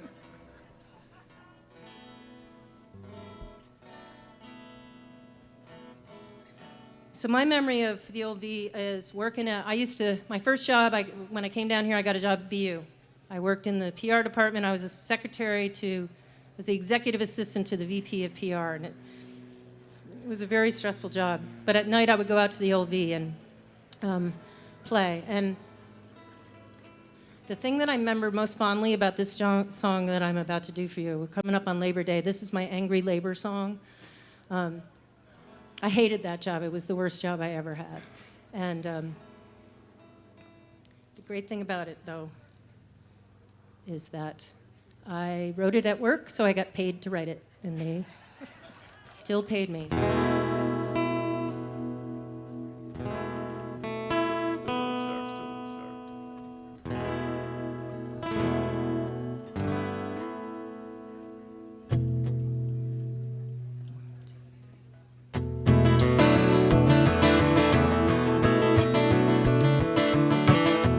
Called Cog in the Wheel.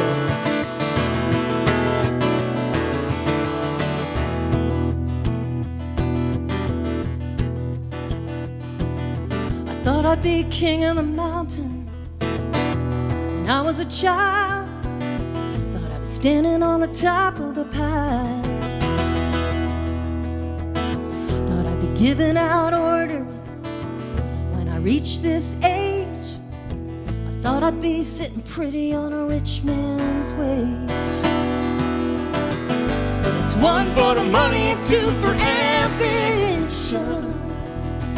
Clock screams out every hour for the time they steal. It's another day gone and another day older you feel, spinning around like a cog in the wheel.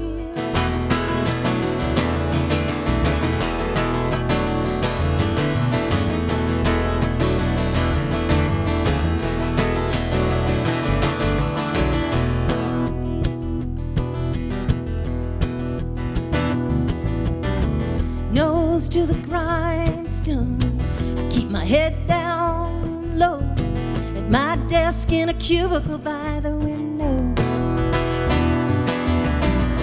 83 square inches that I can call my own. Small wonder why a good mind will roam. But it's one for the money and two for ambition. Clock screams out every hour for the time they steal. It's another day gone and another day older you be, spinning around like a cog in the wheel.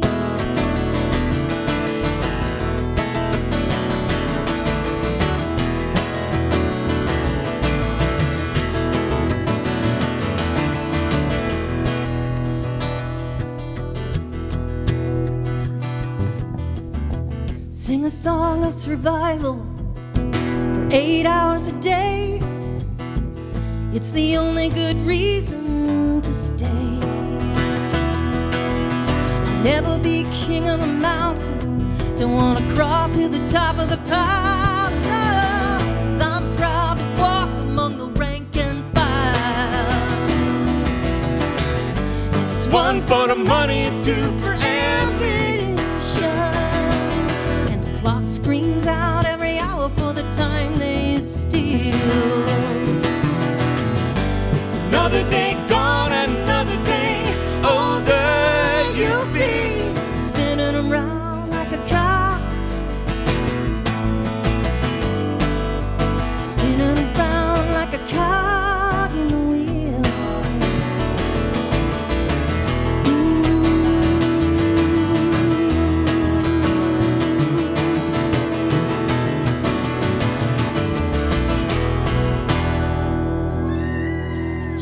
On bass. Thanks so much, Barbara Kessler, Robert Haigh, Tim Mason, everybody who convinced us that we could do this, and to you too. Thank you so much.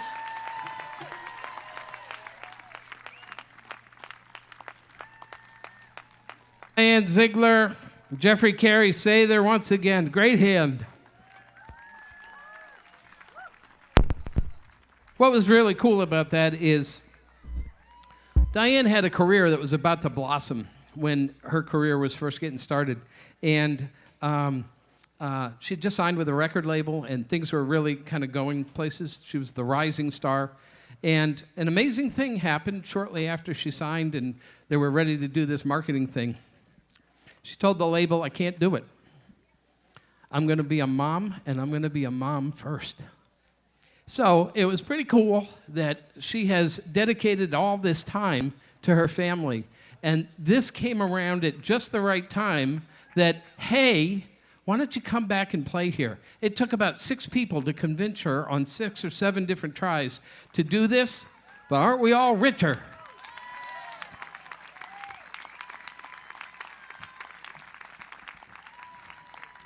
Jeffrey told me a little while ago he thinks this might be a motivational turning point, so we'll see what comes out of this pretty soon.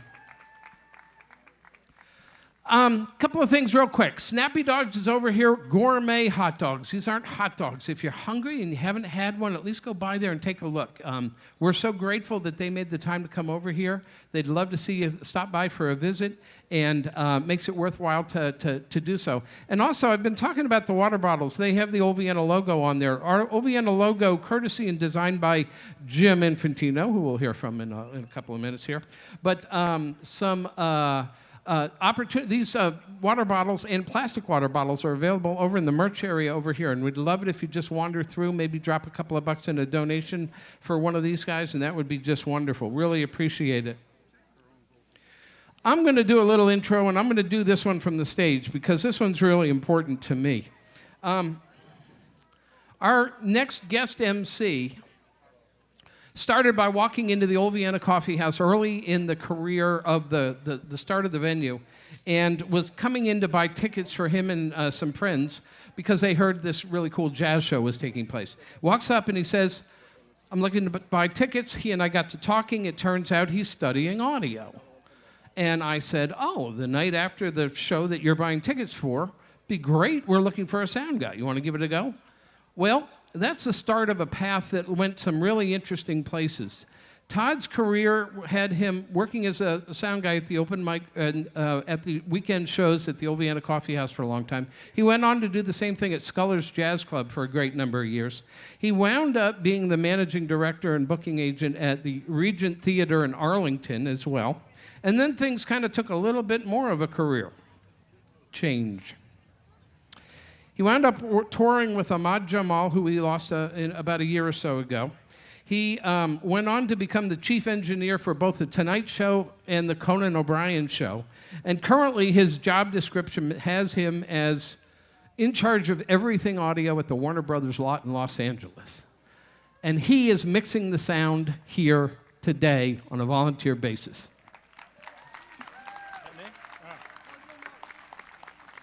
Ladies and gentlemen, not only is he mixing sound, but he's actually up here doing it from here, because technology allows you to do that. Todd Winmill, give him a nice round of applause. Hi. Hi, everybody. I'm really happy to be here, and I'm really mad to be here. I don't like being on stage. I don't like addressing people. I don't like to be noticed, but I'm super happy to be here. Robert asked me to tell a story, but I'm not going to fall for that twice. He did an interview with me, and it was me talking about myself for 15 minutes, and I have to tell you, I am insufferable. So what I'd like to do is just tell a story about the Old Vienna. It's not about me, but it's from my perspective. And the fact is, when I first walked into that room, I was at that beautiful age where I just learned I didn't know everything. And in fact, I didn't know anything. But I was still blessed with that youthful unearned confidence that we all had at that age. And I mixed my very first band with the encouragement of Robert and Tim, and it changed my life because it was the only thing I ever wanted to do from that point forward. And I was also, at that tender, weird age, I was exposed to creative people and patrons of the arts and musicians and poets just walking around like it's no big deal. And I was scarred for life, and thank God for that. So I'm very, very happy to be here. 36 years ago, I did my first show ever at the Old Vienna Kaffeehaus, and it's all I've done since. So I really want to thank you all for having me here. Now I'm supposed to introduce Deborah, and then I have to sound check her, so I'm going to be as quick as I can.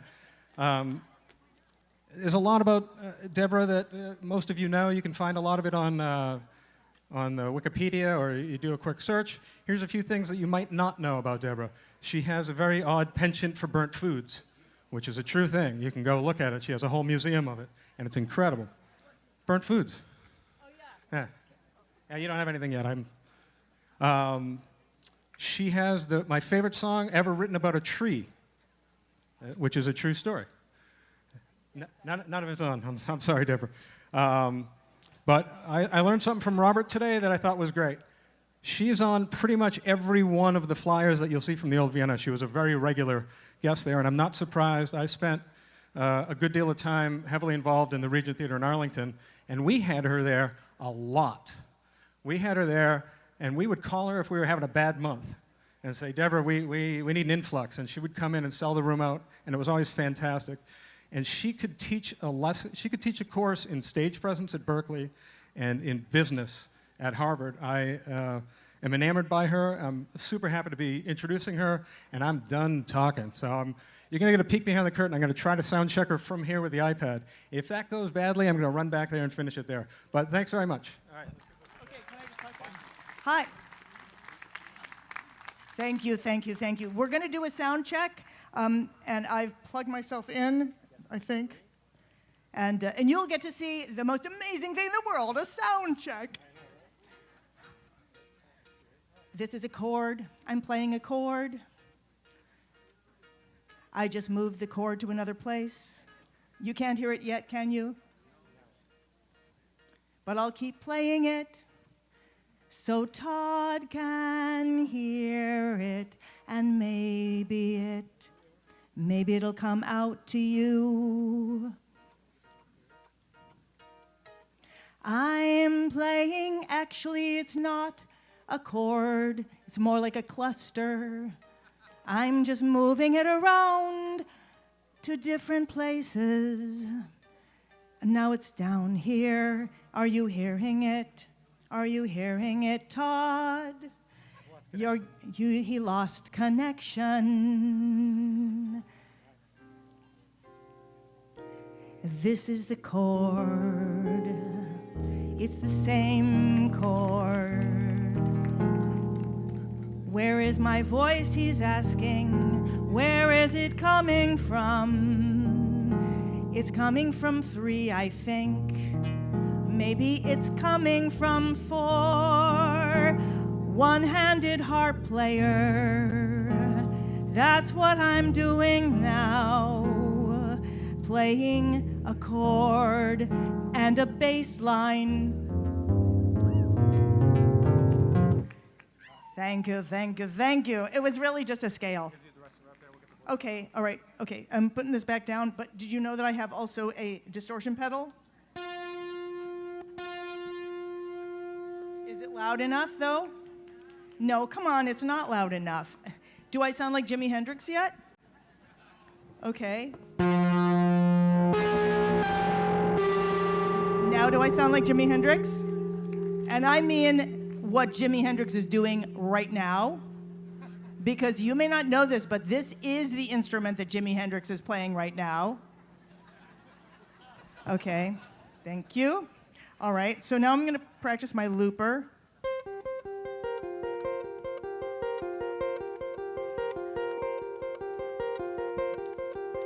All right, hands free. All right, Todd, does that mean I should start?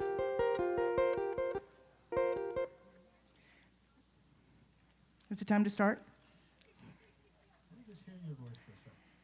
Here's my voice is singing, here's my voice is singing kind of loud, but this is my voice,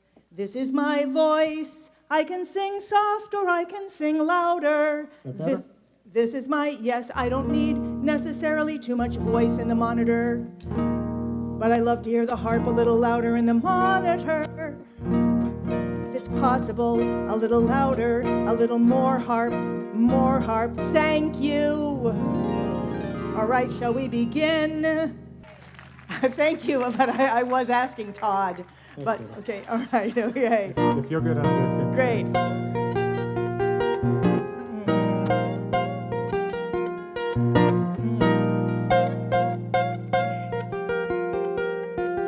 Well, I'm never gonna be a ballet dancer.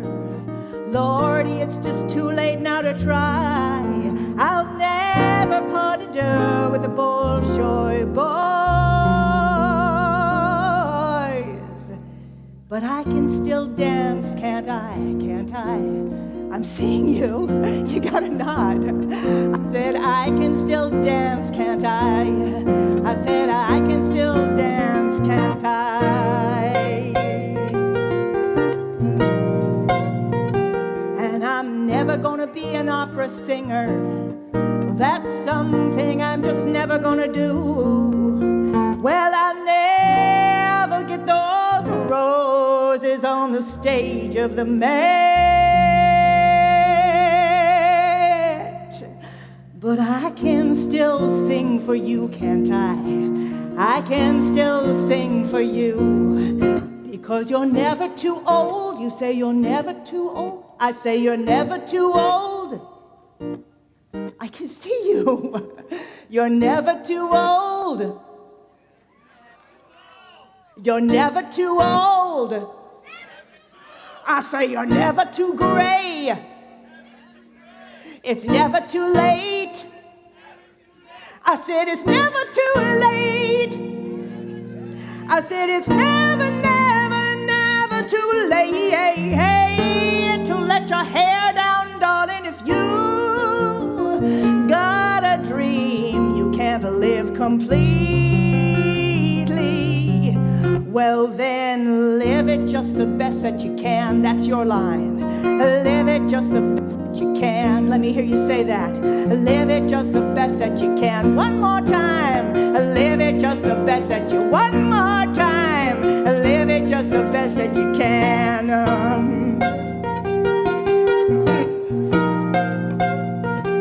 Well, I'm never gonna win the Boston Marathon, even though I'm in Hopkinton. That golden wreath will never be mine. But I can run real slow, and I can watch the roses grow. And someday I may pass that finish line, because you're never too old.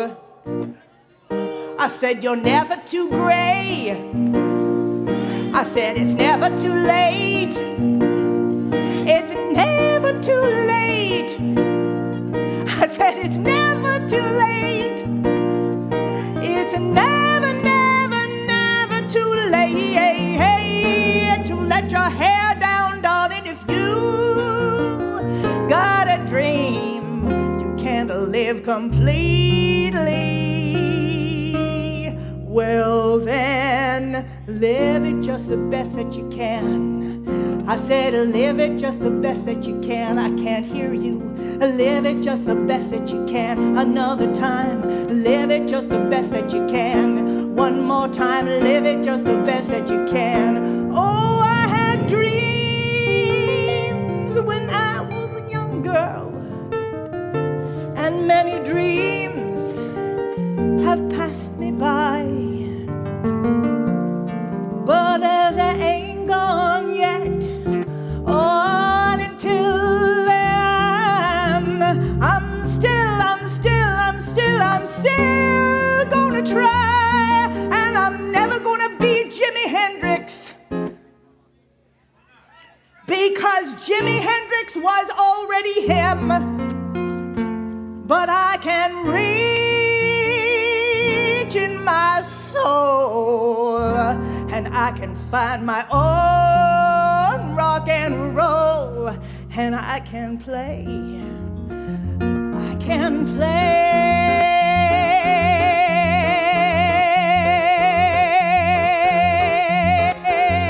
I can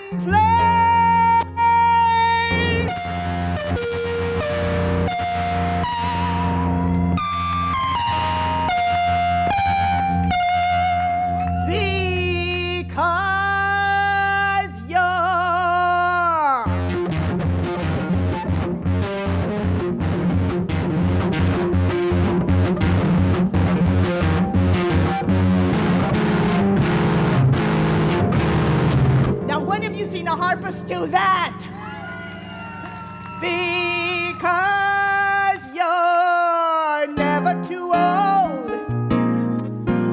you're never too gray, it's never too late, it's never too late, it's never, never, never too late to let your hair down, darling. If you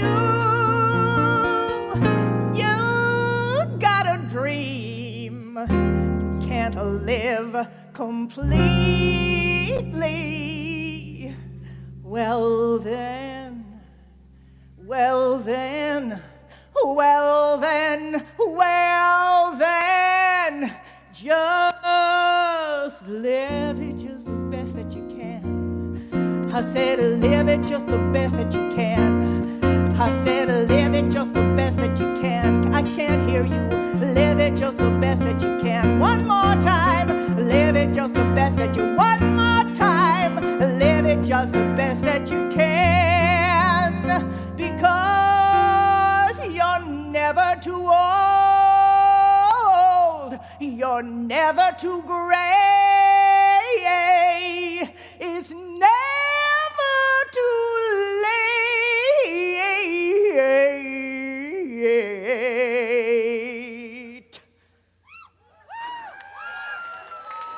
Thank you. Thank you. Thank you. It is so fun to be here, and it is so fun to be wearing this harp. I'm just curious, how many people here have ever seen a show that I've done before? Oh, great. And how many people have never seen a show that I've done before? Welcome. And how many people are not sure? Okay, well, I used to have a huge 6-foot grand concert harp, weighed 75 pounds. I used to try to get it up the stairs at the old Vienna Kaffeehaus, and eventually, finally, I put it in the washing machine enough times, put it in the dryer on high, and now finally I have this that I can wear. Thank you. But actually, this was created by a company in France called the Camac Company, and I have a TEDx talk that I did in Natick that is about the development of this harp. And one of the things that's really powerful for me about this harp, it's an electric harp, the frame is made by bicycle builders. So this harp weighs 11 pounds, and it is an absolute joy, yes. All right, so one of the things that's very cool about this harp is you can tune it in different keys. So I'm going to, down here, I'm going to tune it in C. This is in C, and do this C, and then do this in G, and I'm going to do this one in E. And that lets me...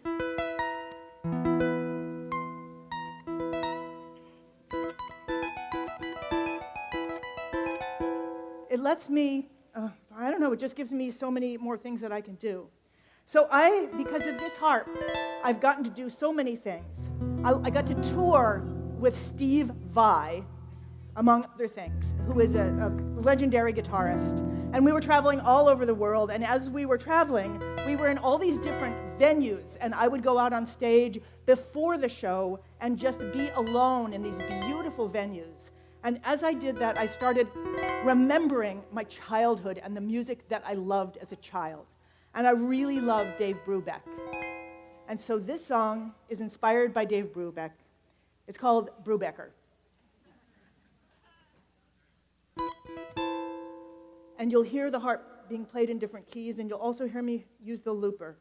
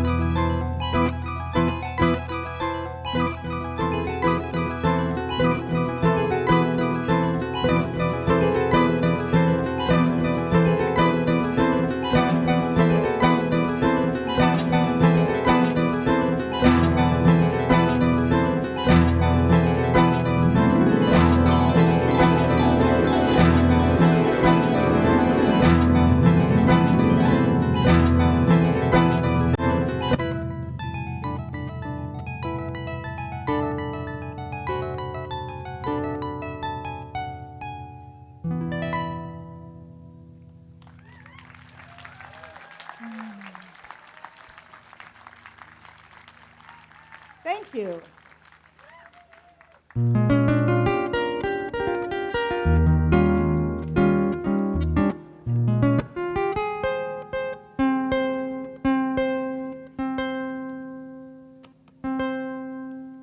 So my ex was a great cook, and his ex was a cordon bleu chef. Bleu. Cordon bleu. And I'm not a great cook, and Todd mentioned this, that I am actually the founder and curator of the Burnt Food Museum. And this is serious. If you don't believe me, you can literally look online, burntfoodmuseum.com. But what I can do is I can sous chef. So I found myself singing this song one day while chopping up some onions. I'll be your sous chef, baby. I'm gonna slice and dice and chop for you. I'll be your sous chef, baby. I'm gonna clean your counters when I'm through. I'm gonna scour your skillet. I'm gonna polish your pan. If you be my ever-loving red-hot man, I'll be your sous chef, baby. Let's start cooking something now. I'll be your sous chef, baby. And I'll preheat your oven every night. I'll be your sous chef, baby. I'm gonna mix your spices until they bite. I'm gonna peel your carrots. I'm gonna stir your sauce. But when we're in the kitchen, I'll let you be the boss. I'll be your sous chef, baby. Let's start cooking something now. Oh, let's start cooking. Let's start cooking. Let's start cooking something now. Turn up the heat, make it savory or sweet. Bring on the chow, then I'm gonna rice your potatoes. I'm gonna spice up your peas. I'm gonna dice your zucchini. I'm gonna slice your cheese. Oh yeah, I'll be your sous chef, baby. Let's start cooking something now. Oh, let's take a little slow cooking break here. Do I have a lot of foodies out there? Let's take a little slow cooking break so I can tenderize myself in your sweet love. I'm gonna, wait a second. Come on, help me out here. I'm gonna what? You know you're thinking of something. What, who are those guys with those pots? I'm gonna. Let's see, these are the dancers. Let's see them dance with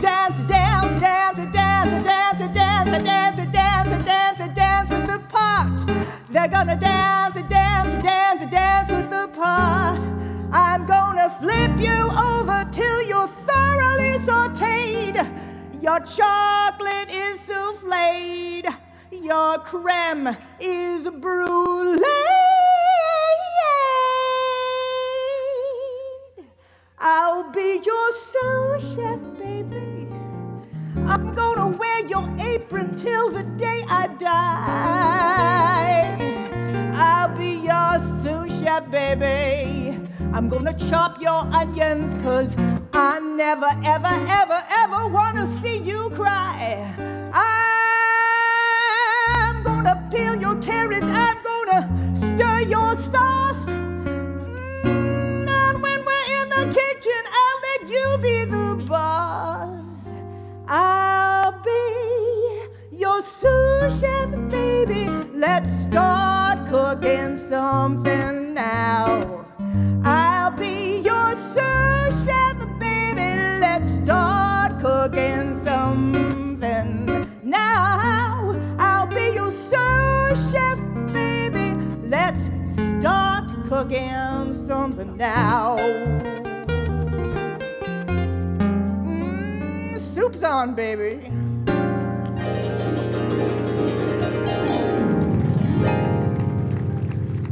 Thank you. Thank you. It is so fun to be here, and I was so honored to be invited in this with all these amazing people and all the music that goes back so far in our lives. So when I was a little kid, my mother taught me how to play the ukulele, and she was an equal opportunity singer. She sang all the time. Every morning she would come into my bedroom and she would whack the pillow. And when she did that, the dust motes would fly into the air. And in the sunlight, they looked like stars. And I would try to catch those stars. And when she would sing to me in the morning, she was my lark. And every night she would come and she would sing me a lullaby. She would sing me to sleep. She would sing me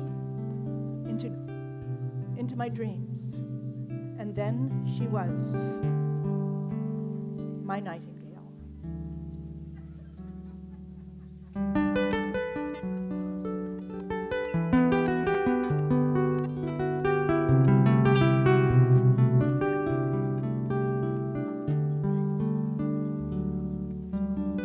We'll sing for the nightingale when the night is gone, when the daylight comes. We'll sing for the nightingale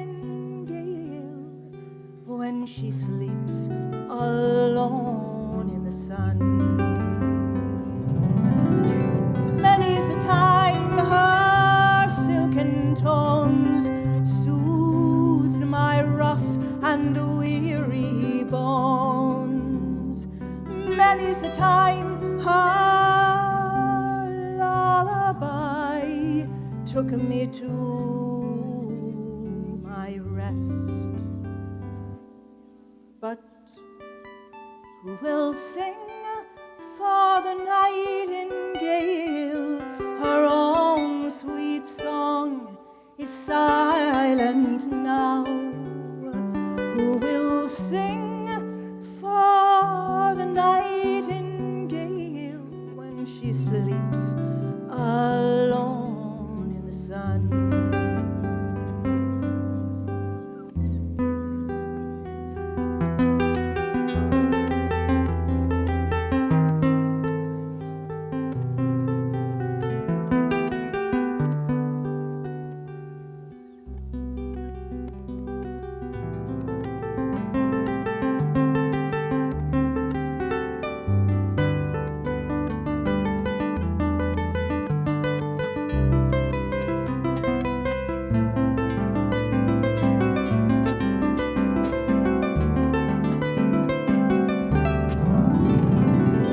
Many's the time her silken tones soothed my rough and weary bones.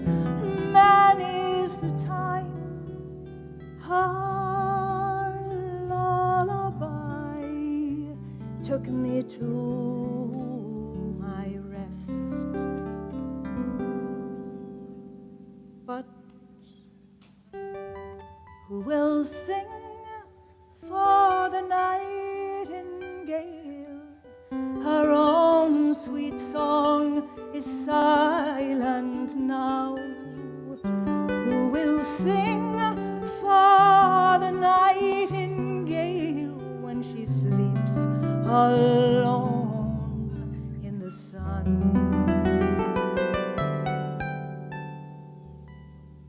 When she sleeps alone in the sun.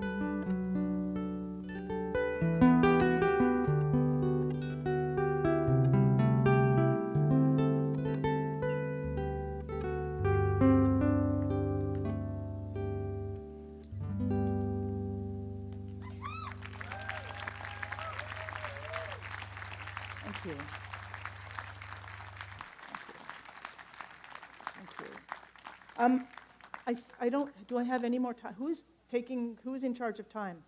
I don't know if I have any more time on stage or not. All right, I am. I'm going to do one more. All right, so you have heard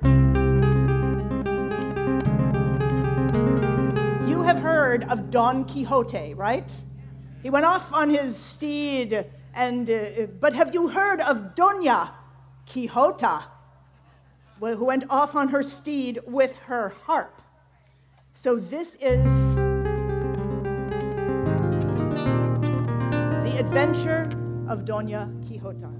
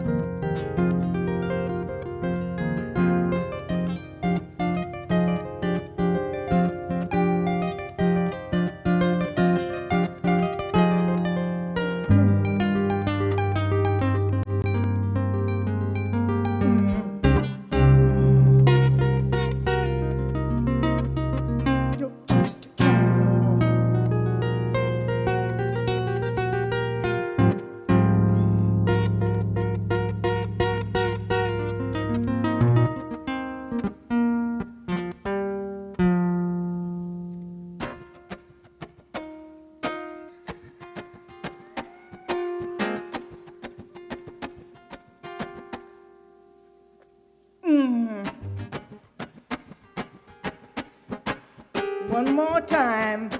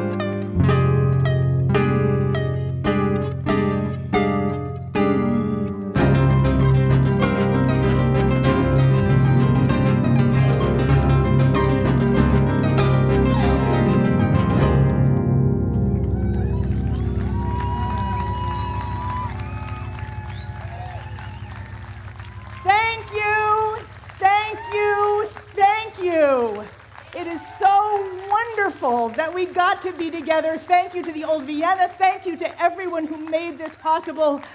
Thank you for all your support for everything that's happening here today. And I hope to see all of you again. Thank you.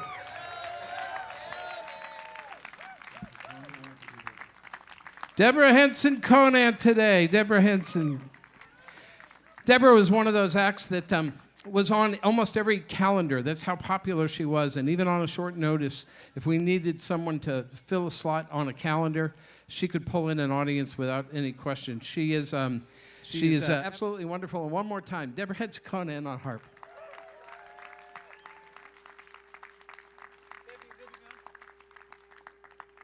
Folks, I meant to bring it up here. I'm talking about we're pushing the water bottles is what we're doing. The plastic water bottles are very cool. If you grew up in a certain era, you might appreciate what this might do to you. Those white water bottles, when they are cold, turn blue. Certain pharmaceuticals used to do some of that stuff for some of us. Anyway, ladies and gentlemen, I want to introduce you back to the gentleman who I was, he told me I was going to come work for him when I was working at WERS Radio. And he said, okay, I know you're graduating. You're going to come work for me at the Old Vienna Kaffeehaus. I'm like, no, I'm not. I'm studying television. He didn't take no for an answer. It took about 5 times. And finally, I said, I'm just going to find a way to tell him that I'm not interested. And he gave me a dollar amount to put in my pocket for coming twice a week to help run the coffee house. And had I not finally said yes, and me going, okay, now what do I do? I would have lost one of the most important things that is so much a part of my life and so much a part of all of yours, and that's what we're all celebrating here, this Old Vienna Kaffeehaus. And how cool it is. Here's the heart and soul, the man who did all the booking, and a good friend, Mr. Timothy Mason.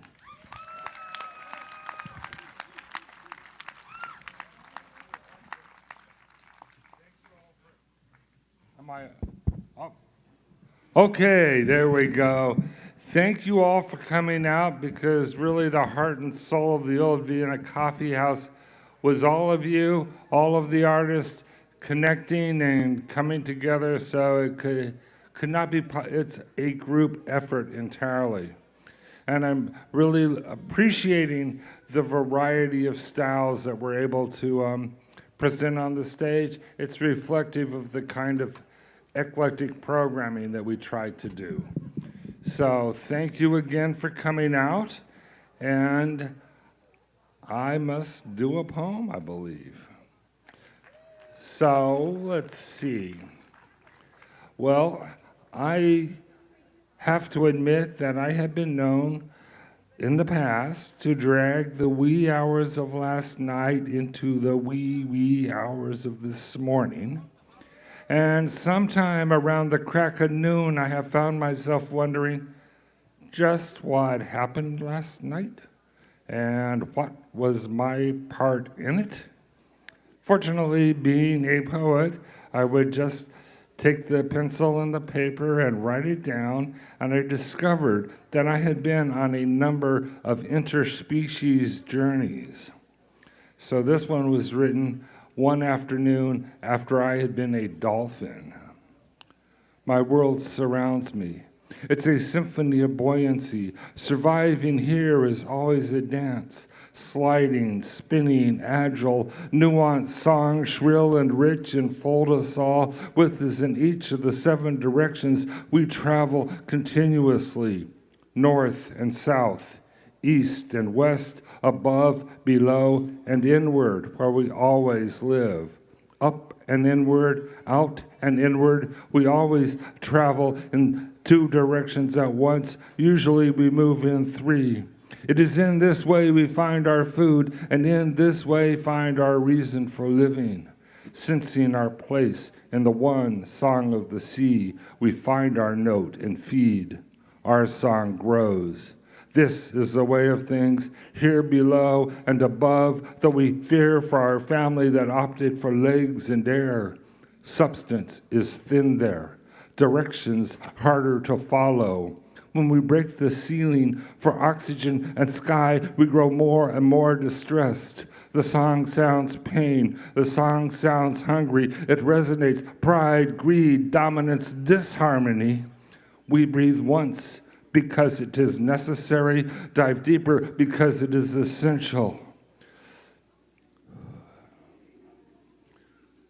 Yes, because it is essential. That's close.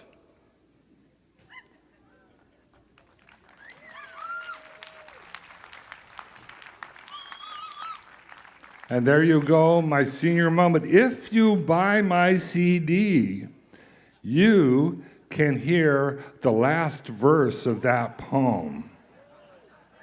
It's right over in the merch table, right in the back there. In any event, it is my pleasure now to continue with our eclectic tour of performers. This next gentleman is kind of a Renaissance man. He's a great songwriter, but he's also an author. He's got books out. He does podcasts. He does incredible graphic designs. The logos around here are compliments of him. He is a one-man force of creative nature. Welcome, Jim Infantino. Thank you. Thank you, Tim. Can you hear my guitar? Not really. Am I plugged into the right thing? Where am I? There we go. It's coming through now. I want to sing you a song about love. Most of my songs are about love. Just not the kind of love that's for everybody.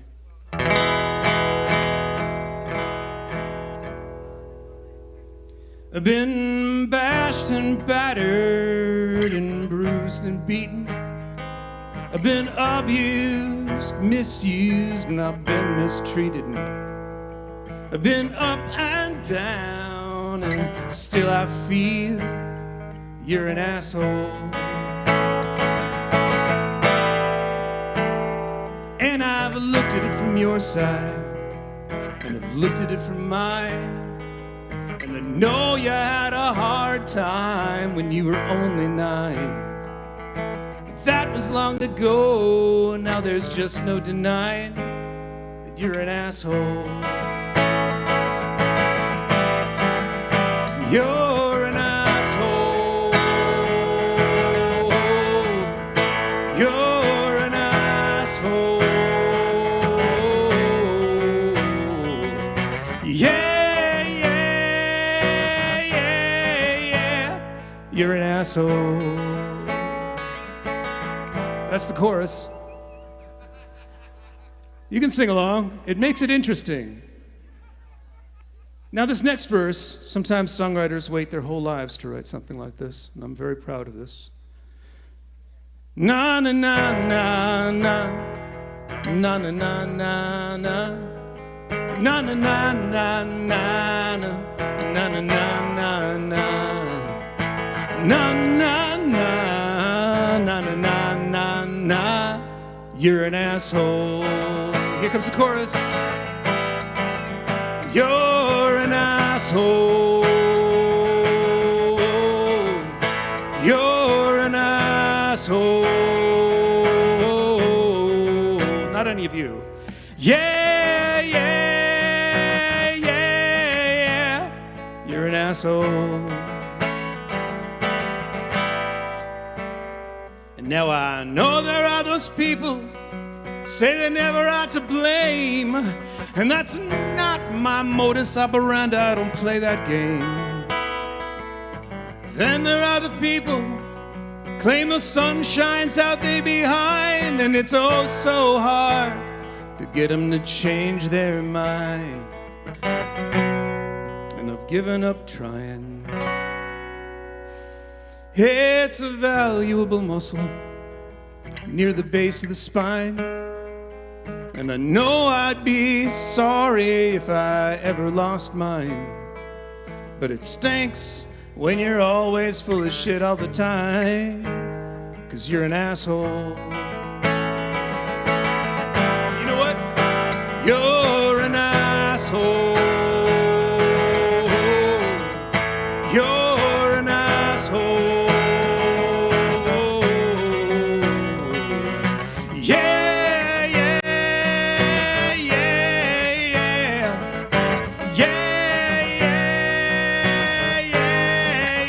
bucket of chicken, a bucket of fish. Yeah, yeah, yeah, yeah. You're an asshole.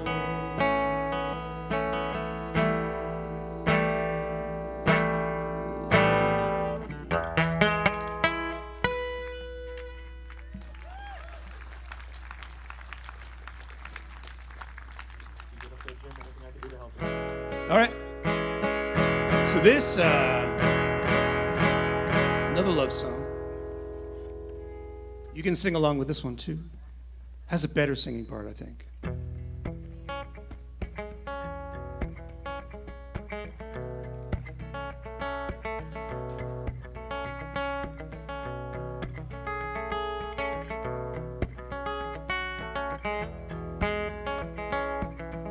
I really liked her, but she's dead. And that really kind of blows. I would have liked to kiss her head, her chin and cheeks and eyes and nose.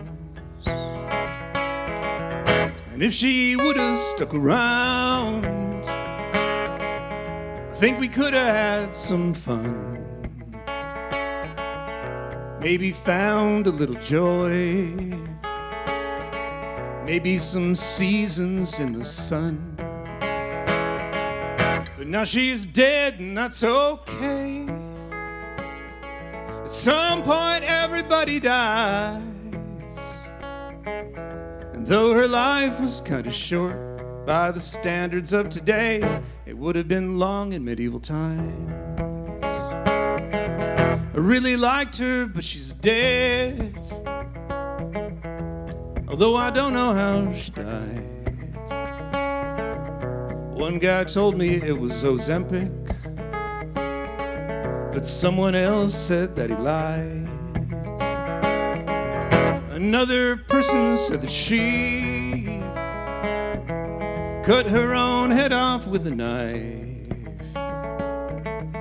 I think that would have been too hard, not the best way to end your life. But now she's dead and we are not. She's made it to the other side. I bet Jim Morrison is there, and Kurt and Jerry and that guy from Sublime and other people who have died. Here's your part. La la la la la la.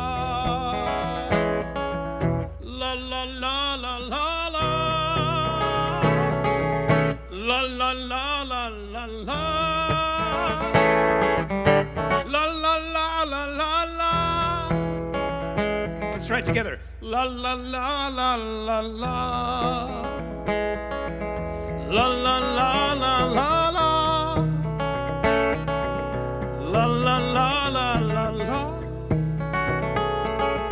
La la la la la la.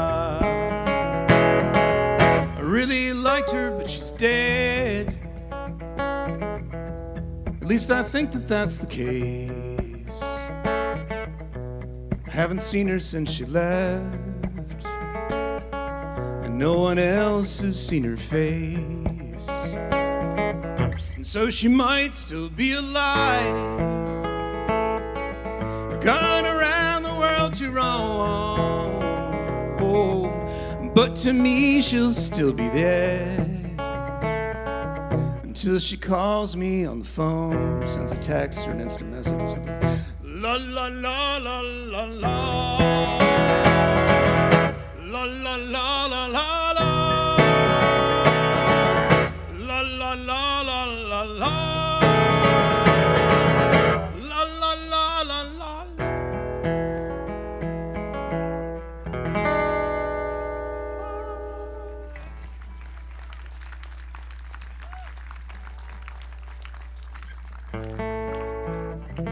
There's a ukulele version of that song that I love.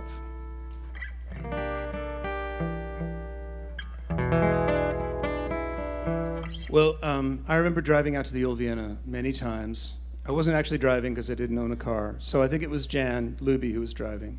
Or it might have been Vance Gilbert or Amy Malkoff from Raymond and Amy.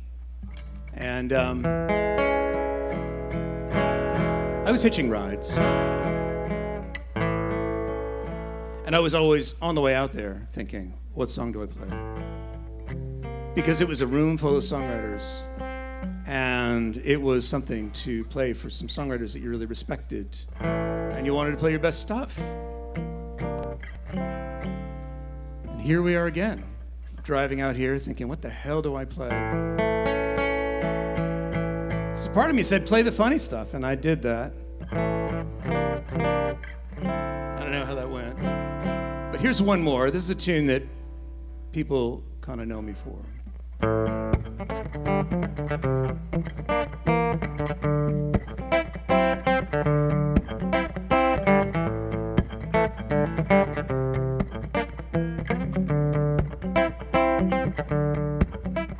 I'm addicted to stress, that's the way that I get things done. If I'm not under pressure, then I sleep too long and I hang around like a bum. I think I'm going nowhere and that makes me nervous. I'm addicted to stress, it's the way that I get things done. If I'm not under pressure, then I sleep too long. I hang around like a bum and I think I'm going nowhere and that makes me nervous. Everybody's had to get me, but I feel alright. Everybody's had to get me, but I feel alright. Everybody's had to get me, but I feel alright. Everybody's thinking about me.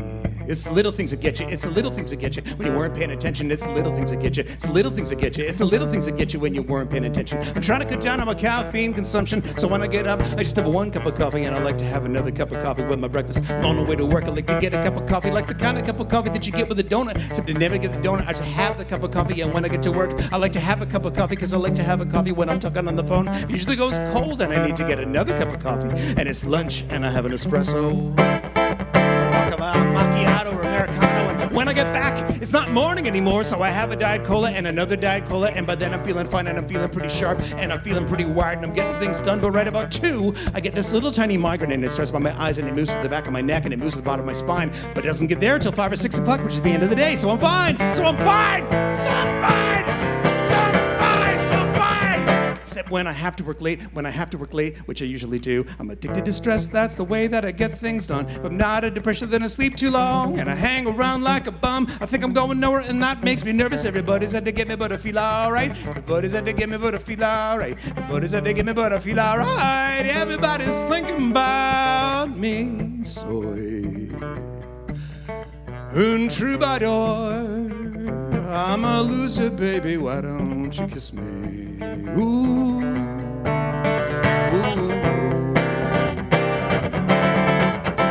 I love to work, I love to run, I love to play real hard, I love to steal little things from the grocery store, like a piece of bubble gum, or sometimes I just stick my thumb in a peach and leave it there. I love to work, I love to run, I love to water ski, snowboard, jet ski, skydive, parasail, hang glide, rollerblade, mountain bike, bungee jump. I mean, I'd love to do these things if I ever had the time. I love to work, I love to work, I love to work out after work, I love to spend all the time with this woman that I'm seeing, except we never get all the time to spend together, so we call each other up, and we call each other up, and we call each other up and talk about work. But what I think I'd really love is to get up on myself on a little tiny island in the middle of the ocean with just me and a book and a cellular phone and a volleyball with some blood on it, and I'd eat and I'd drink and I'd run and I'd sleep and I wouldn't do nothing except swim all day, except, you know, my iPhone doesn't work underwater, really.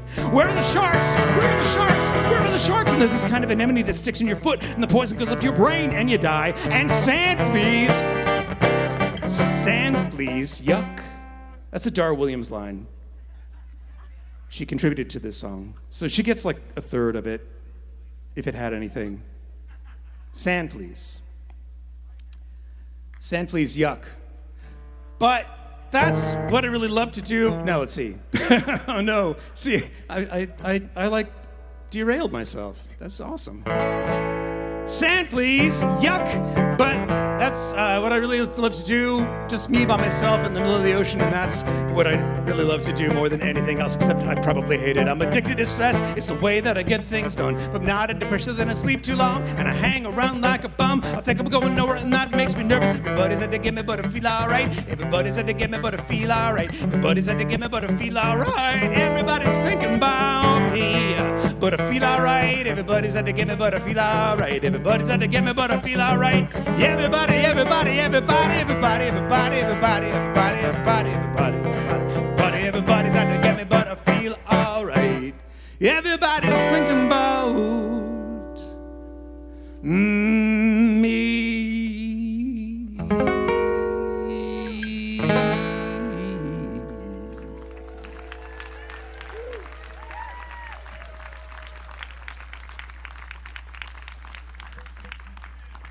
apparently I play very quickly, so I have run out of songs, and it's already not done. So those were all my old songs. I'm back in the studio recording a new thing with my band. Thank you. My band is called Jim's Big Ego. I'm Jim.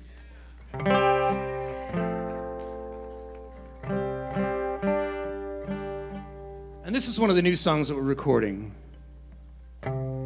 It's called, I think it's called Indestructible Man. But I like to name things like the last two words of the fourth stanza, you know. And I said that to my producer, Dan. I said, I want to call this The Unbearable Truth or something. And he said, do you never want to be known by anyone, ever? So it's called Indestructible Man.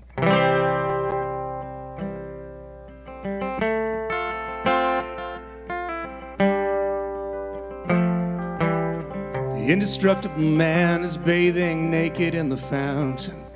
'Cause what does he care what other people think?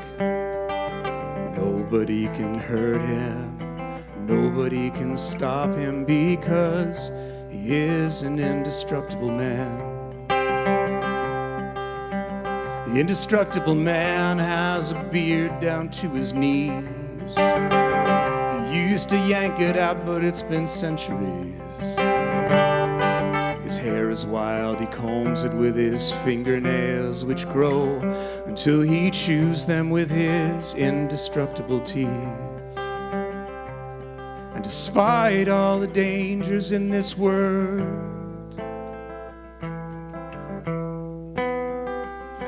I'm glad that I'm destructible. The indestructible man doesn't care about the war. He's strolling barefoot through the minefield. People wave their hands and shout, but he just shrugs and sighs as the explosion throws him 30 feet in the air. The indestructible man can't let other people love him, 'cause he might love them back and they're destructible. Criminals and governments might threaten them with harm, and he would become an indestructible slave. And despite all the sickness in this world,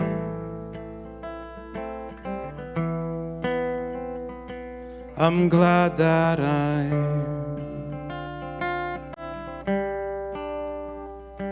destructible.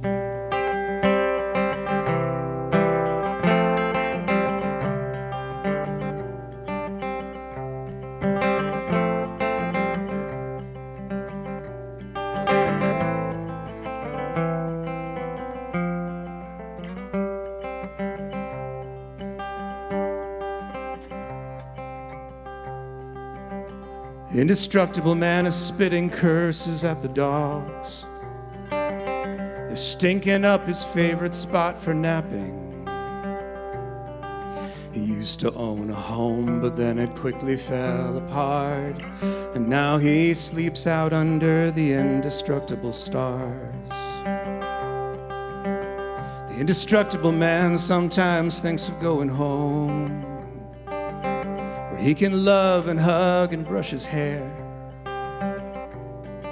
But he would be an ordinary nobody at home, and here he is, an indestructible man. And despite the short length of this life,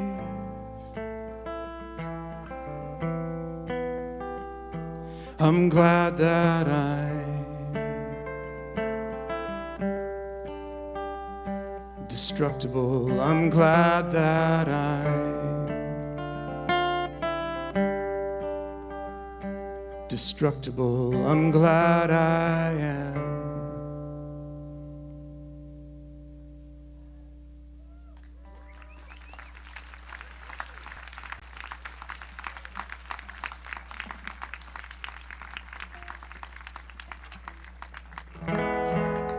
I'm gonna leave you with this last song. My wife and I have been married for over 20 years now. And I never write real love songs, and actually, no kidding, nobody died.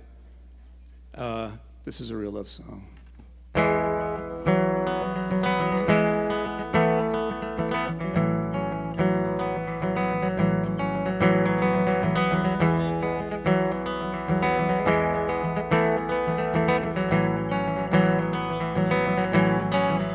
On a day like this, you and I played songs together.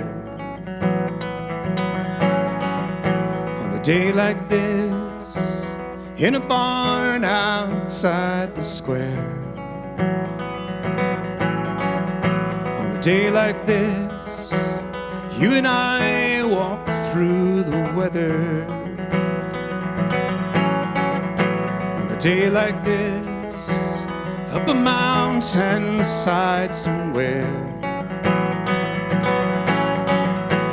And oh, the sun did shine, and oh, the rain did fall, and oh, I tried hard to resist. On a day like this,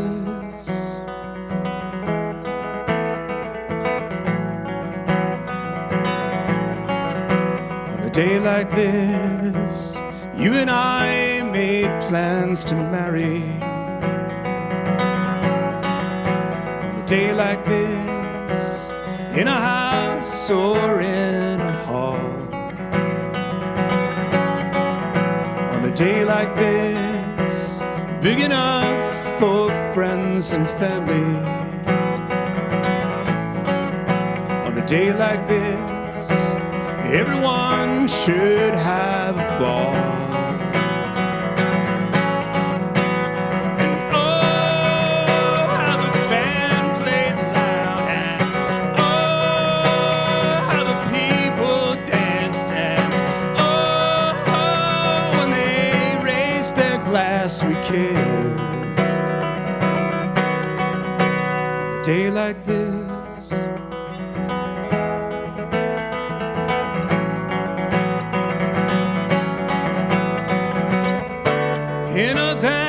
then was now, and everything was happening. You were there, I don't know how, so bright and real, like how it feels on a day like this.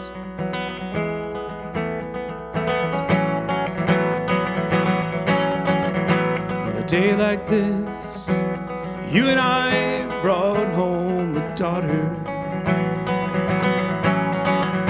On a day like this, and a sister by her side. On a day like this, and the hours flowed by like water. On a day like this, we were 8 feet in the tide.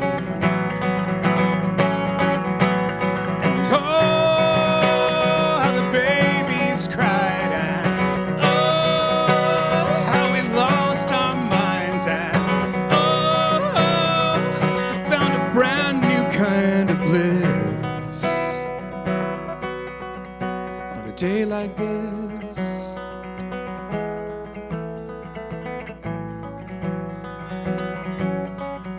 on a day like this,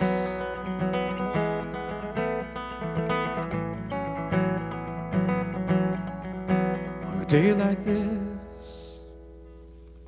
Thank you very much.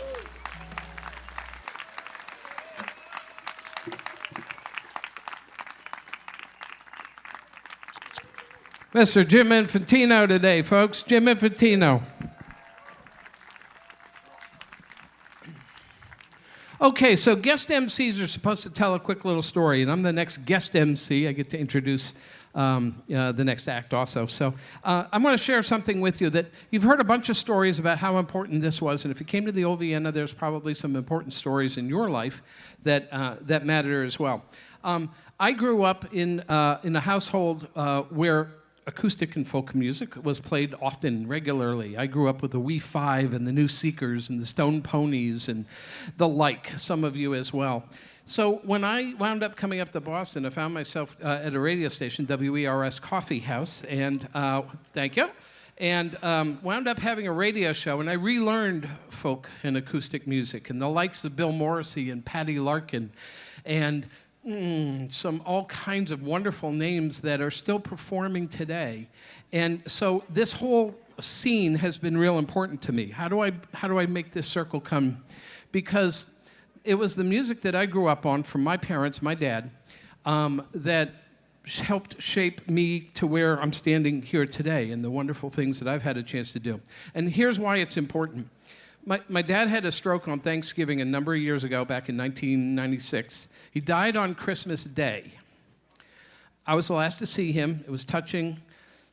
But the very next night was the last open mic at the old Vienna Kaffeehaus, and I'm in Williamsburg, Virginia. And it meant so much for me to come back and host the last open mic that I was there the night after. And that's how important this whole thing is, that you are here and that we're sharing this celebration of what we all love so much. So thank you.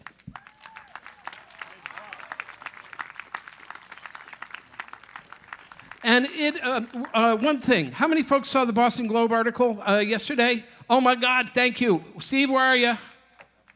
There's a guy here we can thank for that. He's actually with us here today, the guy who wrote that wonderful story. So if you would, a round of applause for the wonderful piece that was written. And to Adam Klein, again, we thanked him earlier today, but none of this would have been possible without his hand and all of this work. For Adam Klein, one more hand, thank you very much. So it's at that open mic where you first get a chance to hear people sing, and often it's for the very first time, and that's how we're going to think about this act that's about to join us up on stage. She made an impression in her very first open mic. It took her 1.5 years to get there, but she got there and she performed, and she went some pretty wonderful places. How wonderful? Well, you may know her music even if you don't know her name, but I think everybody in this room knows her name too. She has written songs for people like, oh, I Don't Know, Reba and Faith and Keith Urban and Little Big Town. Last year, she wrote a song with her co-writer and friend Taylor Swift that was sung by Chris Stapleton. And she started her career at the open mic at the old Vienna Kaffeehaus. Ain't that cool? Ladies and gentlemen, Lori McKenna.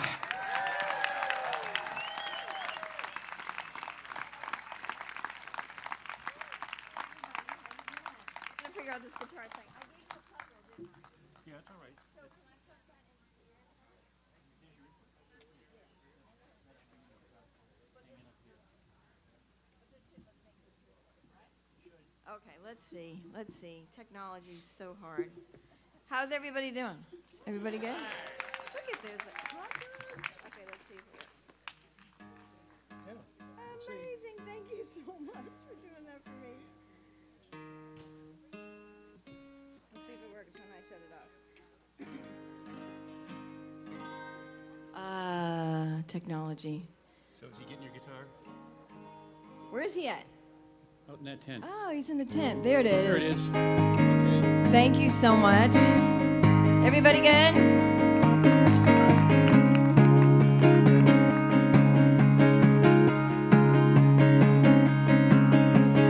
That old house on tattooed skin at the end of the road, where it began, we were too young to know, we didn't know anything, too dumb for making those plans. Would I went to hell if not for you? I guess those storms made us weatherproof. It's where I was born and that's just the truth. I promise you ever since then I've been thanking God for the plans He made,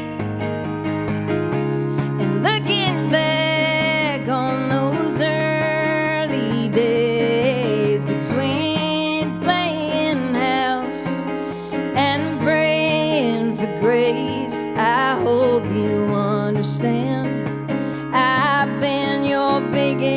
fan since 1988.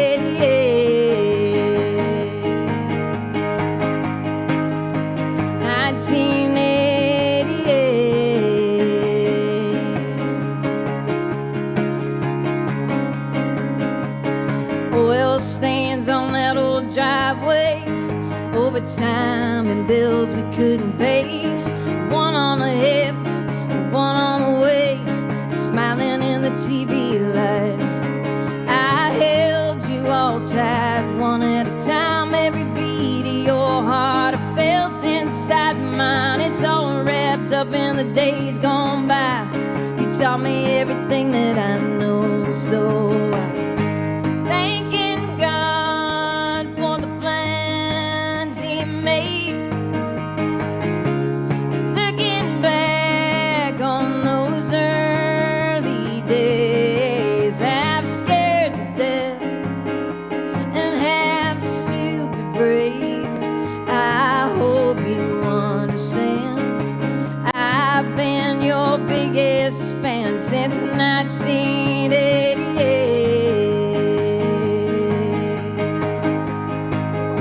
1988.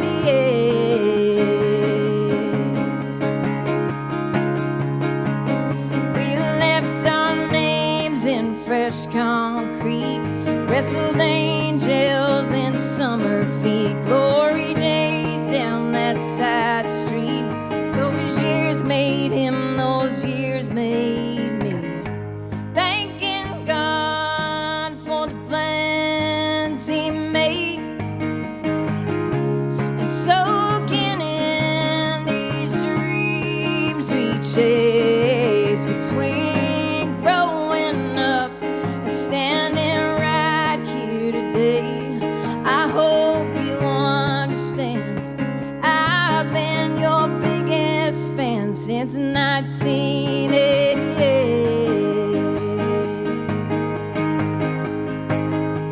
1988. I've been your biggest fan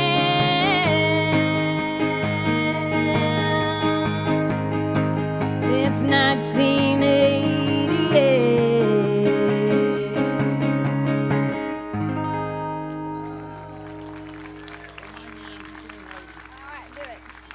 Thank you guys so much.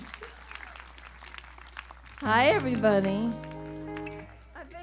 I figured that some of us would remember 1988, so it was a good place to start. Or not.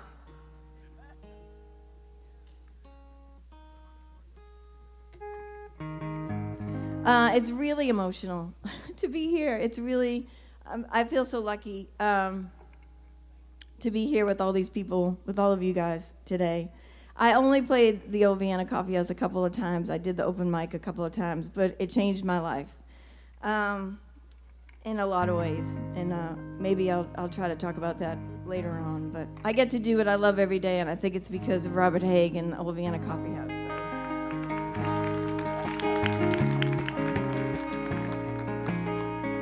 I was selling Tupperware and, trying to figure out how to pay a car payment. Grew up in Stoughton, still live in Stoughton. Can't get me out of Stoughton. My father, his name's Frank Giroux. He worked 42 years at Boston Edison and raised 6 kids, the youngest. And he would walk down the hall of the house that he still lives in, and he would shut all the lights off, and he would say, "I work for the electric company. I don't own the electric company." So when I was 19, I married Gene McKenna, and he's a plumber. He works for the gas company. And we bought a tiny little house. And the first time I heard Gene yell at one of the kids for leaving something on, I was like, oh, it's happening. It's that thing that they tell you is happening. Now the youngest one is away at college. And we're still saying the same things to all the kids.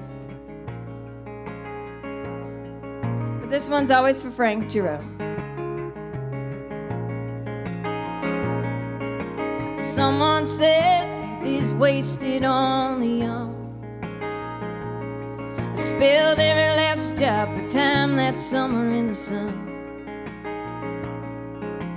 Daddy had a Timex watch, cigarette in his hand and a mouthful of scotch, spinning me around like a tilt-a-whirl on his arm. Houses need paint, winters bring snow. Your kids come on in before your supper gets cold. Collection plates and daddy's billfold, and that's how it goes.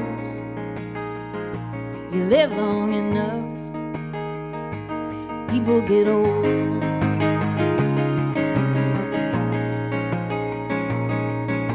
I sat up round beside him in the cab of that truck, going 30 miles an hour down a side road, talking about the fish we caught. And I'm older now than he was then. If I could go back in time, I would in a second. To his beat up blue jeans and a t-shirt with the sleeves cut off. Houses need paint, winters bring snow. Kids growing up but sneaking out the window, hitting every small town dirt road, and that's how it goes. You live long enough, people get old. Yeah, people get old.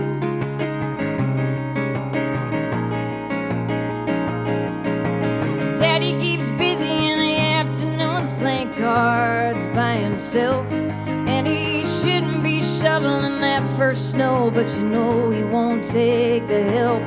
For the pride and love, he don't say too much, but hell, he never did. Do you still think he's 45 and he still thinks that you're a kid? One day you find yourself saying the things they said. You'll be walking up the hallway, turning off every light switch, and you twirl your kids in your arms. Before you know it, won't take too long. They'll be running off, making a life just like you did. Houses need paint, winters bring snow. Nothing says love like a band of gold. Babies grow up and houses get sold, and that's how it goes. Time is a thief, pain is a gift. The past is the past, it is what it is. Every line on your face tells a story somebody knows. It's just how it goes. You live long enough, the people you love get old.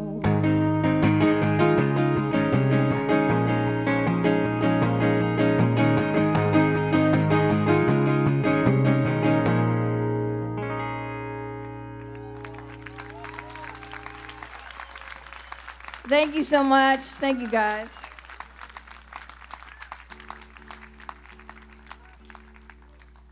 So I only have a couple roads I know how to go down there. When I was younger, there was my husband's drinking too much and I can't find him road, and I haven't been on that. He's findable now, so I haven't been on that one for a while.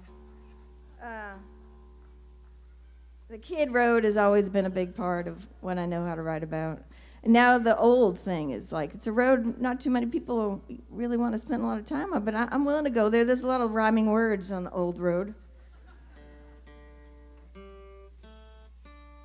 And I'm old enough now that I get to write songs with some of my kids. Jean and I have 5 kids, and 3 of them are songwriters. And Jean's mad at me that they didn't become plumbers. He thinks it's my fault, and I'm like, it's not my fault that they did not become plumbers. It's your fault that they didn't become plumbers, because every day you walk in the door at 5:30 and you have that terrible look on your face, like you've had a terrible day. But I'm over here smiling, trying to figure out how to rhyme sad words together. But I wrote this song with my son, Chris McKenna. It has a 4 minor in it, which is really hard to play. So I get mad at him every time I have to play it. But I heard someone say this, and I thought it was the greatest thing of all time. And every word of the story of this song is true. It's called Happy Children. In this life, there's no guarantee. Right from the very start, Takes all the blood inside your veins, all the kindness in your heart. Don't ask the moon now how you are. He's always looking down. Don't sit in the dark too long. Sit in the sun when it comes out. Y'all meet some funny birds out there in the by and by. You can't make them all love you. There's no need to wonder why. When you're young, you wanna be old. When you're old, you wanna be young. I wish you all the best in case this life's the only one. I hope you find a true north. I hope you make some dreams come true. I hope you learn early that the love you give all comes right back to you. I hope you get up every time you fall and you get back in again. But if you only get one thing that's given, I hope you have happy children. I hope you forgive your parents for the ways they messed you up. I hope some of that was just their way of trying to show you love. I bet part of you is still that kid staring at your bedroom wall, wondering how the world's so big and why you feel so small. I hope you find a true north. I hope you make some dreams come true. I hope you learn early that the love you give all comes right back to you. I hope you get up every time you fall and you get back in again. But if you only get one thing that's given, I hope you have happy children. Happy children.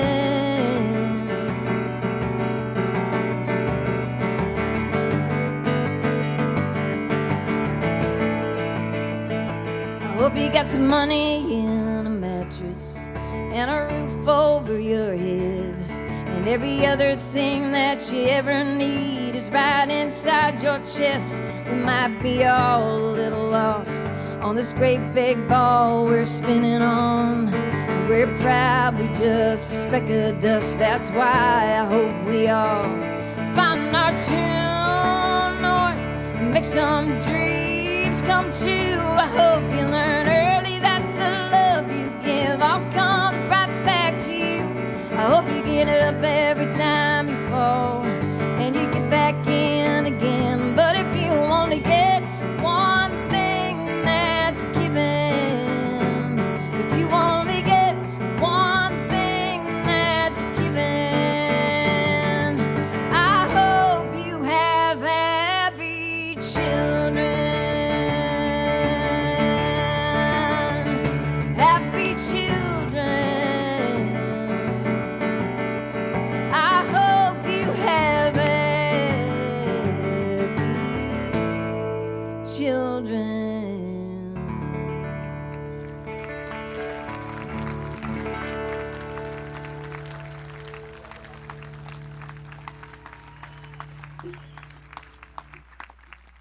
I do. My friend Donovan Woods and I wrote a song one time that basically says, "You're only as happy as your saddest child," and which I heard a great sage say, and I think it's true. And then that turned into Happy Children, which seemed a little bit more on the positive side of things. But my kids have always been a big part of my job. I remember my son Brian, when I started playing out, I took him everywhere. I took him to every show that would let me in. And he's in India right now. He's volunteering in India for 7 months. So which means that I need to be in India at some point. I told my husband in the halfway mark we'll have to figure out how to get to India to see my boy. But the way that motherhood works when you're a songwriter is when you when you make your mom sad, she's going to write a song, and that's just how it goes. And then you're going to have to listen to it forever and ever. So I wrote this song a couple weeks ago, or a month or so ago, I forget now, when Brian was leaving. Maybe it was 2 months ago. He's been there a couple months now. And I wrote it for Brian. I wrote it for Brian, but the more that I get to know the song, and that's the thing about songs is we have to get to know them a little bit. The more that I get to know the song, I think that it let me write it because I really need to figure out a way, and I'm halfway there, that I can just sing it to you and feel it like I'm just singing that I wrote it for you. It's called Tied to You. Just so you know, my husband, the plumber, does not like this song. He doesn't want to ever hear it again in his whole life. And my daughter, Megan, she's the only girl, after she heard it the first time, she called me a name that Jim mentioned quite a bit in his first song. And she's never called me that. She said, "What kind of asshole writes a song like that?" And I said, "Thank you very much." She came up to a show in Maine, and I had to drive her the whole way home for 3 hours with her being mad at me about this song. So. It goes like this. I'm scared too that we don't know why we're here, or where we came from, and if we get to go back to it. I'm scared too that the world seems so unfair, and the TV keeps reminding us we blew it. I'm scared of getting old, of dying young, of staying still, of moving on, of reaching out too far and losing my footing. But the answers lie in little things, so I'm keeping my heart tied to a string that's tied to you, no matter where you're going. And I'm sorry, life can seem so hard, and that I can't fix most things you need fixing. And I'm so sorry we bury dogs in the backyard and still take for granted all the time we're given.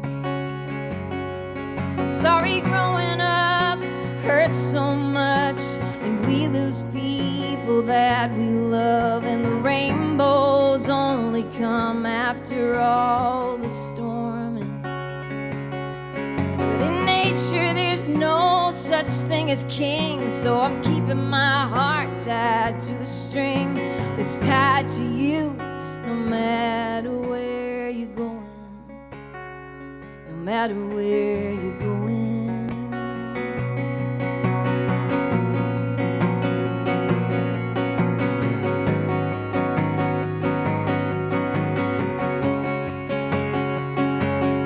So don't forget that we're the lucky ones who feel the feelings in our bones and hold our breath inside our lungs so we don't cry in public. And the breaking only means it's love, so don't ever let it make you tough. Don't ever try to ever rise above it. I'm tied to you. I'm tied, so tied to you.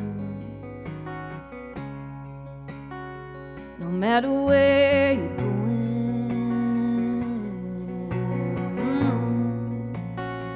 no matter where you're going.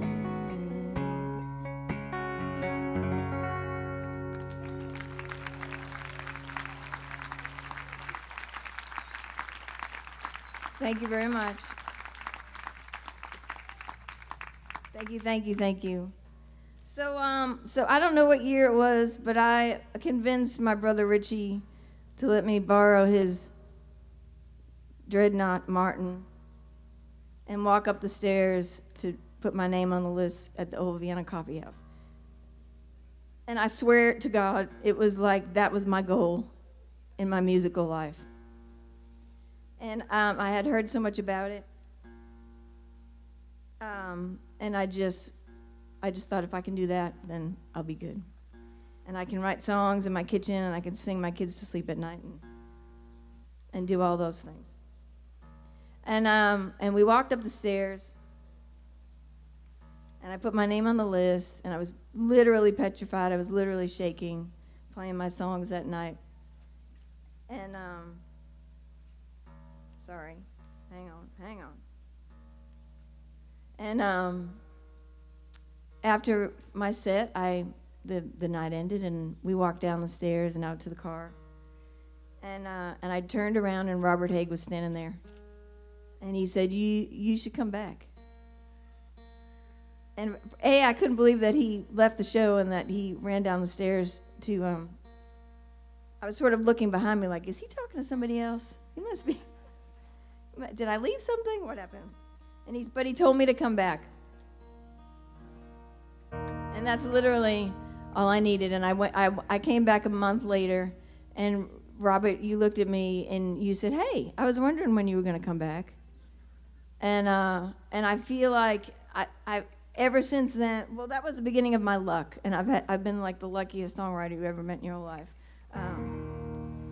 But that was the beginning. And one piece of luck ran into another piece of luck. And I always tell everybody, it has to meet hard work somewhere. But I've had a lot of luck. And it started with that guy over there in this room and the community that was built in places like Old Vienna Kaffeehaus and Passim. And so now, because of Mary Gaucher, another whole different story of beautiful luck and people in this area, in this beautiful, the beautiful community of live acoustic music that we have in Boston. Mary Gaucher played a record that I made for a publisher in Nashville, and I got a phone call. And now I get to write songs for people, and nobody yells at me. Nobody's like, what are you doing over there? It gave me the opportunity to just keep going. So one day, sitting in my house, I wrote this song in my yoga pants, which is the modern day house dress. We had a whole house dress conversation earlier.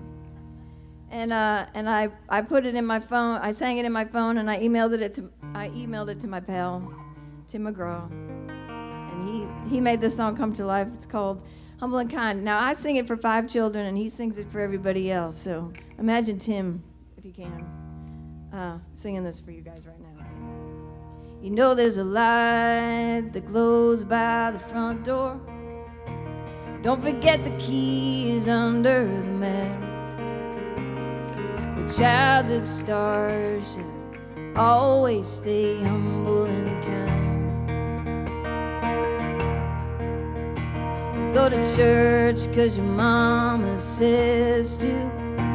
Visit grandpa every chance that you can. It won't be wasted time. Always stay humble and kind. Hold the door, say please, say thank you. Don't steal, don't cheat, and don't lie. I know you got mountains to climb, but always stay humble and kind. Those dreams that you're dreaming come to you when the work you put in is realized. Let yourself feel the pride, but always stay humble and kind. Don't expect a free ride from no one. Don't hold a grudge or a chip, and here's why. Bitterness keeps you from flying. Always stay humble and kind. And though the difference between sleeping with someone and sleeping with someone you love, I love you ain't no pickup lines. Always stay humble and kind.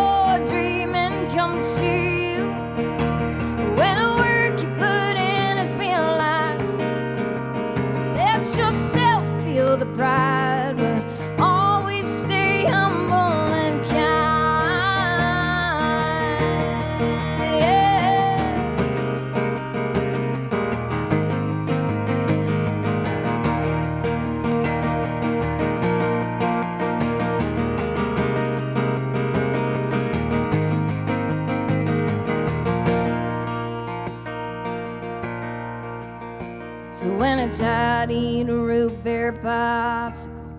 Shut off the AC and hold the windows down. And let the summer sun shine. Always stay humble and kind. And don't take for granted the love this life gives you. When you get where you're going, turn right back around and help the next one in line.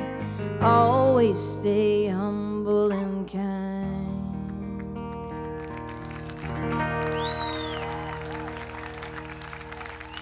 Thank you so much. Thank you guys. Thank you guys. I wrote that song for my kids who don't listen to a word I say, and they really still don't unless Tim McGraw says it, so. I want to sing you a song that I wrote with two of my dearest friends, Liz Rose and Hillary Lindsay. And I got a couple of friends that are going to come out here and help me sing this. Please welcome Amy and Emilia. Let's see if I can get these guys out here. Hello, baby. Okay, let's see if I can tune. I'm the slowest tuner in the whole world. So Liz and Hillary and I wrote this song at 8:30 in the morning one day in Nashville, Tennessee, and I told her that I wanted to write a song called Girl Crush, and it seemed complicated, and Hillary just literally sang the first 4 lines of this song exactly as they are. Later on that day, at 11 a.m. that day, Karen Fairchild and Kimberly Schlappman from the band Little Big Town came over to write songs with us, and they were like, "What have you guys been up to?" And we were like, "We got this weird one we wrote earlier. You want to hear it?" And Karen said, "Don't play that for anybody else. We're going to try to play it in Daggett. I don't know how to do it. This is all a first-time experience."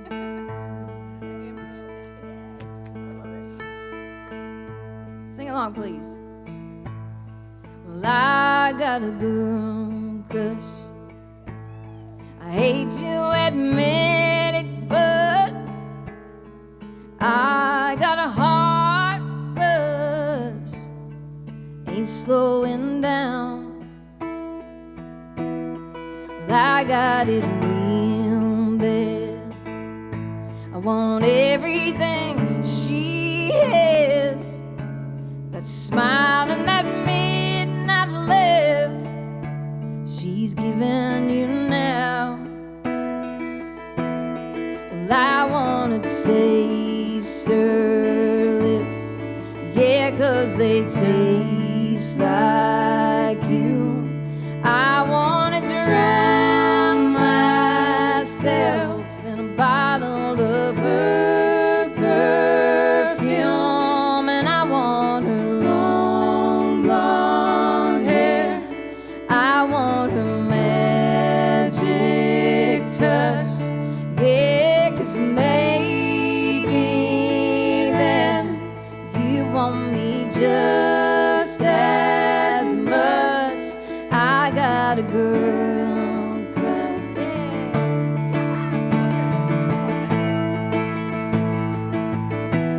yeah, I got a girl crush.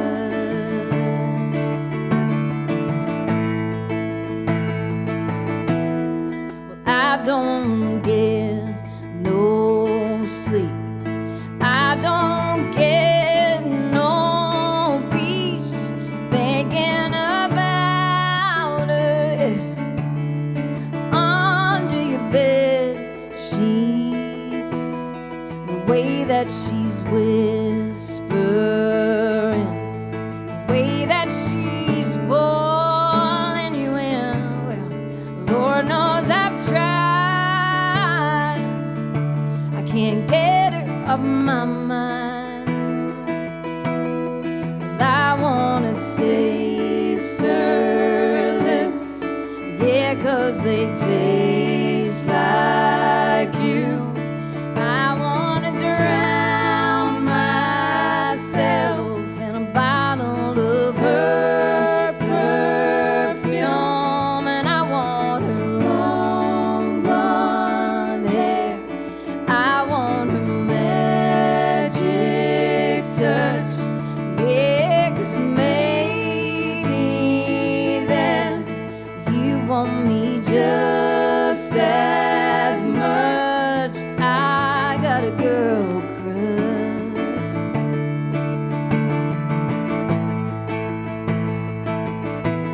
Yeah, I got a girl crush.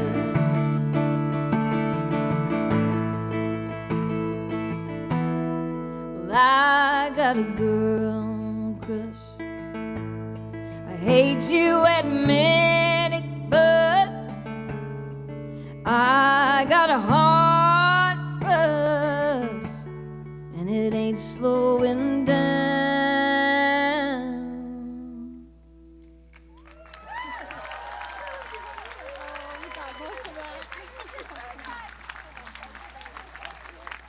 I mean, come on. When I walked in, Amelia was singing, so I was like, please sing, please sing. One more for you guys. Please sing this one with me if you know it. This is a Haigh women song that I wrote with Natalie Hemby and Brandy Carlisle. I love you guys. Thank you so much for having me. Thank you for calling me, Robert. Thanks for following me down the stairs. And thanks for being the biggest part of an incredible community that has nurtured so many of us. So I literally would not have left my house if not for you guys. So thank you for being so good to us.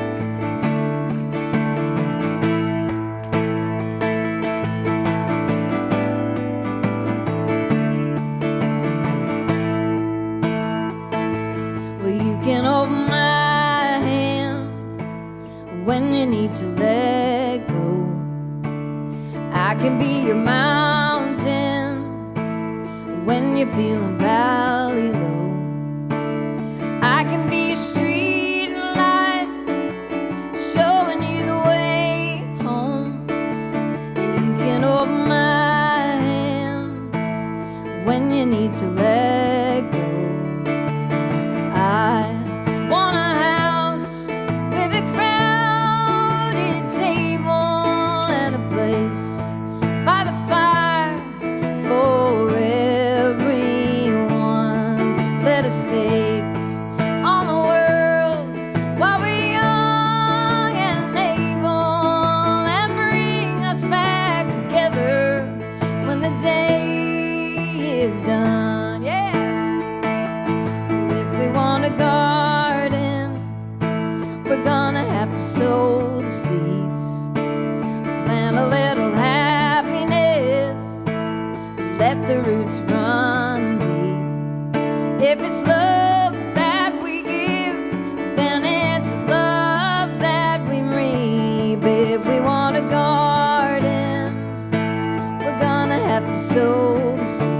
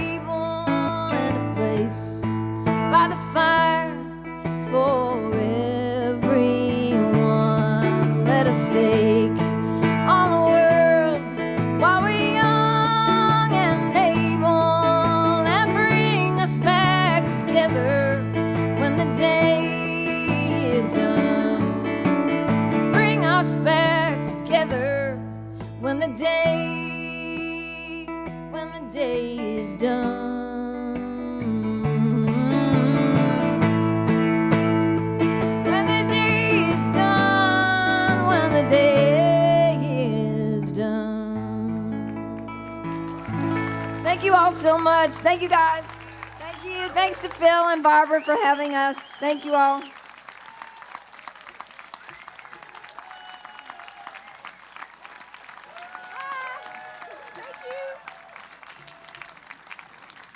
Laurie McKenna, folks.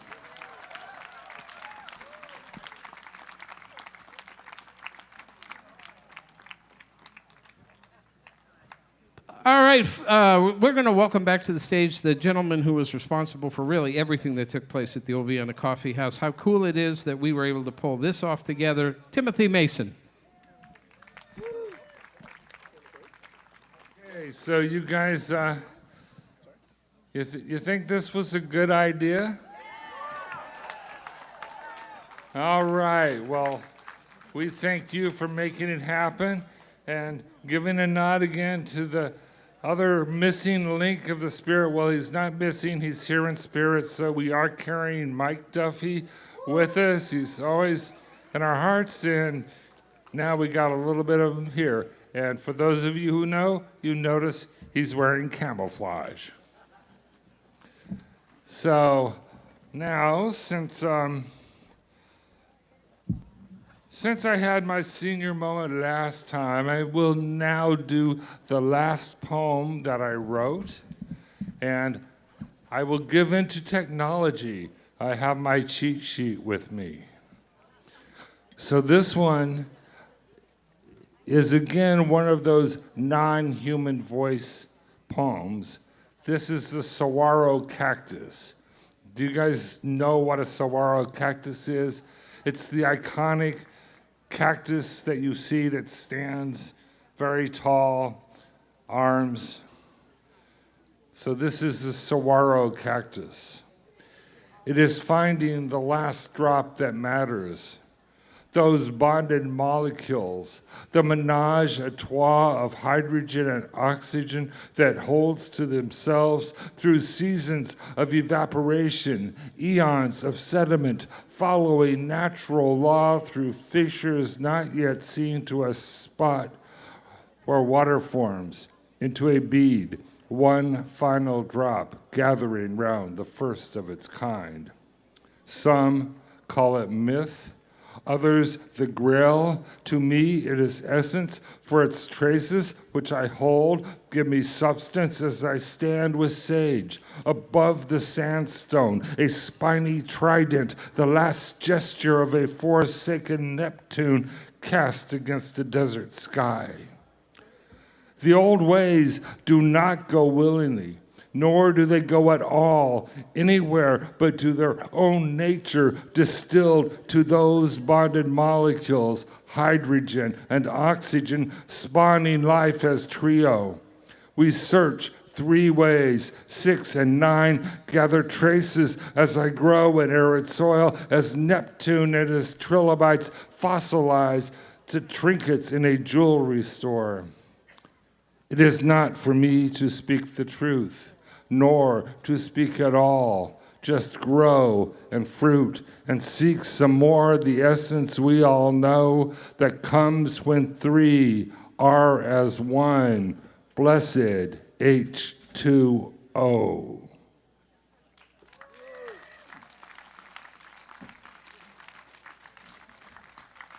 Well, thank you. And not only was the Boston community a huge part of the old Vienna experience, but we came out of a little espresso joint in Worcester, the coffee kingdom. And the Worcester community, which is very rich in talent and offers an awful lot that's often overlooked, was one of the other nurturing forces of the old Vienna. And it's my pleasure to welcome 2 artists who were very, very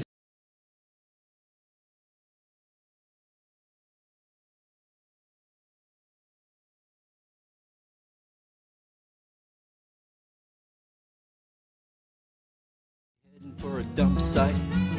My dad never had a sticker and he never got caught, but he always came home with more than he brought, and that's why I got broken badminton rackets down in my cellar. Yeah, I got a bunch of broken badminton rackets hanging down in my cellar.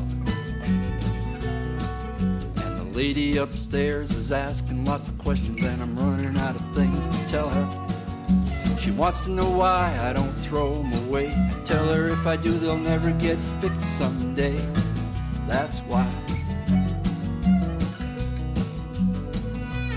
She don't mind the 2-foot squeegee I got up against the wall down there just in case.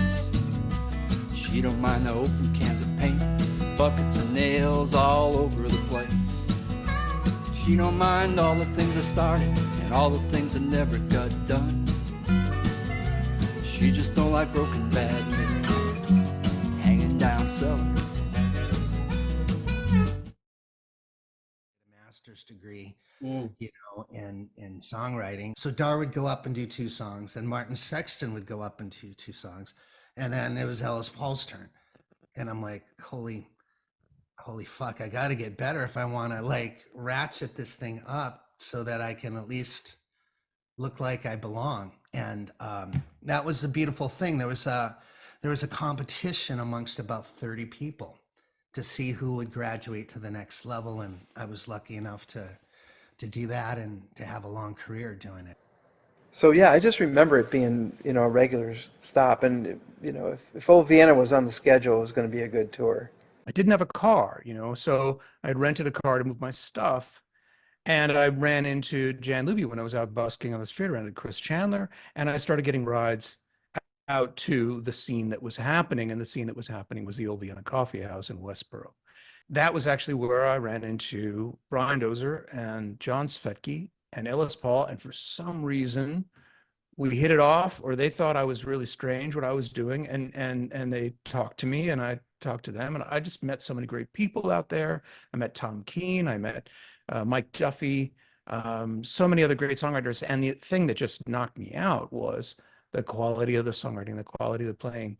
And that was where I realized I had made a really great decision not to be in kind of random rock clubs in Philadelphia, but part of a real, yeah, you could call it a folk scene. And I think I never felt totally comfortable with the folk scene, but the songwriting scene, I really felt at home in. I saw the way that you and Mike handled the open mic at the Old Vienna. And I so admired that. And I thought, you know, this is great. There's great structure here, and there's great freedom, and there's always support, constant, gentle support. I just kept thinking, you know, that's kind of what I want to do while I grow up. I want to help support other people. And I modeled it after how you ran that. But I got to be friends with him. I'm not sure how that evolved. I know that he and Chuck Brodsky, especially with their hockey fanship, you know, they had a club together, and I wasn't part of that club, but Chuck and I were dear friends. And so I think through Chuck, somehow or other, Mike and I became very close friends. And I would come to visit him, and I remember that I have never known a greater family man, husband, father, and a friend to musicians. He would have musicians come out to his little fire pit back behind his house. We'd sit around, chew the fat, and play songs. And he asked me, he said, I'm gonna do a couple of songs at this show. Yeah, you play some guitar with me? I said, yeah, man, I'll be your band any day. Mike Duffy just blew my doors off, you know, every single time. You knew the joke was coming, and still he made it work. Yeah, Don White. I mean, Jan Luby herself, who was my ride most of the time. You know, people had been talking about it. I drove, it was quite a long way. I'd worked all day. It was cold, snowy, and I got there, and I signed up, and it was like number, I don't know, 50, 28, or, you know, like the very end. By the time, you know, I waited around, and by the time I got on stage, they were putting the chairs on the tables. You know, it was you and you know, just a couple of people left, and I drove home going, that place sucks, I'm not going back there no more. And then the next day, Tim called me and asked me if I wanted to open for Taj Mahal. And at the time, I had never opened for anybody. And I said to him, you know, I came out the other night, and I really love that place. So that can trace that all back to the Old Vienna. I still have fans that I made from opening for other people there, who come to see me now. So yeah, the idea that it was a system, that it was designed for you to move up and build an audience. So that required, well, a good host for the open mic. It required that the venue had shows all the time. We couldn't be just doing one a month, right? It required that the person doing the booking was there all the time. And I think it helped that he wasn't a musician. It helped me because lots of times in those days, I wasn't very good. I didn't sing well or play well or anything, but he wasn't attached to that. Tim Mason. He saw that the audience liked me. It was for me like, we were all sitting around a fire, and I would throw in my kindling, and you would throw in your kindling, and everyone would throw in their piece, and somehow the muses would light the spark, and it would kindle up into this beautiful story. That would make sense. There was a narrative that opened up, not from me or you, but from the circle. I was really conscious of that. When things, I actually have a couple of flyers here that from the old Vienna. Here you are. I'm going to put these up here in a second, but here you are with a feature act, and this is in April of 1991, and you're surrounded in here by Alison Krauss, Cheryl Wheeler, Rick Danko from the band, Mr. Wilcox below you, local guy Duke Levine, who's on tour with Bonnie Raitt or whoever that is. So you're in some pretty good company there.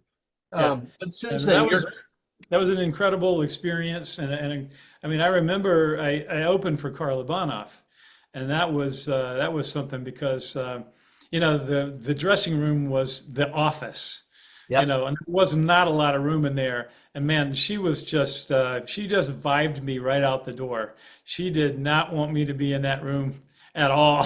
So I basically stood at the top of the stair the entire time, to wait to go on.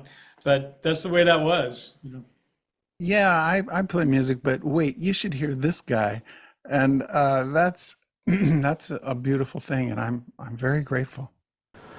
The thing I'd like to share about folk music is that trans folk music, not necessarily singer-songwriter music, but folk music transcends generations. In fact, many of the songs that are sung now are 200-300 years old, variations of them. And it's a type of music that doesn't age, it doesn't divide the generations. If anything, it can unite them. Go to a camp sometimes, listen to camp songs. Those songs have been around generation after generation. That's folk music.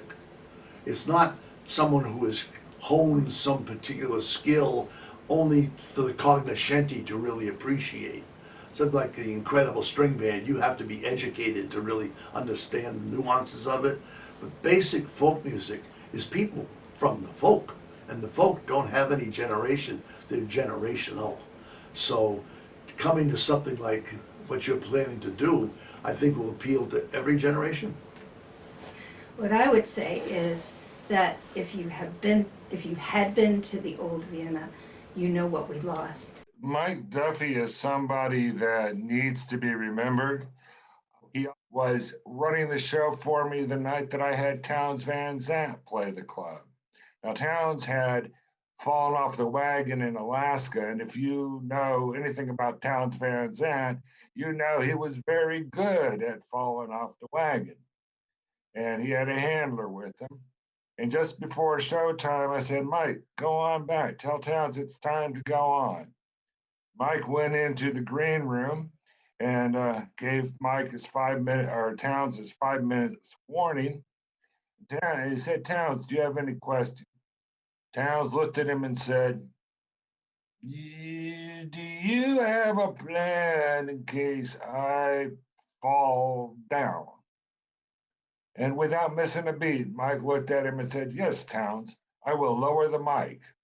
Yeah, it was a lot of fun. I was telling my wife this evening the story of how I wound up at the old Vienna, and I told him 3 times I didn't want to work there. He tried very hard to get me to come work there, and I was studying television, not radio, and was pretty well convinced that wasn't where I wanted to go. And what a loss of a big part of a special part of my life that would have been if I had not let him convince me that that's where I needed to be. Here's to the old Vienna Kaffeehaus and Robert and Tim and all the crew, everybody who I've known for so many years because of that wonderful place. I was originally thinking I'd play it safe and just play something I know really well, but this is kind of like the Old Vienna Coffeehouse open mic for me. And so this is a new song that I'm not sure I know. Thank you so much for all you've done for all of us, and Tim as well. You guys are, we wouldn't be doing what we do without you guys, so thank you so much for that. But at a certain point, as I was getting more confidence, I noticed how supportive you were of people who were just coming in for the first time. And, you know, I've just become such I've really zoned in on that moment when people realize that they can create something that people want to hear on their own terms. And that was, like, I remember driving through the foggy New England roads in the fall and the spring to come to the open mic, and that really beautiful, eerie, you know, Nathaniel Hawthorne-y, New Englandy feel, just to get to this, you know, to the parking lot and go up with the guitar and sign up. And that's such a big part of the romance to me. I moved to Boston in the early 80s. The old Vienna was the place. It was kind of like Mecca. So I would go out there, and this is right around the time, the early 90s, that I met Ellis Paul. I met him at the nameless coffee house in Harvard Square. So Ellis was hip to the old Vienna, and this was his North Star as a young singer-songwriter starting out. He used to bow to the stage of the old Vienna, and he took me there one day, and it was just how I remember Godfrey Daniels.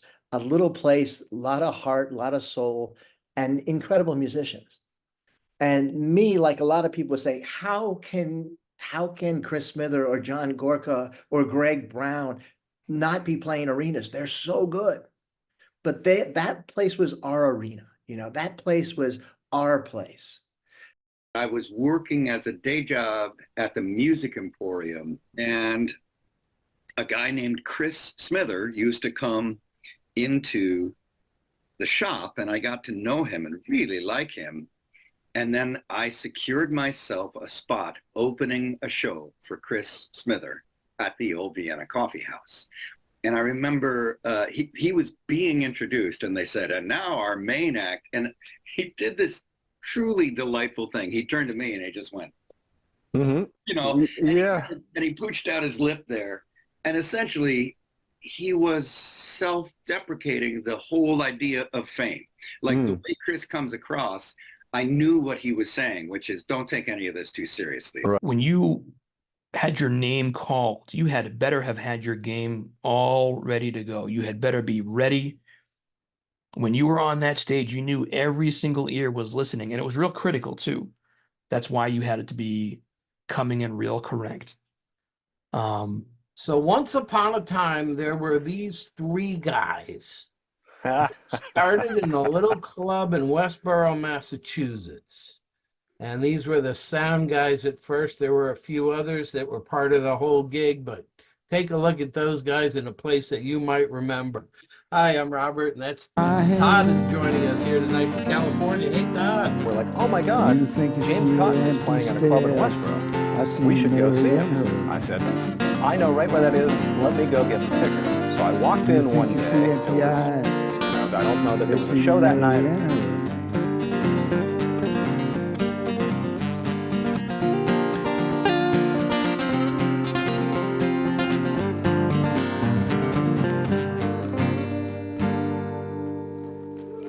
Thank you very much.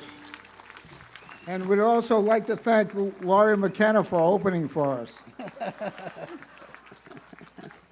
Or was that Cursor, I guess, really? Yeah. She's great. What a great show tonight, huh? I mean, everybody. That Don White guy, he knows how to put on a show, too. My.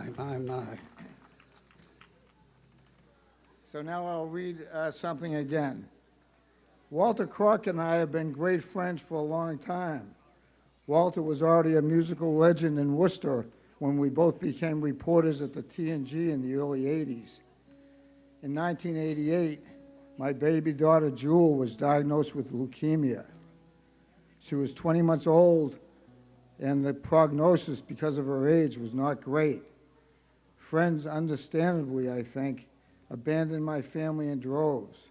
Who wants to be friends with a family who spends the majority of their time on the 5th floor of the UMass Medical Center?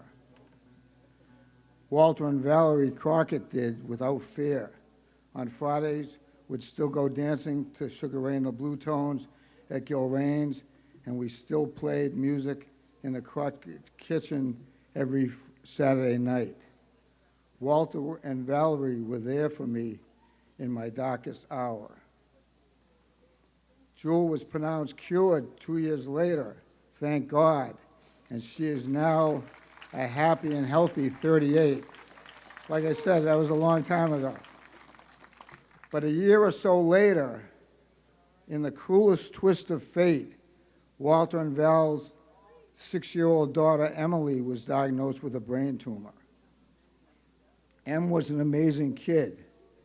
Even with the brain tumor that caused her to become legally blind, she befriended Garth Brooks, swam with dolphins, wrote songs and played piano, went to Harvard University, and loved dirty jokes. Val herself may be the most amazing woman ever, certainly one of the most. Tim Walls would say. Tim Walls? Thank you, Paul. Tim Walls, yeah, he goes like this, don't you know? Oh. So this is a song that I wrote for Jewel a few years ago when she moved to Florida, and she's doing great.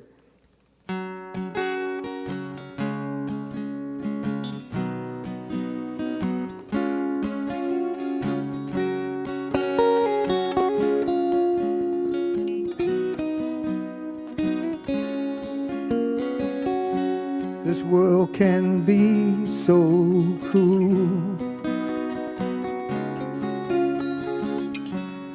People will hurt you and desert you, lie and cheat and treat you badly, turn away when you need them. My love will harbor you. Wherever you may roam, my love will harbor you. You'll always have a home in my heart.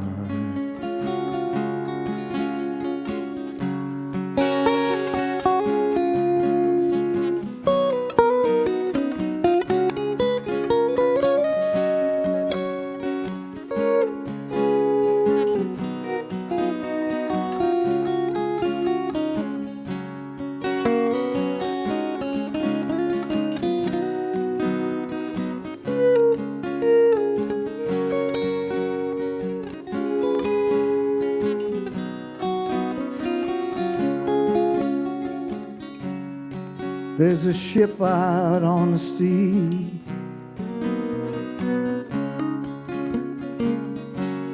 tossed and battered by the waves and the wind. When your life is like that storm, I'll be the port to shelter in. My love will harbor you.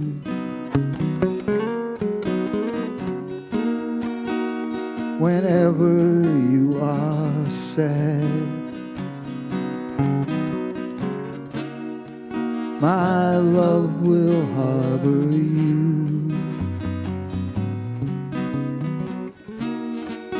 I'll always be so glad I'm your dad.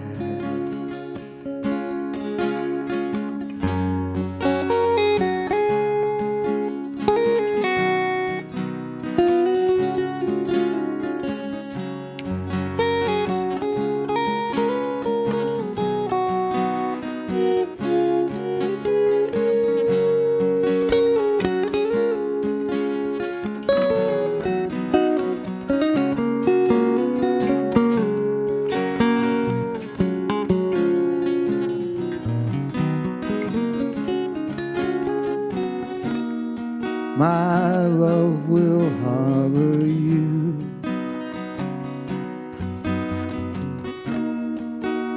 Wherever you may roam, my love will harbor you. You'll always have a home in my heart.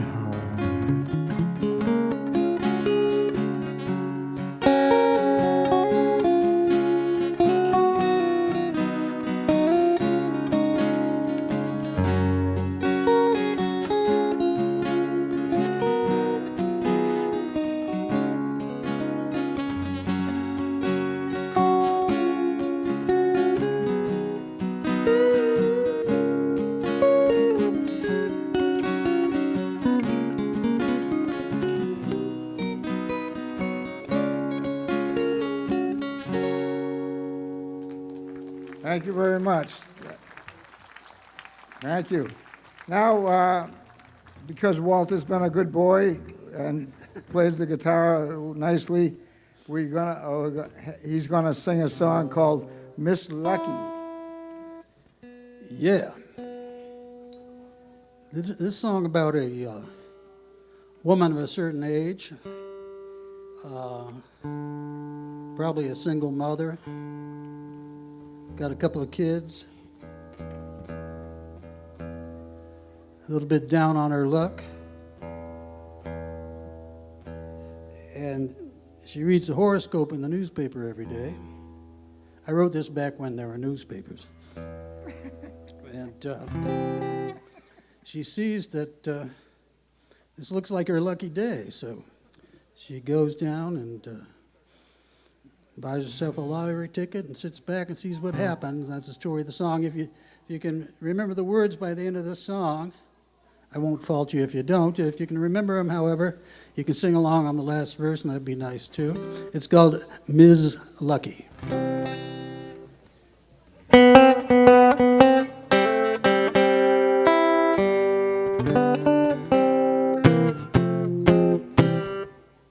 I want to send this out to my wife.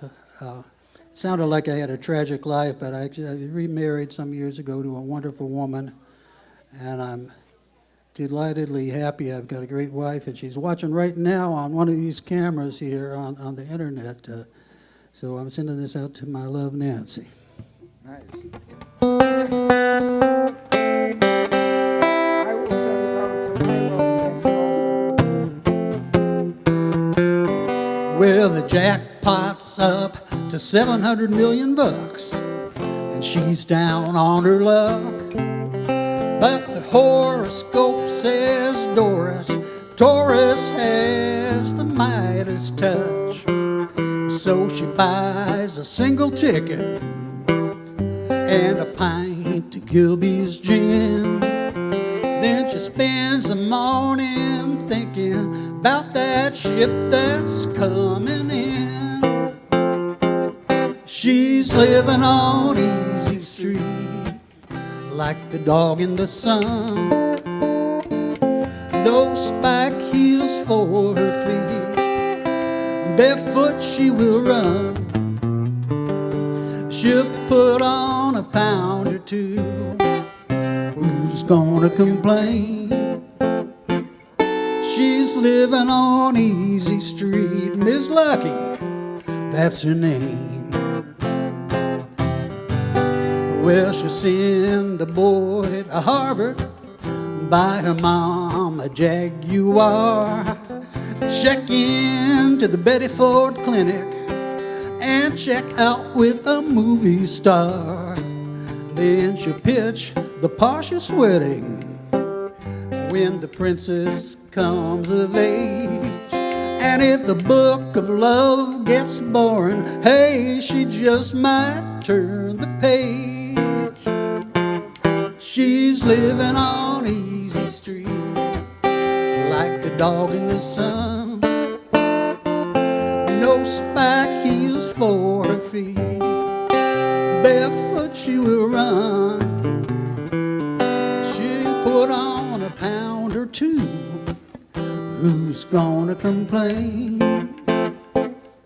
She's living on Easy Street, Miss Lucky, that's her name.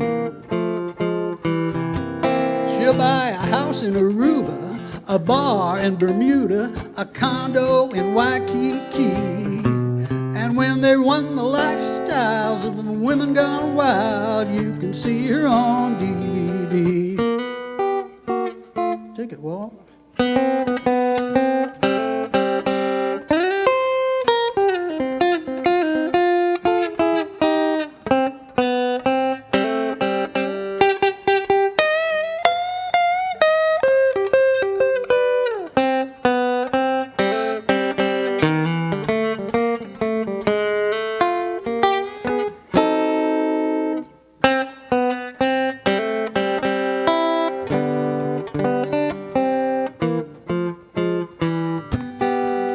Numbers roll at 9 p.m. Lottery Live on Channel 10. First to 7, then comes 11, and you know she's gonna win. 22, she laughs. 33, she cries. 44, she screams. Makes her sister pinch her black and blue just to prove this ain't no dream. She's living on Easy Street, like the cat in the hat. No scrimping on bleacher seats, no trimming the fat. She'll be breaking a rule or two. Who's gonna complain? She's living on Easy Street, Miss Lucky, that's her name. She's living on Easy Street. Everybody sing like a dog in the sun. No spike heels for her feet. Barefoot she will run. She'll put on a pound or two. Yoo-hoo! Who's gonna complain? She's living on Easy Street. Miss Lucky, that's her name. Living on Easy Street, Miss Lucky, that's her name.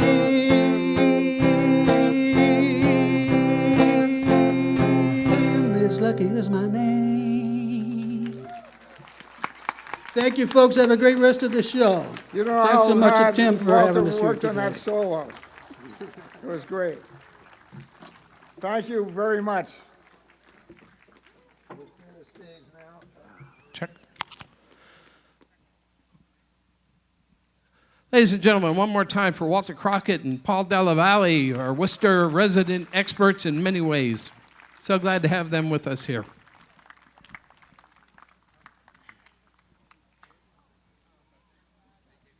Our next MC guest is pretty special in a lot of ways. We're very excited to have Ellen join us all the way. She flew out here on her own dime all the way from Texas, where she now makes her home. But she used to make her home right around this neck of the woods, and her home was made with Bill Morrissey. The two of these folks were together for a great many years, and they called the Old Vienna Kaffeehaus their home club because they had a special affinity to this place. They loved the Old Vienna. They loved playing there. You all have seen the picture of Cliff Eberhart and Bill playing together for Bill's 40th birthday, and that's the kind of camaraderie they had there so much. Well, Ellen very graciously heard about this all the way in Texas and said, I'm coming out. I want to be a special part of this special day. And we couldn't be more pleased that that has happened. Ladies and gentlemen, please welcome up Ellen Karras.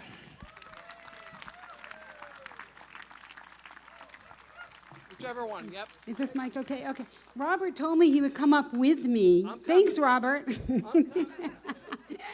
So, I guess they asked me to come and say something about what Old Vienna meant to Bill Morrissey and to us. We lived in Sudbury, and Old Vienna was like our home.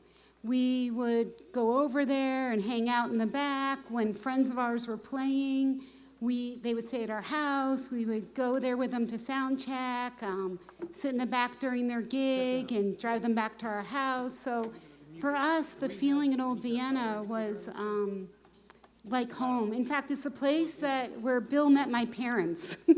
Now, I was raised in Wellesley, not that far. I could have brought Bill there, but I sat in some neutral territory, so I thought Old Vienna was a good place. So during a gig, they came early and met Bill. That's how comfortable we felt there. And it's at Old Vienna, the audience just would come up to me and say things. And I remember once after a gig, Bill played this song Off-White, and he would, it was about getting married. And an audience person came up to me afterwards, grabbed my arm and said, "Why won't you marry him? We need to talk to you. A few of us want to talk to you." So I learned that the audience, we're all in this together, and they cared so much about Bill. And Old Vienna is a place when Cliff would play, our dear friend Cliff. He would stay with us, and I even would have Cliff would come and stay with us if Bill was out of town, and we had friends playing. Remember Robert Earl Keen was playing at Old Vienna, and Cliff and I went to the gig, and Robert came back to, Robert Earl came back to our house and hung out. All you're going to say about that. Yeah. The rest is for the after party. Anyway, Cliff Eberhart is one of the best friends Bill Morrissey ever had. The first time Bill told Old Vienna about Cliff, I think, told Cliff about Old Vienna, and I don't know. That's all I can just say is Cliff Eberhart, dear of my heart.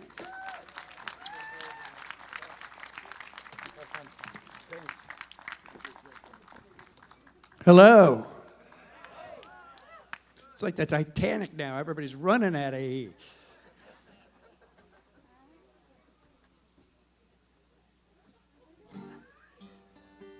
You should have signal.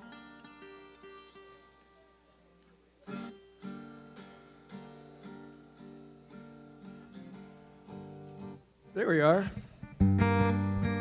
Yeah, Bill, when my first record came out, I was playing all over New York and Philadelphia and stuff, but I couldn't get hired in New England. And so Bill had me do a guest set for him at the Old Vienna, and I got hired that day. So God bless the Old Vienna Kaffeehaus.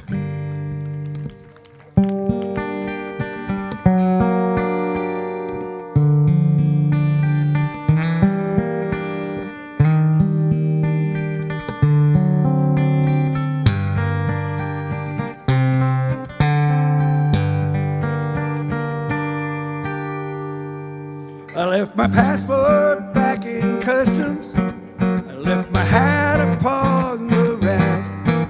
I left my phone in my hotel room, and it's never coming back. All my things belong to others. There's no such phrase as lost and find. I'm getting sentimental for all the things I left behind.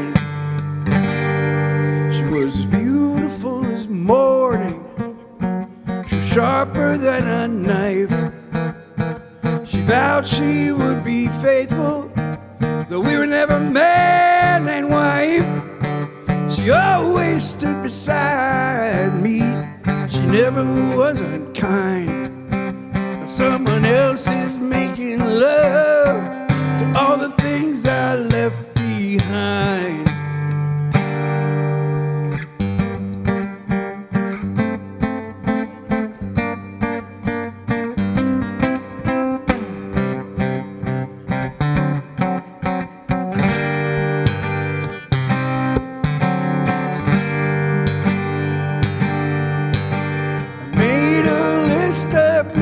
Things I totaled up the cost, but lately it occurs to me maybe I'm the thing that's lost. I left my past in my subconscious, what we forget we soon regret. I left my heart in San Francisco, just like all the rest. Now did you look before you left? I wish there was a sign. Now I'm making my apologies to all the things we left behind. Thank you. I left my passport back in customs. I left my phone in my hotel room, and it's never coming back. All my things belong to others. There's no such phrase as lost and find. I'm getting sentimental for all the things I left behind. We all want a second look, all the things we left behind.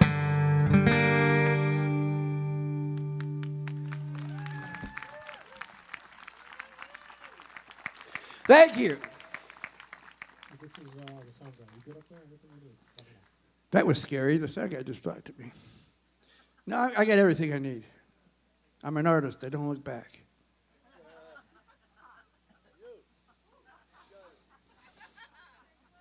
What? So this song, well, first of all, being here is so great. When Robert got in touch with me about doing this, I volunteered immediately because there's so many people here that are like family. I mean, these are people that I've worked with my whole career, and we love each other, so it's really nice. Thank you. I'm trying to find a pick in here. Hey, Eric. I didn't know you were here. I could tell. Here's another song. Thank you. I'm going over like blazes here.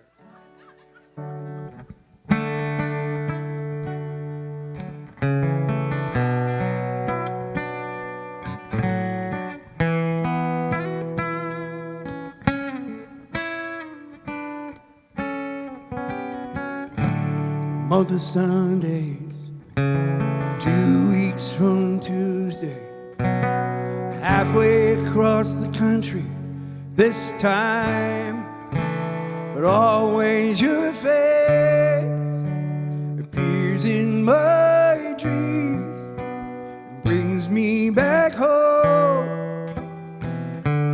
tonight. Always your face in my memory. I don't feel alone tonight. Lost on the thruway, headed the wrong way. Your arms can't reach me this time. Always your face appears in my dreams and brings me back home tonight. Always your face in my memory. I don't feel alone tonight. Now no one ever warns you how this life can toss or turn you when you follow the paths of your dreams. How these nights feel so long, these feelings so strong. I would give anything to see you again. Always your face appears in my dreams, brings me back home tonight. Always your face in my memory. I don't feel alone tonight.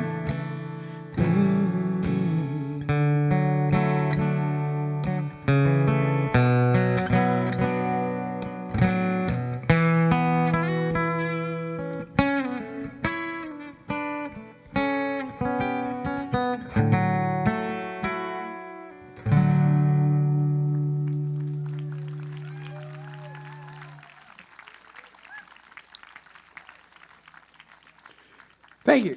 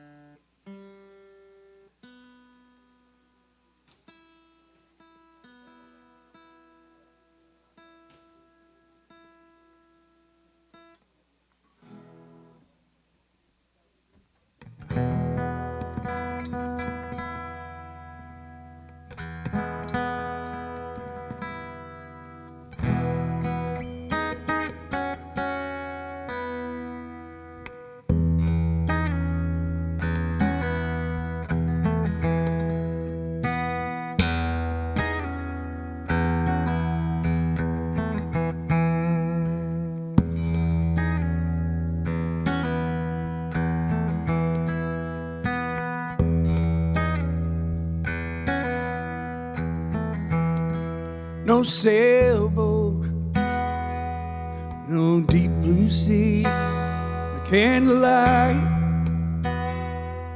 just you and me. No violins, just jungle beat, just warm, wet night on city street. Just your eyes in mud, no moon above, that kind of love. I can hear the noise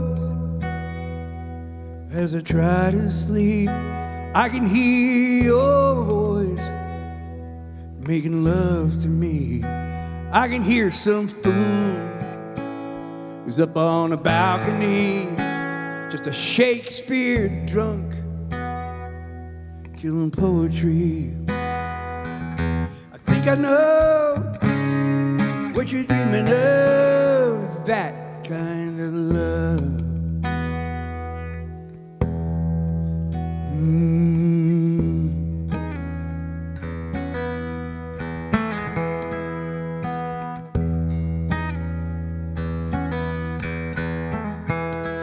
Everybody worries, everybody runs, everybody runs.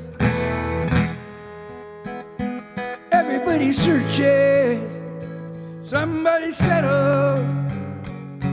Everybody wants to be in love. No big house, no big hill, little room, no big thrill. Summer hot, winter chill. I love you, and I always will. Tongue in cheek, hand in glove. Do you know what I'm thinking of? That kind of love. That kind of love, that kind of love.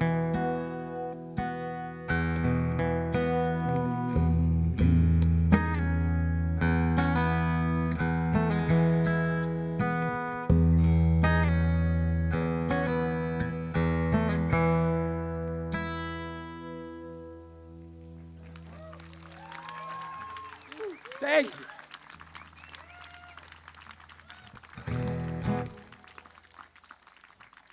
Thank you so much.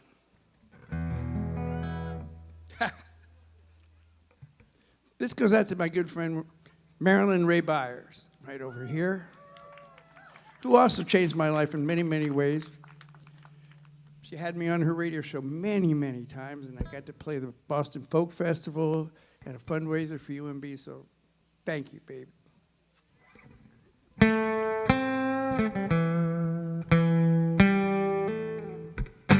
Come a midnight train, and it calls your name. Can you hear that whistle blow? Better pack your bags, 'cause you leave tonight for the high above and the down below. Yes.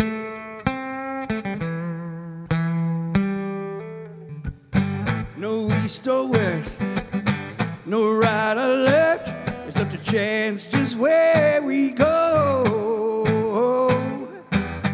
'Cause the go-between is a slot machine in the high above and the down below.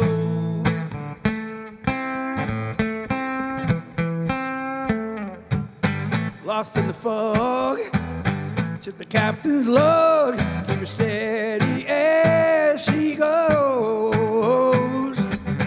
At the river Styx, all abandonship for the high above and the down below.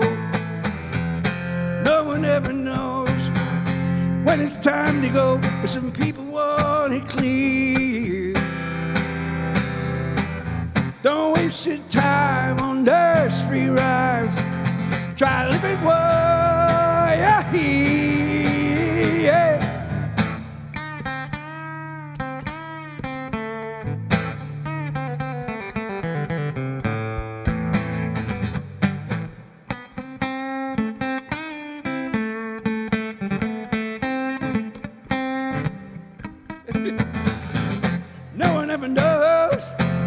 when it's time to go, some people want it clear.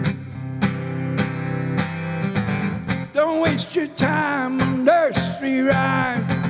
Try a little bit what you hear. Come a midnight train, and it calls in name. Can you hear that whistle blow? This train stops twice, but it's all one place, for the high above and the down below. For the high above and the down below. For the high above and the down below, yes.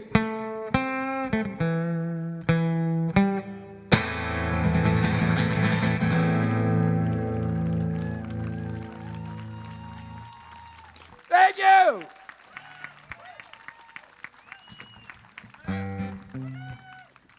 Well, this next song is the first song I ever wrote. 16. And at that time, this is back in the early 1900s, you could go into publishers' offices in New York City, and a publisher would come out and you could play your songs for them, and they'd critique you. And I'd written this song, and I thought I was going to get signed and everything was going to happen for me. And I went to 6 publishers, and all of them said, nobody's ever going to record that song, Cliff. Well, Sean Colvin and Lucy Kaplansky recorded it. Lucy Kaplansky recorded it. The Sound Project recorded it. Buffy St. Marie recorded it. And Erasure recorded it. I know.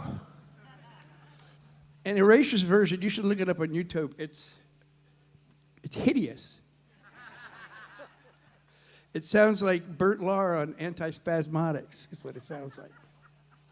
And what they did was they changed some of the lyrics to my chorus. And you're not allowed to do that without permission. Actually, the songwriter can get your record pulled from the shelves if they don't like it. And I did not like it. And I called my publisher in New York, and I said, have you heard this thing? Have you heard this thing? And he said, well, they sold 30,000 copies last weekend in London. I said, I love the way they do my song.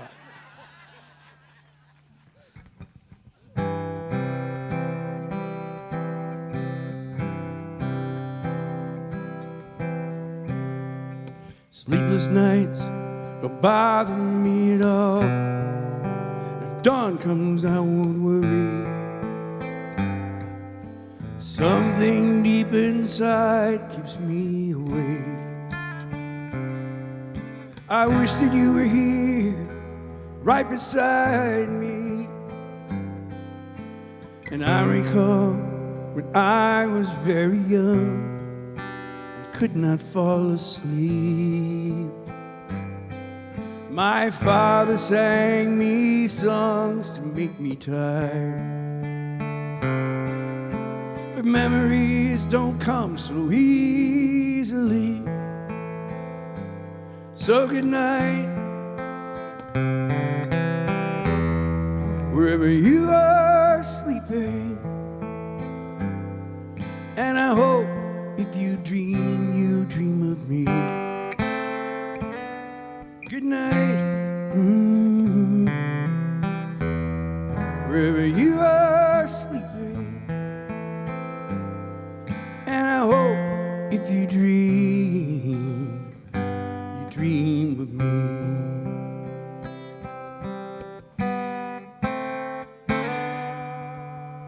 Now I lie awake, it's no fun, tossing and turning. I would call you if it weren't so very late. Telephones won't bring you close to me. And I recall all the nights we stayed up late, wide awake but still dreaming. There was nothing on this earth that can make me tired. The memories won't come so easily. So, good night, wherever you are sleeping. And I hope if you you dream of me. Good night. Wherever you are sleeping, and I hope if you dream of me, and I hope if you dream of me.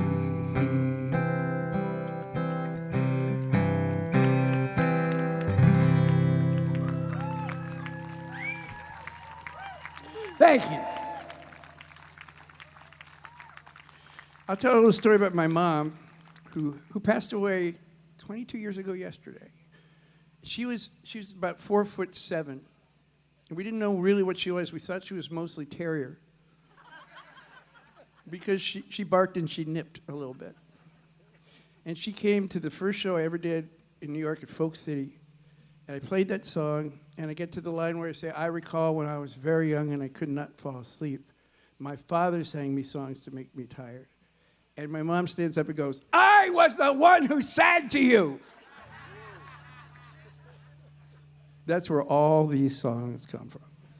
I remember Odetta was on stage with me, and she looked over at me, she said, yours? I said, yeah. And she said, oh, Lord.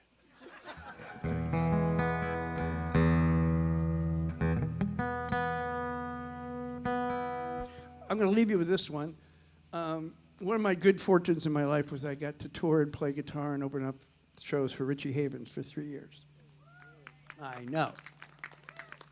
And he made such an impression on me when we ended up being very close, lifelong friends.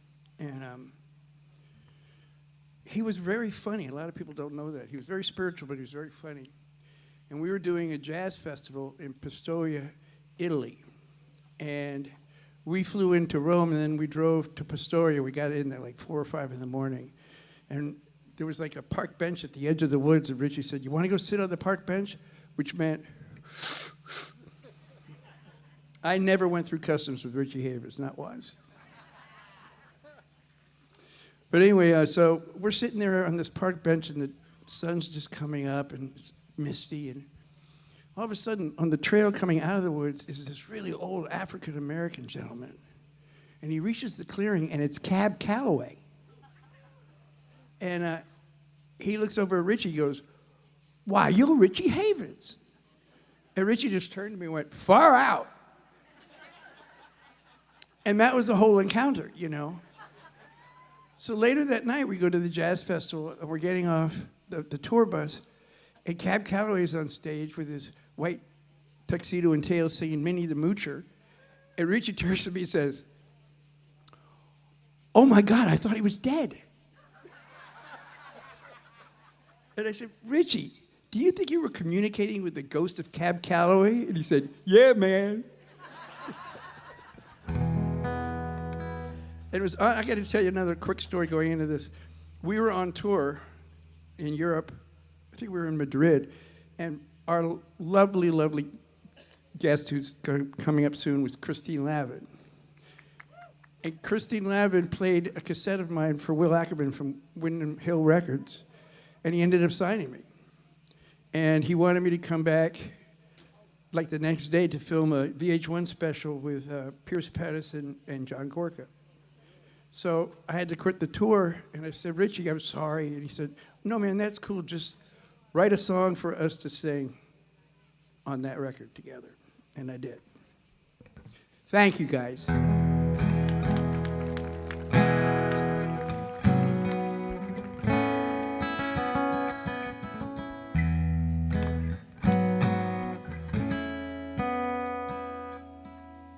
Mosquitoes.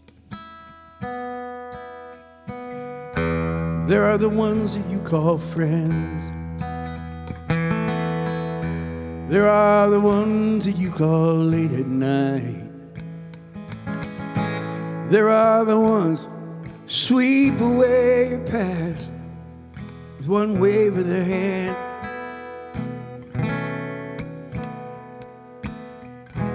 There are the ones that you call family. There are the ones that you hold close to your heart. There are the ones see the danger in you, and they won't understand.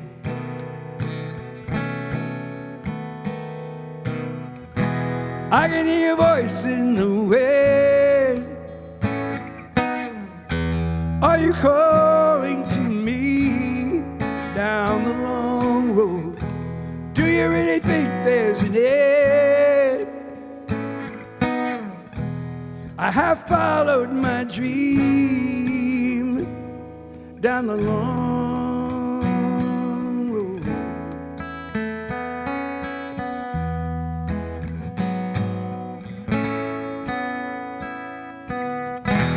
You are the one that I met long ago. You are the one who saw my dream. You are the one took me from my home, and you left me off somewhere. Somehow I feel you are here, and you are waiting in that dream. Somewhere down this road we will awake, and we'll be at the start again. I can hear a voice in the wind. Are you calling to me down the long road? Do you really think there's an end? I have lived my whole life down the long road. Yeah. I gotta find you tonight. Are you waiting for me down the long road? I have followed my dream. I have followed my dream. I will live my whole life down the long road. Are you waiting for me? I can hear a voice in the wind. Are you calling to me down the long road? I have followed my dream, and I will live my whole life. Yes, I can hear a voice in the wind. Are you waiting for me? Are you waiting for me? Your voice in the wind. Your voice in the wind. The wind.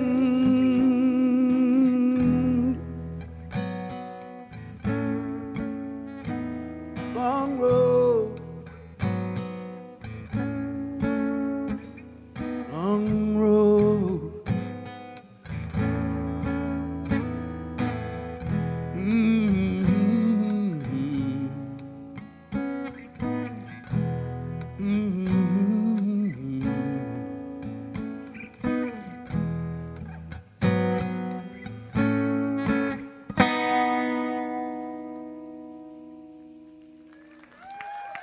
Thank you very, very much. I love you all. See you later.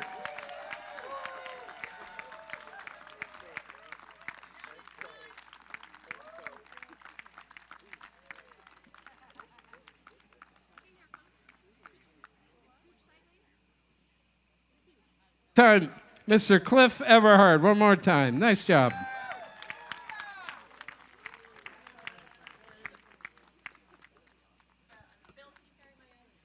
We're going to clear the stage here for just a little bit and start to filter out some folks here. We'd like to welcome back to the stage, joining us from Nashville, a publisher of such an important publication for so many of the artists that you've seen here today and a great many more from elsewhere. Lydia Hutchenson from Performing Songwriter. Please make her welcome.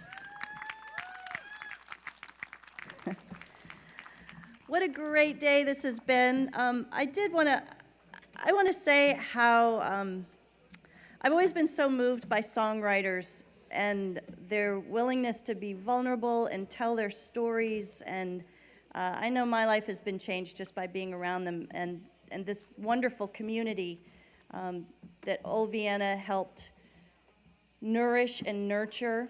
And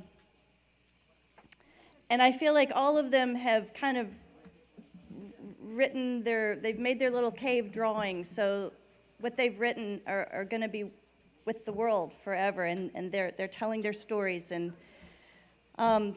this dear friend of mine right here, plugging in things, has been such a big part of my life for over 30 years now. And I love that she and Phil have offered up their place here to help keep this community growing. And it's been kind of an emotional day even getting to see everybody. A lot of us haven't seen each other in a couple of decades. So I am going to just introduce Barb now and get off the stage, and also tell all of you it's been so good seeing a lot of you also, because it's been a long time. So here's Barbara Kessler, but she's not ready. Barb. I told you I'm getting off the stage.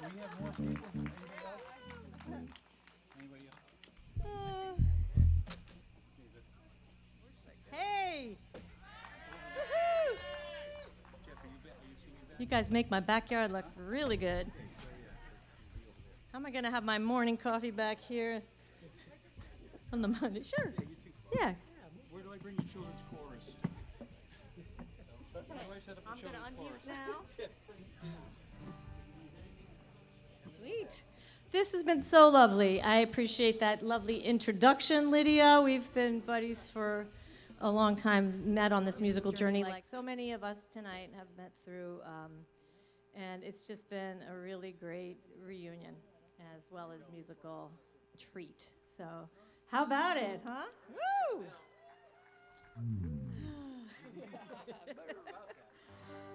There we go. Check, check, check.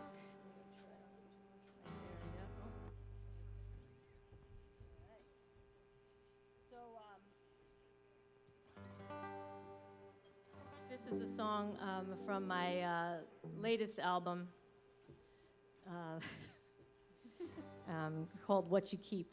And I was actually going to call the album, so it's about, it's based on this proverb, what you give away, you keep. So like trying to find nurturing and generosity in my own anxious brain. But I was thinking of calling the album Homebody, because I recorded it here and I wasn't really touring anymore, and I'm just like, so this is very much a homebody song, and inspired by my loves of my life, my husband and 2 daughters. It's called New Me. We all good? There were flowers on the tables and a fire in the yard where they buried the lobsters while we said our vows. And you were holding me from behind, holding back tears, 'cause Jennifer was singing my song. But I really can't remember anything but the way you were all I could see. And now ever since then, because you, I'm a new me. Should we do something different, Todd?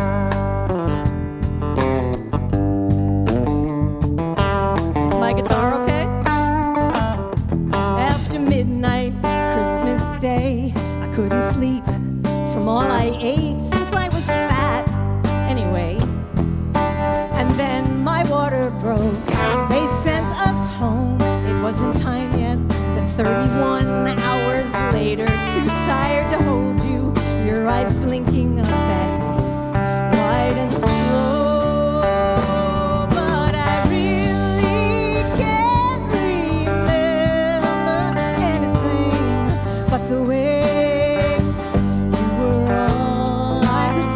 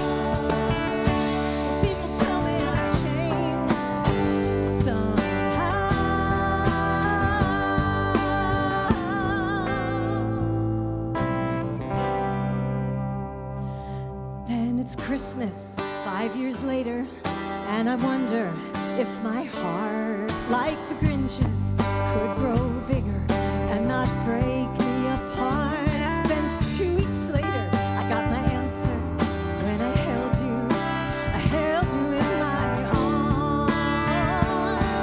But I really can't remember anything but the way you were all I could see. And now ever since then, because of you, because of you, because of you, I'm a new me. I'm a new me. A new me. Yeah, yeah, I'm a new me.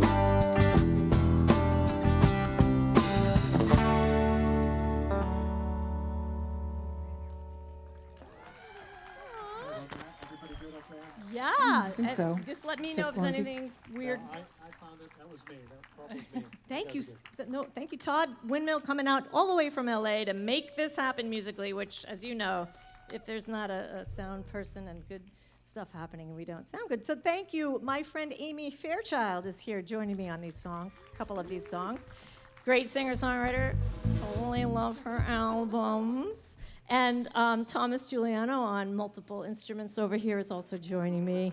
And our good buddy Jeff St. Pierre, who's been playing with me since the very first recording I made, the Stranger to This Land record. And my husband Phil Antoniadis. And we got to give Phil a special shout out for all the things he's been troubleshooting. Phil's always got his fans in the house.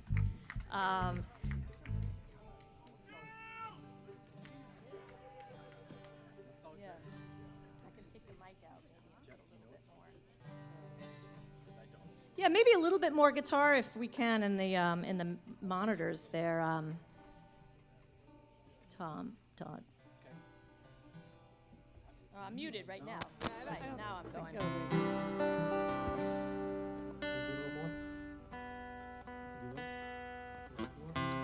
No, that's good. Thank you. What do you need? Phil needs a little bit more drum wedge.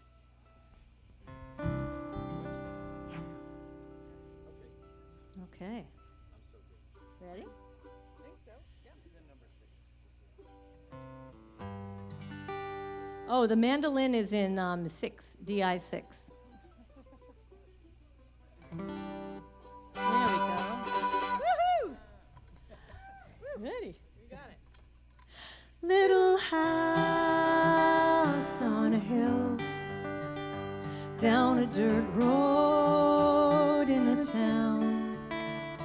By the lake, not far from the sea, you and me inside home. It's all I'm really dreaming of. Stay with me. Let worry down my love. We're home.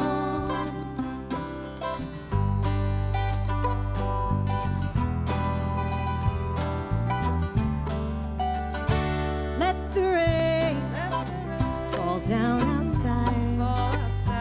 Let the wind blow, forget the storm. Leave the dishes and curl up here beside me. Home is all I'm really dreaming of. Stay with me. Lay your worries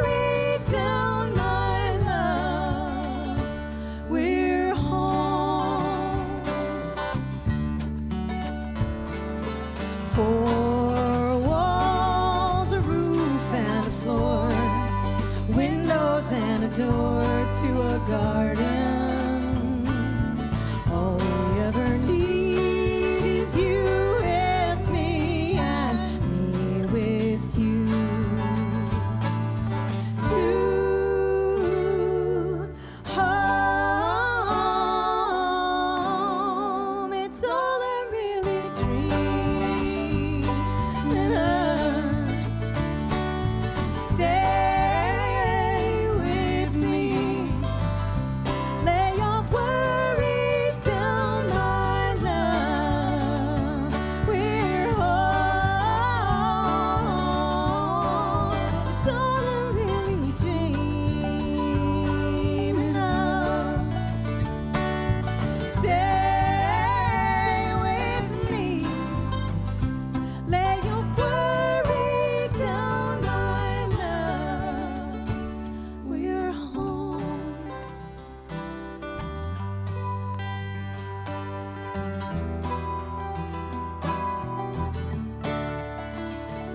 Little house on a hill.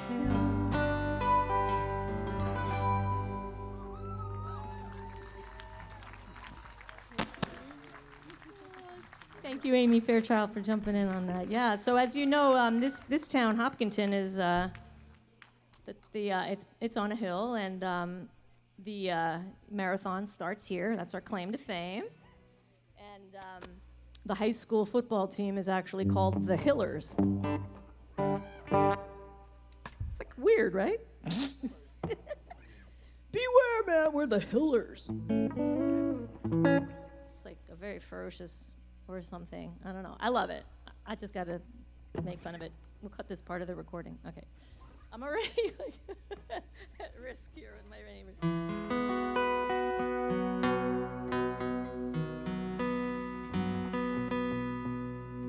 I have a couple of more songs, and I just feel like I could just stay up here for 20 minutes just thanking people. And thank you to Robert and Tim for making the Old Vienna what it was. Robert, similar to Lori's story, I got my first gig at the Old Vienna as a songwriter after just playing the open mic, and I barely had enough songs to play an opening set, but I got an invitation to open for Livingston Taylor there for a couple of sold-out shows, right, when I was starting as a songwriter, so it was super helpful. And then another really great thing that happened as a songwriter is that through that connection with the Old Vienna, I found out about a songwriting contest that our next guest, Christine Lavin, was judging in at what was called Great Woods at the time. And I had a great time at the contest. I didn't win. But Christine Lavin went out of her way to say, well, we decided to make you Miss Folk runner-up since you didn't win, because you... Yeah, it's like so nice way to... And then she also included me on an album on Rounder Records that was about to come out called Big Times in a Small Town, which was just a great introduction to the rest of the country before I even had my own album out. So it's a great community. It's a really great community of people who look out for each other and give each other help. So it is our honor to have her this here tonight. So this is my song that Jennifer sang at our wedding.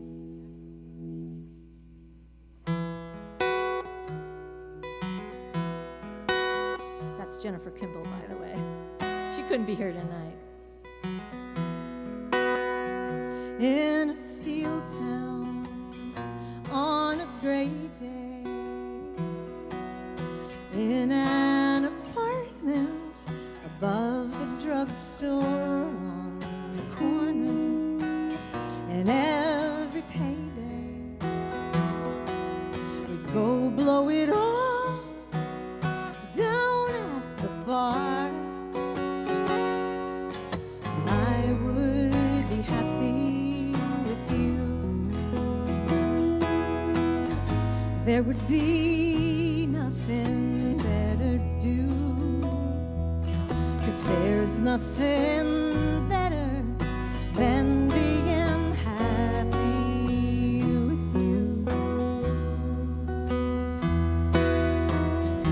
In the city, in a deep crowd, no view from our window, and 60-hour weeks, sleeping Sunday,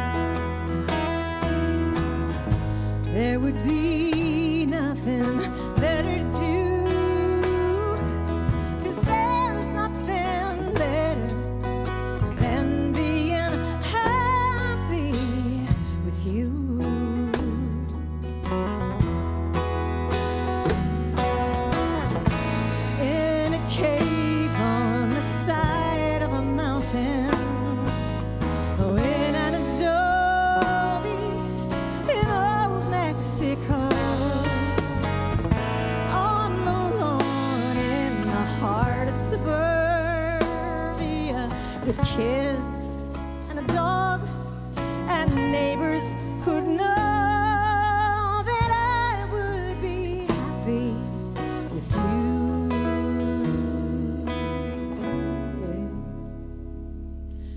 Hey, well, it's Boston.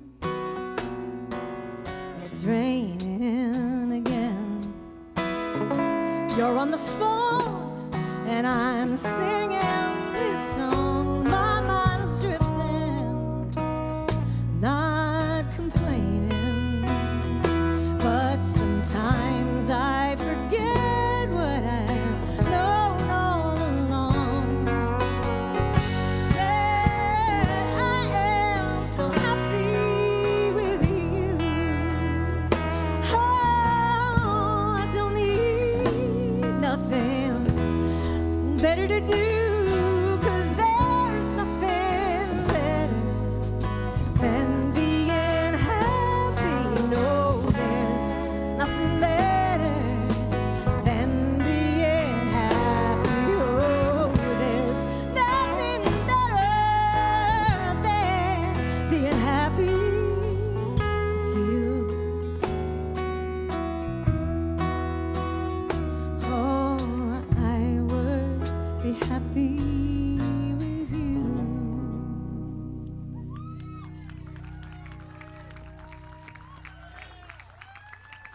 Thank you so much.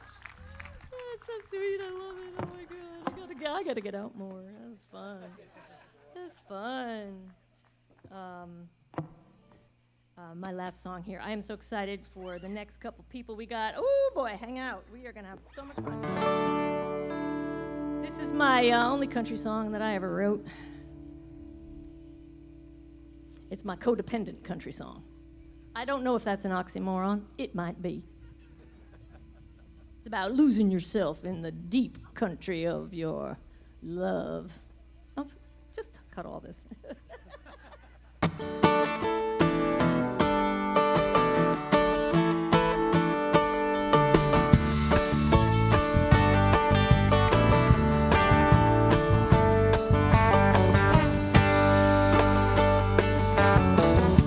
It might be madness, or it might be love. One sleight of your hand, I lose what I was thinking of.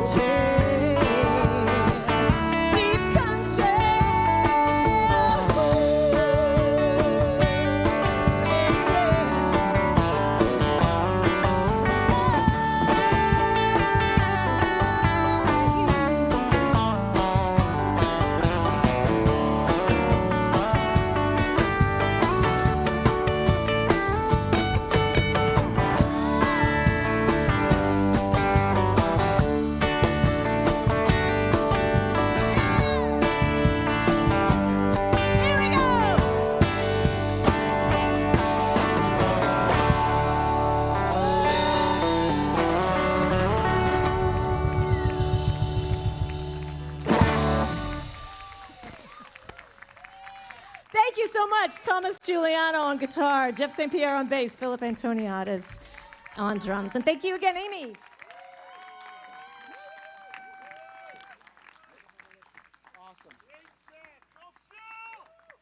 And another big hand tonight for these folks who, in addition to everything else, they're our hosts here this evening. We are standing on their property. Don't tell anyone. So our next guest MC is pretty special. If you've been listening to folk radio in the Boston market for a long time, you know the voice that's about to come up here and share some stuff with us. She was a program director or music director at WUMB Folk Radio. She has a long-standing association with so many parts of this music business and so many levels. She now has one of the most prestigious folk shows, taking over from a long-standing DJ who at WFMT in Chicago had a wonderful thing, and she's now the voice that we hear so often across nation and so involved in so many parts of our folk world. Please welcome up Marilyn Rae Beyer.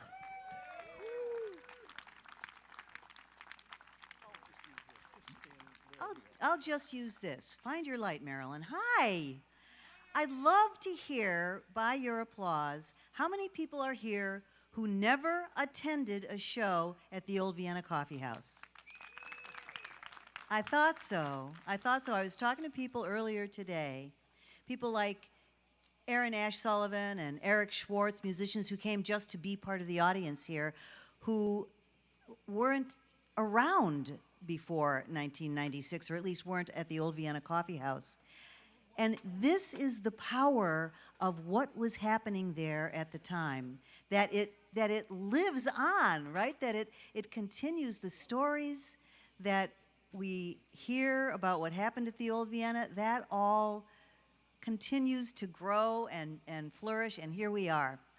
And, you know, I just want to say also, before I go any further, thanks not only to Tim and Robert and Phil and Barbara and all the folks who have run this fabulous day, but also thanks to the videographers and the photographers. We are going to have a wonderful record of what transpired here today, thanks to all of you guys. Thank you so much. Well, you know, I will tell you my one little old Vienna Kaffeehaus story. I can't even remember who was playing. I know that Sally Fingerette was opening, and I was very excited because she was a star in my eyes, and also from my original hometown of Chicago. But my husband and I went out to dinner at the old Vienna, and we were going up the stairs because we like to sit in front. We like to, you know, be there early. And this very blonde, very frantic man with very blue eyes and a kind of a manic expression said, "No, you can't come in yet. We're not done with sound check." I was terrified of this guy. And of course, it was Robert Haigh. Well, I soon learned not to be afraid of Robert, but I also understand that Robert and the entire crew and Tim and all of the fabulous people who are doing sound were probably put under a lot of stress today, right? But of course, we know exactly what love is. It's being here together. For some of us, it's been a long road. And in fact, for the woman whom I'm about to introduce, you know, I picked her up last night on a night train. All of those songs are spinning around this field, spinning around in our heads. And we wouldn't be here if it weren't for people connecting people together. Now, let me tell you what it's like to have a conversation with Christine Lavin. You see Christine, and she says, "Hi, it's so great to see you. What have you been doing?" And you spend a few minutes telling Christine what you've been doing. And then you say, "And what's up with you, Christine?" And the entire rest of the conversation for the entire rest of the evening is Christine Lavin telling you about artists who she has seen or worked with, about touting the brilliance of another songwriter, about someone who she wants to work with and create a stage show from. All Christine can do is connect people. She's like glue. And of course, we all know that. We also know that Christine Lavin can write songs that will break your heart. The kind of love you never recover from. Compass.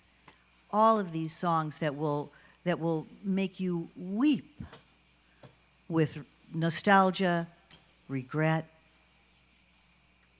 But we know the other Christine. She is hilarious. She can tell a Shaggy Dog story better than anybody. She can put it into a song. And, you know, she also brings fabulous people around her. I am deeply, deeply honored and grateful to be in her orbit. Christine Lavin.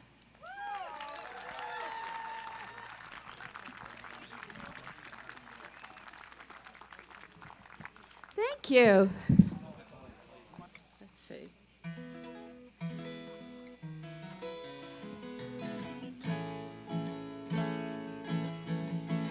Is it on? There we go. Hi, everybody. It's so nice to see you here. I'm going to start with a song that I wrote after I fell in love with somebody that I had nothing in common with. Anybody in that situation want to raise your hand? This would be a good way to let them know.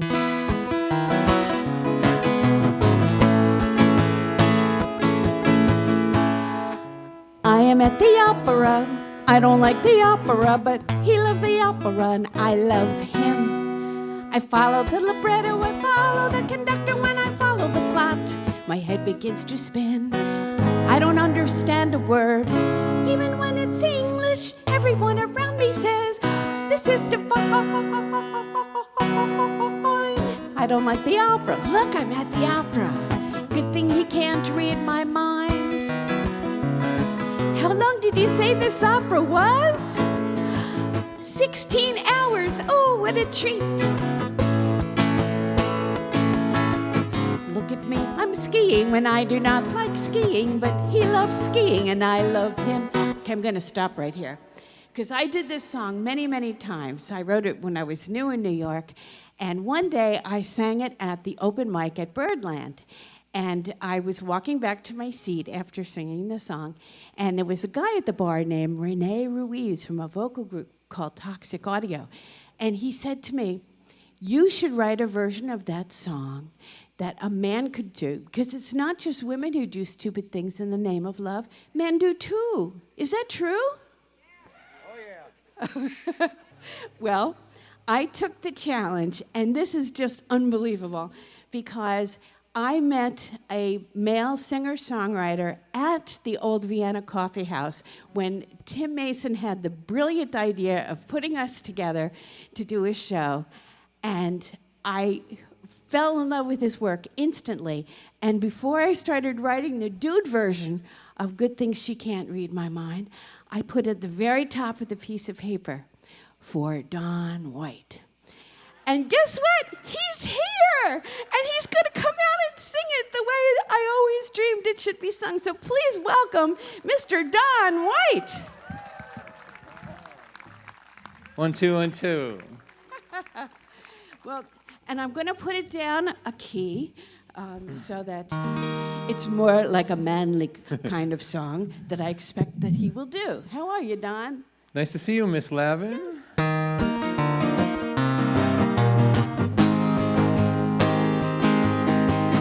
I am at a shopping mall. I do not like shopping malls. She loves shopping malls and I love her. Each time I go to look at shoes, I'm reacquainted with the blues. I'm sure there are men here who will concur. I wanted to stay home today to watch the Green Bay Packers play a monumental pigskin contest of the manly kind.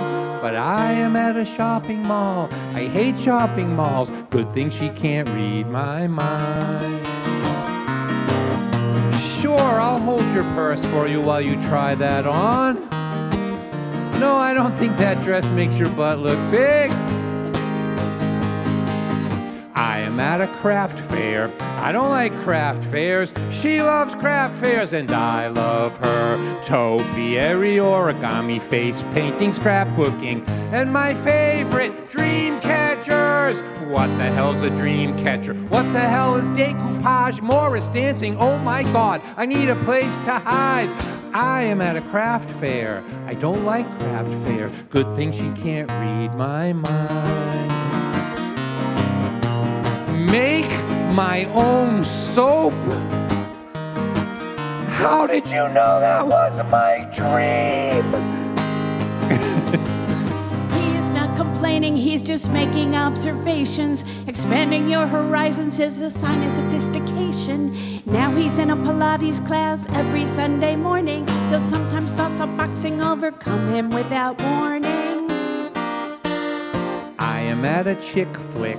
I don't like chick flicks. She loves chick flicks and I love her. Oh my God, it's a double bill. Now I'm really feeling ill. It's beaches followed by The Way We Were.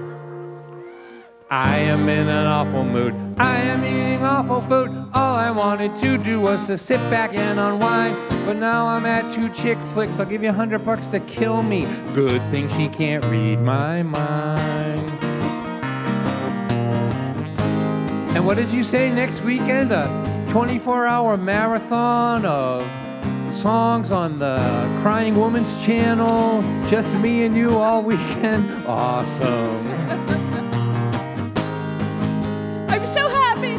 So if you see me at the opera, If you see me at a chick flick, see me in a sushi bar wallowing in despair, don't feel sorry for me, I must be in love.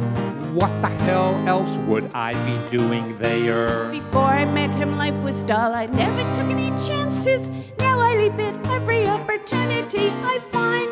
I can't stand the opera Or chick flicks? or sushi bars, but maybe I will in time. Maybe I will in time. Go bungee jumping with you. Run down to the corner store and pick you up a box of sanitary napkins. Sure, I'd love to.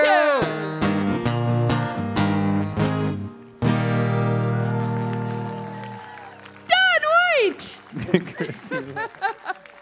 Oh, Don, will you come back later? Oh, would you like to see Don White do another song with me later? Oh, yeah. Oh, your wish is my command. Oh no, I'm looking for my glasses again. I put them down. I turned around and then I could not find them. Now I'm doing my best Patty Duke impression, stumbling all over the place. What do I have to do to teach myself a lesson? Fall flat on my face.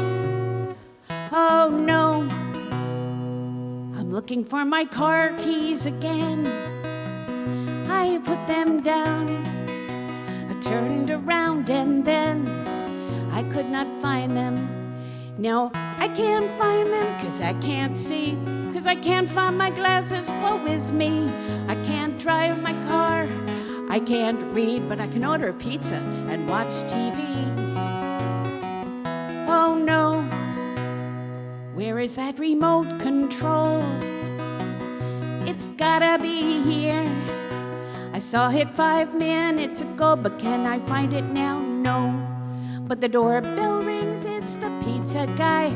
Good thing I don't need my glasses to eat pizza pie. He tells me it's $12. I say 1 minute, my purse has all my money in it. Oh no, now I'm looking for my purse. Just when things were getting better, they've taken a turn for the worse. This is a curse. I explain my situation, how I can't see. Why is the pizza man now laughing at me? I'm looking round the table and under the bed. Why is he pointing toward the top of my head? Oh, here they are. What is that there on the floor? Yes, it's my purse.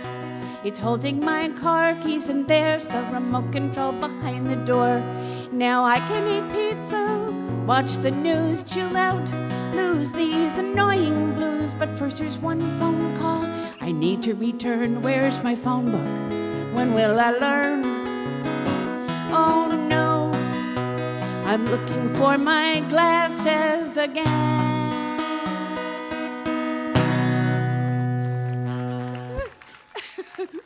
Has that ever happened to you? Well, you know what? I have to tell you the truth about that song. When I was searching around everywhere for my glasses, and I really was, for like a half an hour, I finally found them. And they weren't at the top of my head. I was wearing them. That's when I knew I had crossed a line. I had crossed a line. Now, speaking of which, I'm just going to do this song and see if you catch on to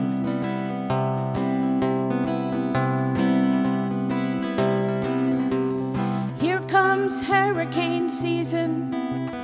Everybody's looking scared, worrying about the nimbus and the cumulus clouds gathering up there. National Hurricane Center has released the latest set of names they will use to designate this season's hurricanes. Me, I got a problem. Names are never scary enough. Hurricane shouldn't sound friendly. Hurricane should sound tough. Hurricane Floyd, remember him? He's scared no one away. Makes me think of Andy Griffith even to this day. So let's throw out that silly list of friendly names that won't be missed, and instead use these names for hurricanes. For the letter A, aggravation. B, bloody. C, hurricane catastrophe. Hurricane damnation. Ooh, that sounds mean. Hurricane explosion. Hurricane frightenisha. Ooh. Hurricane guillotina. Hurricane halitosia. Ooh, that sounds mean and disgusting too. Hurricane insania. Hurricane Judge Judy. Hurricane La Sucia. Kaboom boom, La Sucia / jury duty. Hurricane Malevolencia. Hurricane Nastique. Hurricane Oucha. Hurricane Pyromania. Hurricane Rambunctia. Hurricane Shriek. Hurricane Tormenta. Hurricane under Towanda makes me nervous. Hurricane Vomitrina. Hurricane Rathaline. Ooh, that would shake up the weather service. Hurricane Xena Princess Warrior. No, she was too nice. How about Hurricane Xenophobette? Hurricane Yipes. Hurricane Zombalemia. Heed my warning, I'm not done yet. Hurricanes are mean. Hurricanes are scary. Don't name them Dean. Don't name them Larry. Don't name them Tanya. Don't name them Bill. Hurricanes will wound you. Hurricanes will kill. And here's a fact easy to remember. Hurricane season starts June 1st, ends the 30th of November. But now they can hit any time of the year. Thanks to global heating, we are always in fear. Hurricanes are scary. Hurricanes are mean. Should have names like Pugnacia, Agony, names like Cadavra, names like Deathretta. Chances are good you would never forget a hurricane with a name like that. If she came to your neighborhood and squashed it flat. By the way, a hurricane and a cyclone and a typhoon are the same damn storms form over oceans when the water is warm. And I think they should go back to naming hurricanes only after women. Shouldn't name them after men. Think about it. From space, a hurricane is soft and swirly, like a ballerina, all graceful and girly. But tornadoes, on the other hand, are tall and strong and shaped like a man. But they never hold the shape for all that long. So I say, name tornadoes after men. Is that so?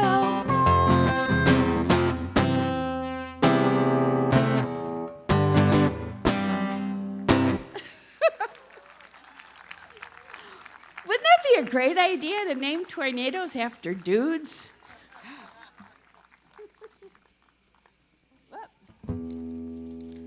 Uh-oh.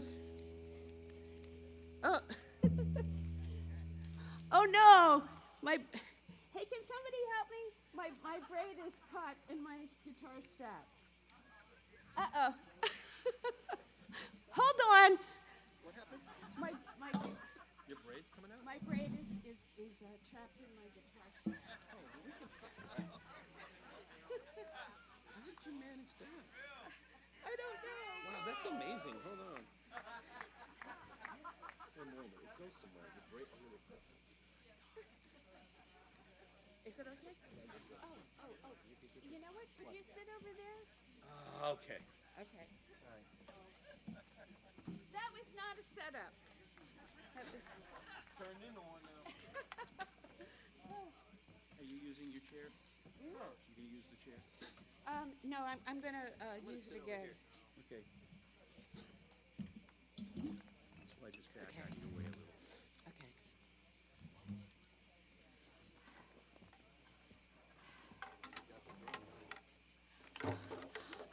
I am going to do something so out on a limb.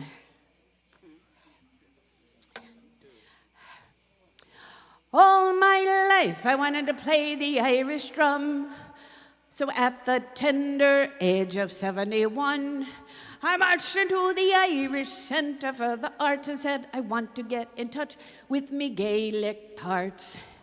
So they handed me a bowron and put me in a class every Tuesday night at 7. My roots are fertilized fast, and they handed me a tipper. That's fancy talk for stick. About the size and shape of Donald Trump's Wikipedia page. Teacher put on a recording and said, now play along. I'm tapping with me tipper to a diddly Irish song. 1 and 2 and 3 and 4 and 5 and 6 and 7 and 8. Look at me, I'm an Irish drummer, feeling pretty great. I didn't mean to do that. Feeling pretty great. After class, I go home and practice drum that night. Finally go to bed and turn off the light. In the morning when I wake up, me hands look a fright. Me knuckles are all swollen and me fingers are all tight. Takes about a week for the swelling to go down. I go back to class anyway, explain to all around how it is. I could not practice my new favorite Irish drum. Teacher rolls her eyes thinking I'm a lazy bum. In my 21 years of teaching, she says, no one has ever complained. There's never been a tendon pulled or any kind of sprain. Pick up the bowron, lazy girl, and beat that stick. And I don't want to hear anything about Donald Trump's dick. So I pick up the bowron, feeling like I'm cursed. Is it my imagination? Is my drumming getting worse? I know 2 ways about it. I must confess. I am a... Okay, this is the part where you're going to help me sing along. I'm a drum school dropout. You say dropout. Okay. I'm a drum school dropout. I am so ashamed. If you hear this on the radio, please don't say my name. Tell them I'm Cliff Eberhart. Me Irish aunts and uncles refuse to look at me. I can't look in the mirror. Drum school dropout is all that I can see. Now on Tuesday nights at 7, I find myself a bar, the kind McCall and Farrell drinks in that film that goes too far. Banshees of Inisherin, it's terrible. where Brendan Gleeson plays a fiddle, musicians sit and linger, but don't watch when Brendan does you know what to his fingers. There is a bell run in the movie that plays for half a beat. There's a there's a donkey they call Jenny who nibbles the wrong treat. Yes, Jenny chokes on Brendan Gleeson's thumb. Now would be a right time for me to take a solo with my drum, but I'm gonna throw it to Phil. Take a solo, Phil.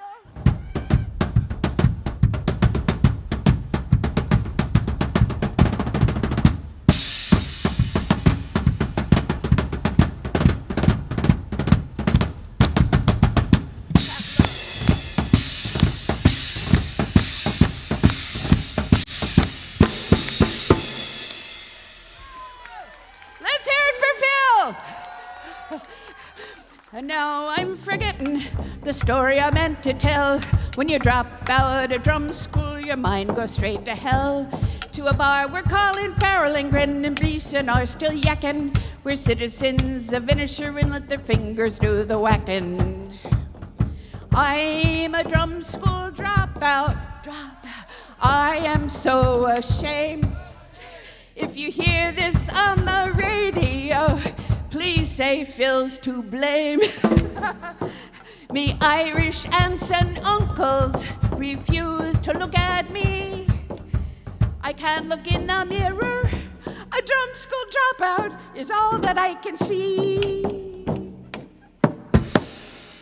Yay! Let's hear it for Phil. He saved the song. Keep working on that. I hope they didn't film that. Oh. Well, we've come to the last song of my set. Oh. Okay, this is called Sensitive New Age Guys. I need the guys. And Jackie Damsky is going to play also on violin. Come on, guys. I want to be the tallest person standing next to you.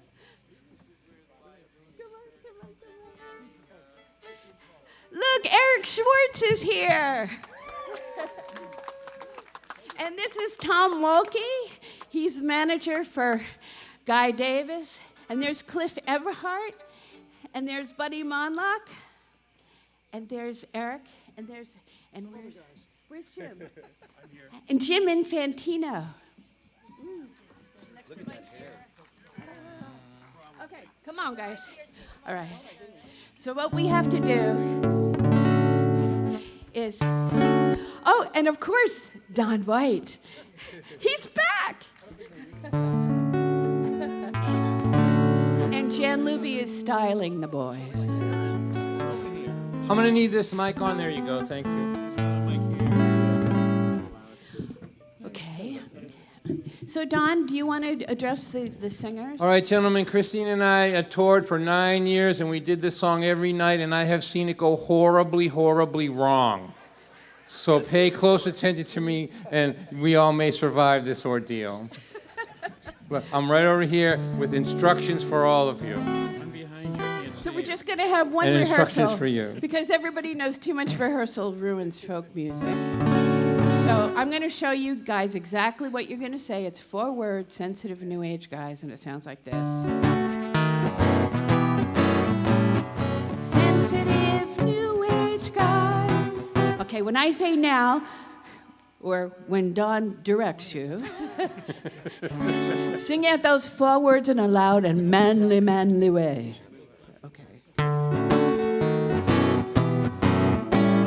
Sensitive new age guys. How is that? Clap for them. Okay. You guys ready? Are you guys ready? Are you guys ready? We're ready. You can sing along with them. Who like to talk about their feelings? Sensitive new age guys. Who knows that if you kiss a boo-boo, it starts healing? Sensitive new age guys. Whose dream car is a hybrid station wagon? Sensitive new age guys. Whose favorite song is Puff the Magic Dragon? Sensitive new age guys. Who like to cry at weddings? Who think that football is so very upsetting? Whose favorite place to hang out is a shopping mall? And the movie Castaway, who cried for Wilson, the volleyball. Ooh, ooh, ooh.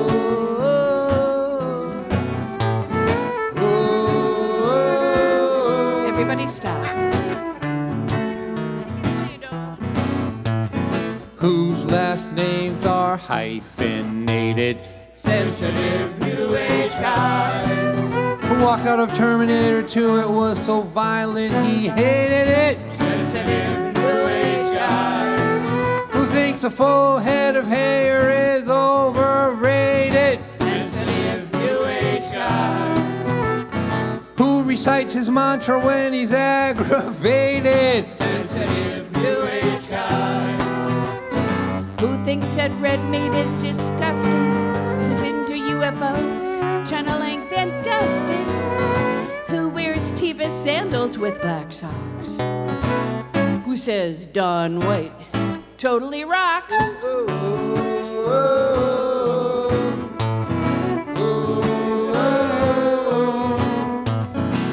Who likes music that's repetitious? Sensitive new age guys. Who likes music that's repetitious? Sensitive new age guys. Who used to be wild men but now are calm? Sensitive new age guys. Who now call their wives mom? Sensitive new age guys. Who carries the baby on his back? Who thinks the Dalai Lama's on the inside track? Who always sings on sing-alongs, even when they can't stand stupid sing-along songs.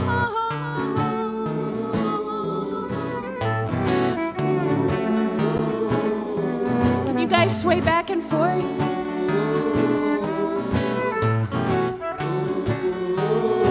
And snap your fingers?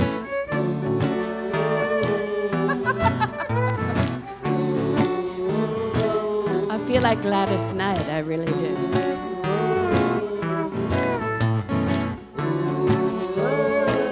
These guys hate this song. They sang along because they didn't want to hurt my feelings. Because they know what that's all about. Because they've had their feelings hurt over and over again. Because they are so goddamn sensitive. But we love them anyway, don't we, girls? Oh, yeah. We do. Because they're sensitive. Big finish.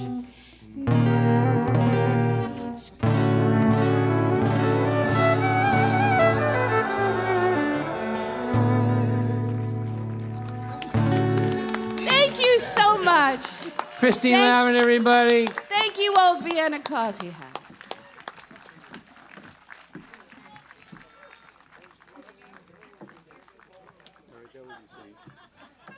Look what I'm video. Don't worry, it's only gonna be a... right. Forever. All right, so. But I didn't All see. right, we're not done with you yet. In a few minutes, we're going to have Bob Malone out here, but in the meantime, I got to reset the stage. First time I met Bob, he was opening at the Old Vienna, and they just told me, oh, Bob Malone is opening. Didn't tell me anything else. So I set the stage for an opener with a mic like this and a DI for a guitar player. And this guy comes in with a keyboard. So I had to like strip everything down and do it all over again to set up for a keyboard. And then he rocked the place. So we're going to see to it that that happens here. So give us a few minutes to reset, and we'll get things going again.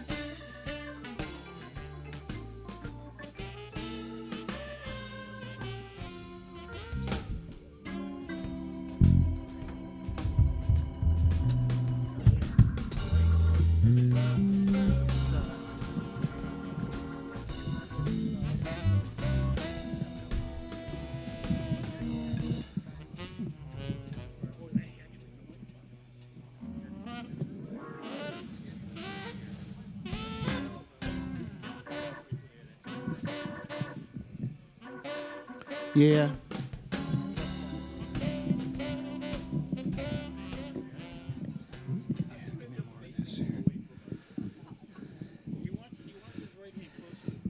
Well, I was going to be sideways, but, you know, it's my normal sideways. Turn your back on us, man. It's all right. All right, do we have a guitar player for this, or we just Nope. Can we get that mic out of there? Can we get rid of this? The video. You don't want to look at my face. That's for sure. My back is always somewhere like you normally I'm playing like a real piano and I'm sideways, right? You know, you're on your side. I'm getting them completely out of here. Don't look back here like you're looking for the chicken. No, it'll be disappointing. Really. Not so like a bad movie, you know. That won't be the worst thing to ever happen to me, but it's mildly disappointing. You know, he's Looks like he did it to you again, so. oh, yes. There's nothing to set up after this.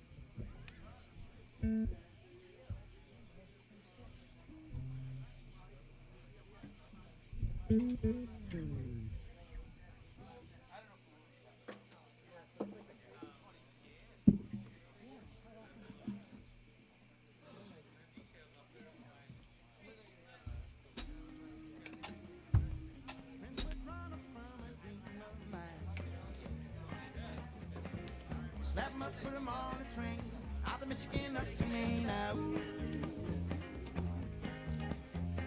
Give me $5 down to Georgia, Carolina, up to 20 by the Pickwick, near the country out of Waynesboro.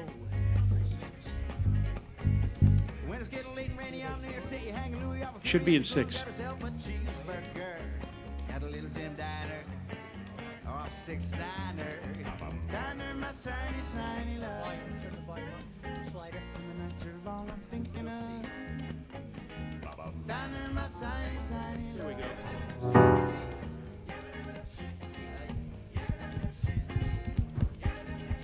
Stompbox should be in 5. Supposing where the two first always stop, as we dine over the chrome and formica table top. It's not. The cashier, she always wins by the gum in the bowl and she's tapping her toe. To that Dean Martin on the consulate, food service and a cigarette, we're laughing it so. Side of $1 or I had it picked to 95 rules for the Pepsi and be sure to save room for some apple pie. La la did da dilly do, scabba da da da dee, la da dee lo die. Better make it a la mode. Down there, my shiny, shiny love. And the night you're all I'm thinking of. Down there, my shiny, shiny love.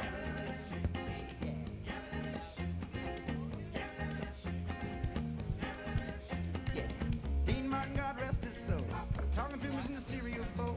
There's a couple from the show me some. Knocking back a little meatloaf.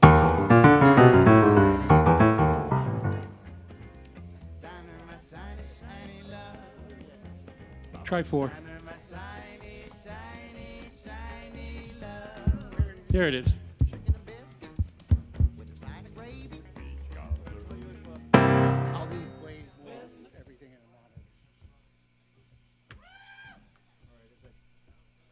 monitor. Before. This is Bob Malone. He's got a long list of places that he's played and a lot of people he's played for. Most of them you probably have heard of. He'll tell you later on. In the meantime, where are you going? He's going to make the grand entrance. This keyboard's not going to collapse, so don't try and pull that crap again. No, you haven't seen that before. Anyway, Bob spent like most of the past decade and a half playing for John Fogerty. And before that, and during that, he spent much time traveling the Far East, the Southeast, and we're talking about like New Zealand, and all through Europe, where he just got back from, and I think he's going back there again. So could you please put your hands together and make a whole lot of noise for Bob Malone. Thank you. I'm glad you're still here. Could I have more of everything in a monitor?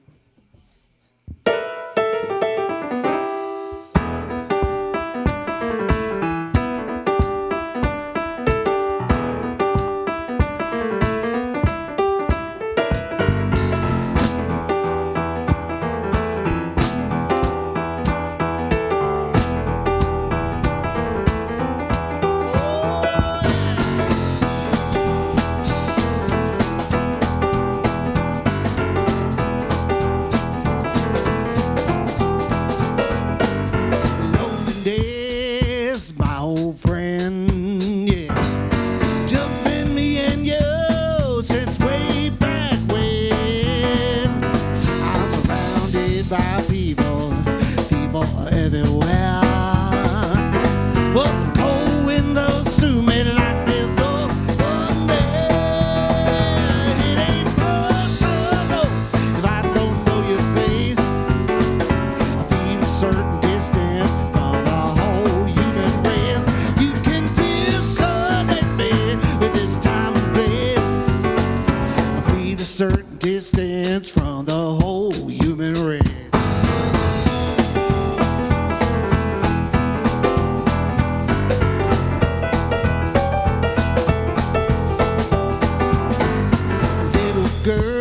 Want to take me in, yeah.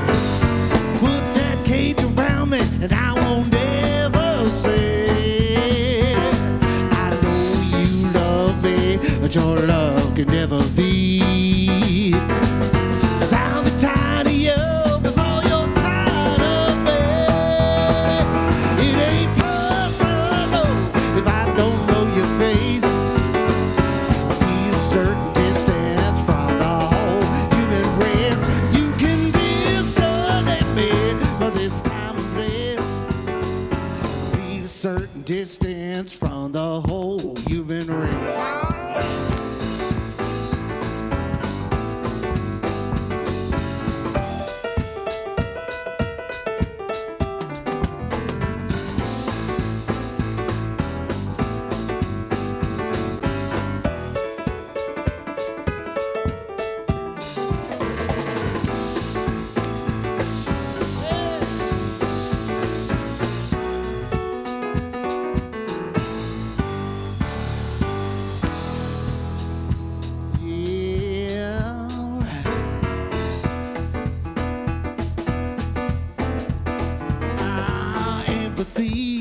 You could spare me some. I see not the whole world's problem, but just a distant hum.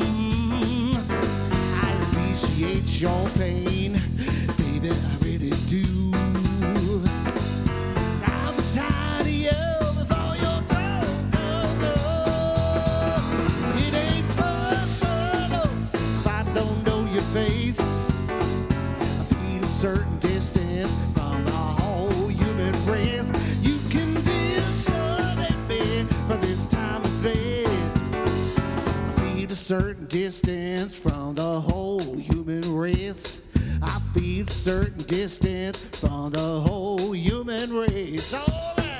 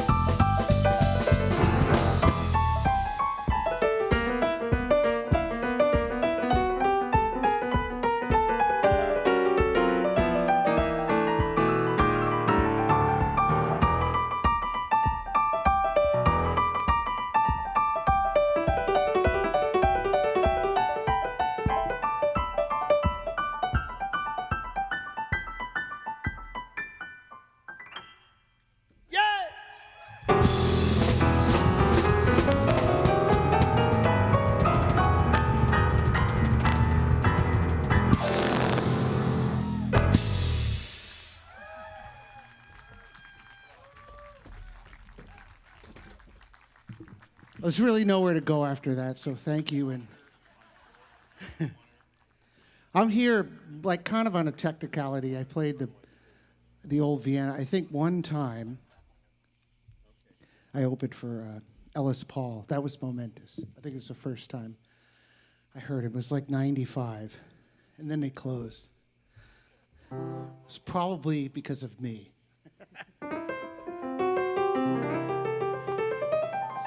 But this song is one I would have played there. The song's 30 years old this year. It's really popular with people who like me, but has made me zero money.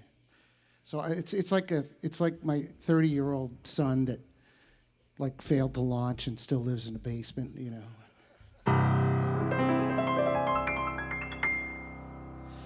Well, you sure look surprised to see me leaning on the bar when you came in the door. On the arm of that cat I've seen you with a couple of times before. You looked a little nervous when you introduced me as your old friend from out of town. And I reached out to shake his hand,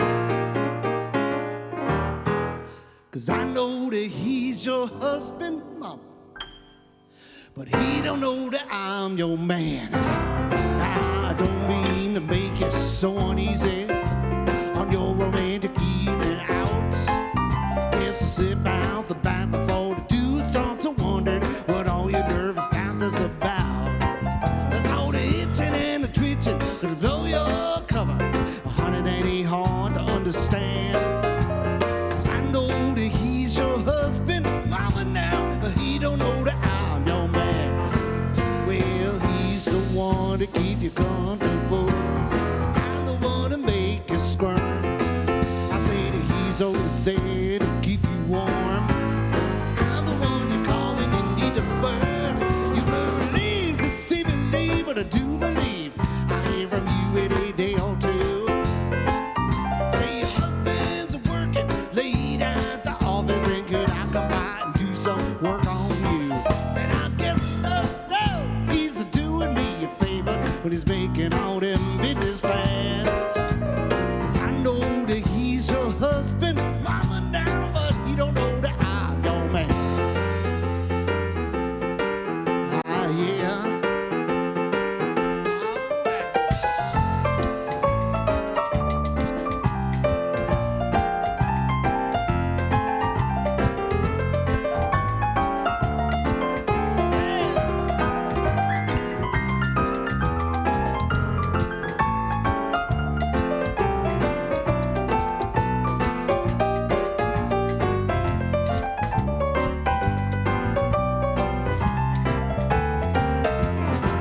Well, he ain't got no nasty vices, I got more than a few. And I guess he'd agree that out of all my bad habits, the worst one I got is you. Well, you will believe to see me, but I do believe I hear from you any day or two. Say your husband's working late at the office, and could I come by and do some work on you? And I guess no, he's doing me a favor when he's making all them business plans. 'Cause I know that he's your husband, mama, now, but he don't know that I'm your man. I say that he don't know that I'm your man. I say that he don't know that I'm your man. Nah, yeah. Yeah!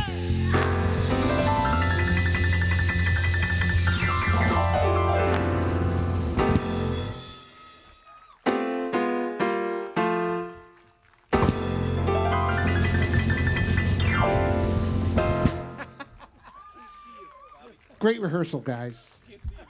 I'll give you a cue. I'll give you the big obvious cues. That's Phil. That's Jeff St. Pierre on the bass, and Phil Antoniadis. So I'm here at all because Phil and I went to Berklee College of Music together in the '80s, and he was in my first like real band. He was also somehow became the guy that ran our apartment building. What do they call it? The manager. Yeah, that's right.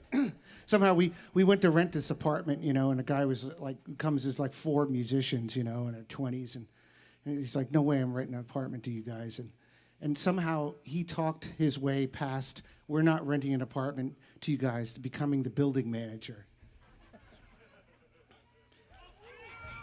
Which is why this thing has run so great. He's a natural. I'm going to do this by myself.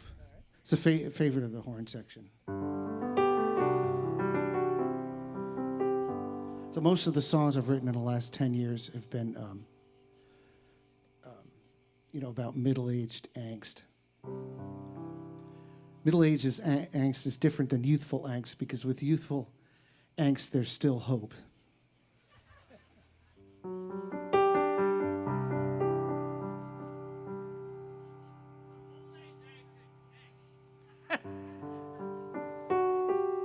All that shit about, 50 is the new 50. Parts of me hurt that I didn't know existed before.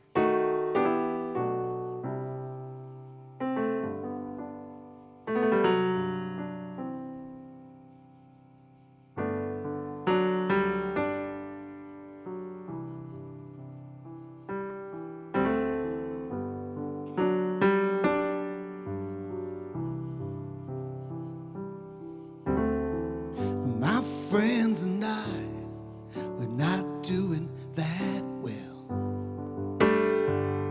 Mostly we keep it hid, we don't suffer and tell. And my friends and I, seen the road get rough. Some of us made it through, some of us weren't strong enough, and oh, so hard to say goodbye. It's so hard, but still we try. So forgive me if I've been unkind. We're going through it, all my friends and I.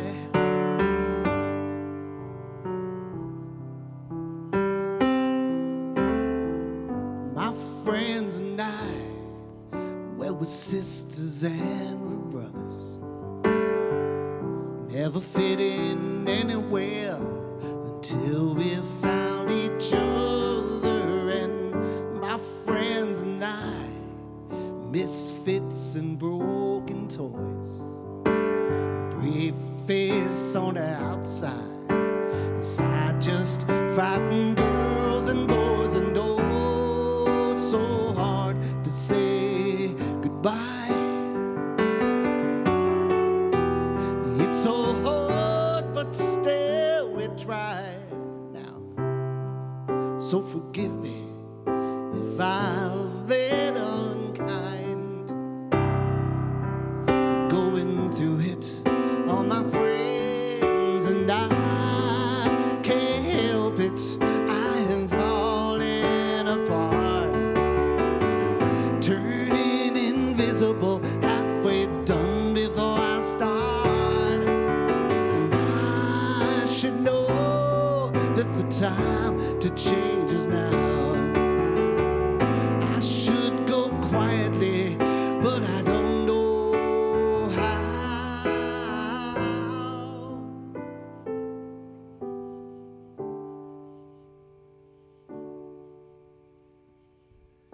My friends and I, we've had a damn good run. Didn't know it at the time, only knew when it was done. And my friends and I, we've seen that time in our lives. Old lovers, pets and relatives, where they're lining up to say goodbye. And oh, so hard to say goodbye. It's so hard, but still we try. So forgive me if I've been unkind. We're going through it, all my friends and I.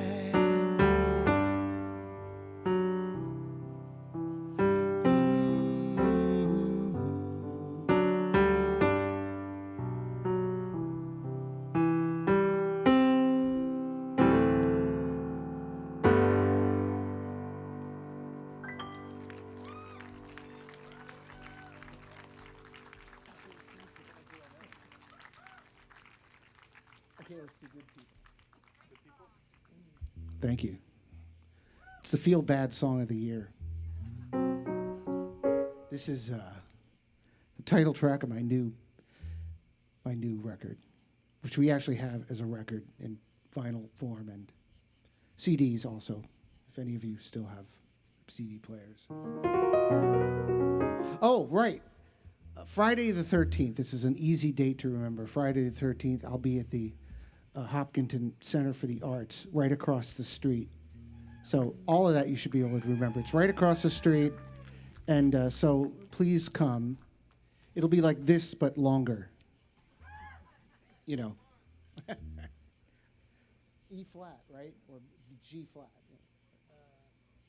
Did you get that? Did you get that memorandum? But I'll play it. Everything down a half step. When you get to that C, think C flat. Okay, so I'm playing this in a different key than he learned it in, so if he makes any mistakes, it's my fault for being sloppy about telling him. So don't judge. Actually, no one would have noticed if I hadn't pointed it out. 1, 2, 3, go.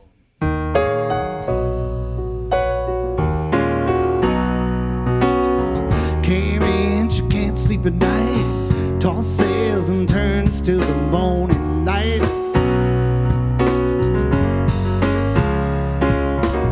The world's ugly, the world's not fair.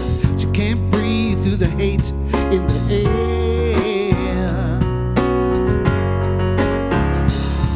And it's so hard to see, I know,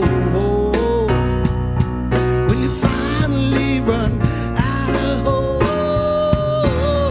But there's good people everywhere. I say there's good people everywhere. Oh, there's good people everywhere. When it seems like someone's always getting in your face, shooting up the place, making you lose your faith in the human race. Just remember, there's good people everywhere.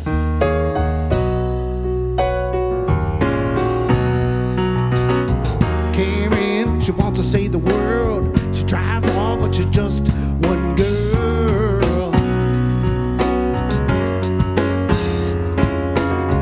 The world won't change. Now it's her needs a bank to take. You're feeling lost and afraid, I know. But believe me, you're not alone. 'Cause there's good people everywhere. I say there's good people everywhere. Oh, there's good people everywhere. When it seems like someone's always getting in your face, shooting up the place, making you lose your faith in the human race. Just remember, there's good people everywhere. Beauty, it'll take you by surprise. Kindness in a stranger's eyes. Empathy, they say it's in short supply, but it's out there. And there's good people everywhere. I say there's good people everywhere. Oh, there's good people everywhere. When it seems like someone's always getting in your face, shooting up the place, making you lose your faith in the human race. Just remember, there's good people everywhere. Just remember, there's good people everywhere. Everywhere.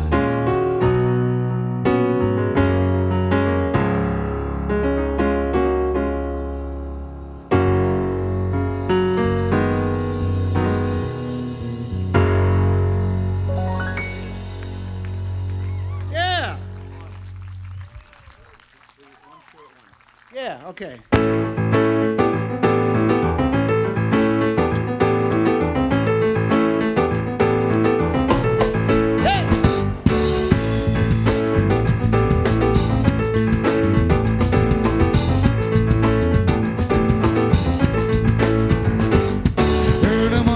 Sun shining, I was laying in bed, wondering if she would change it all if her hair was still red. Her folks said it alive together, sure was gonna be broke. Never did make my soulmate dress, pocket bank, but what's a digging dove? I was standing on the side of the road, rain falling on my shoes, heading out for the East Coast. Those I paid some dues, getting through.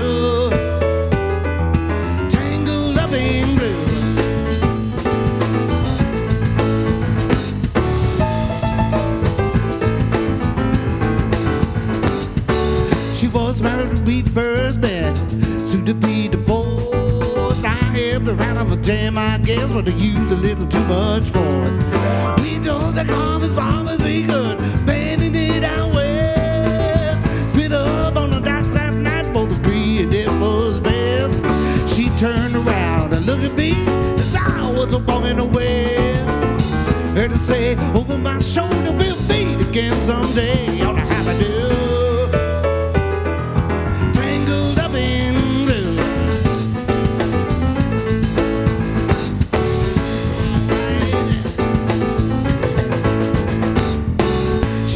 In the topless place, I stopped in for a beer. Kept her looking at the side of the face in the spotlight so clear. Later on, as the crowd went out, I was just about to do the same. She was sitting there in the back of my chair, said, "Oh, honey, don't I know you're dead?" I muttered something underneath my breath, just studied the lines of my face. Was it underneath, but she picked out the laces of my shoes.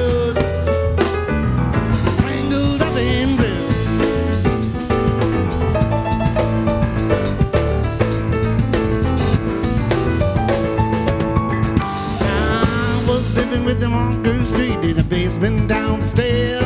There was music in the cafes at night, revolution in the air. He started in a deed of his day, something inside of him died. She had to sell everything she owned, it just froze up inside. And when finally the bottom fell out the door, I became withdrawn. Only thing I knew how to do was to keep on keeping on like a bird in blue.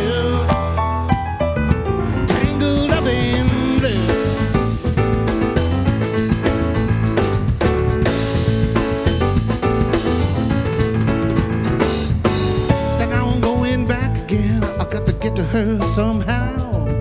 All of the people but they used to know they've been an illusion to me now. Some are mathematicians, some are carpenters' wives. I don't know how it all got started, I don't know what they do with their lives. But me, I'm still on the road, head for another joint. We always did feel the same, we just saw it from a different point of view. Tangled up in blue. Tangled up in blue. Tangled up in blue. Yeah, yeah.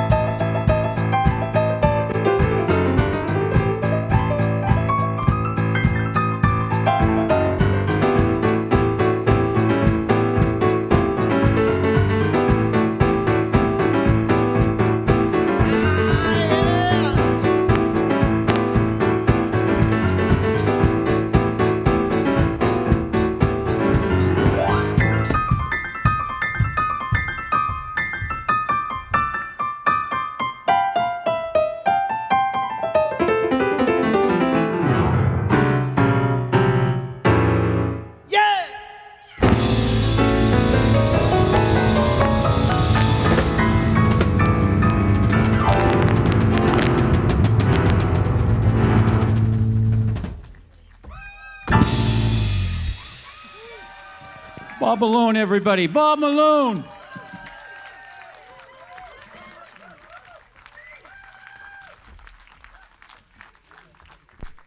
All right, I want to thank everybody for coming in during the day and during the night and staying here till now. We got to close all the sound down, so we got to get this thing going.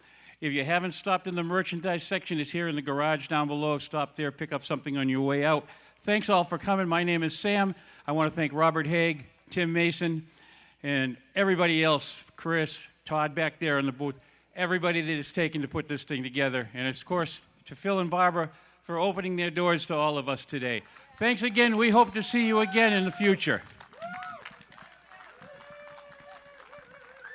Let's hear it one time for Sam, all night working that stage, setting up every act, taking down every act.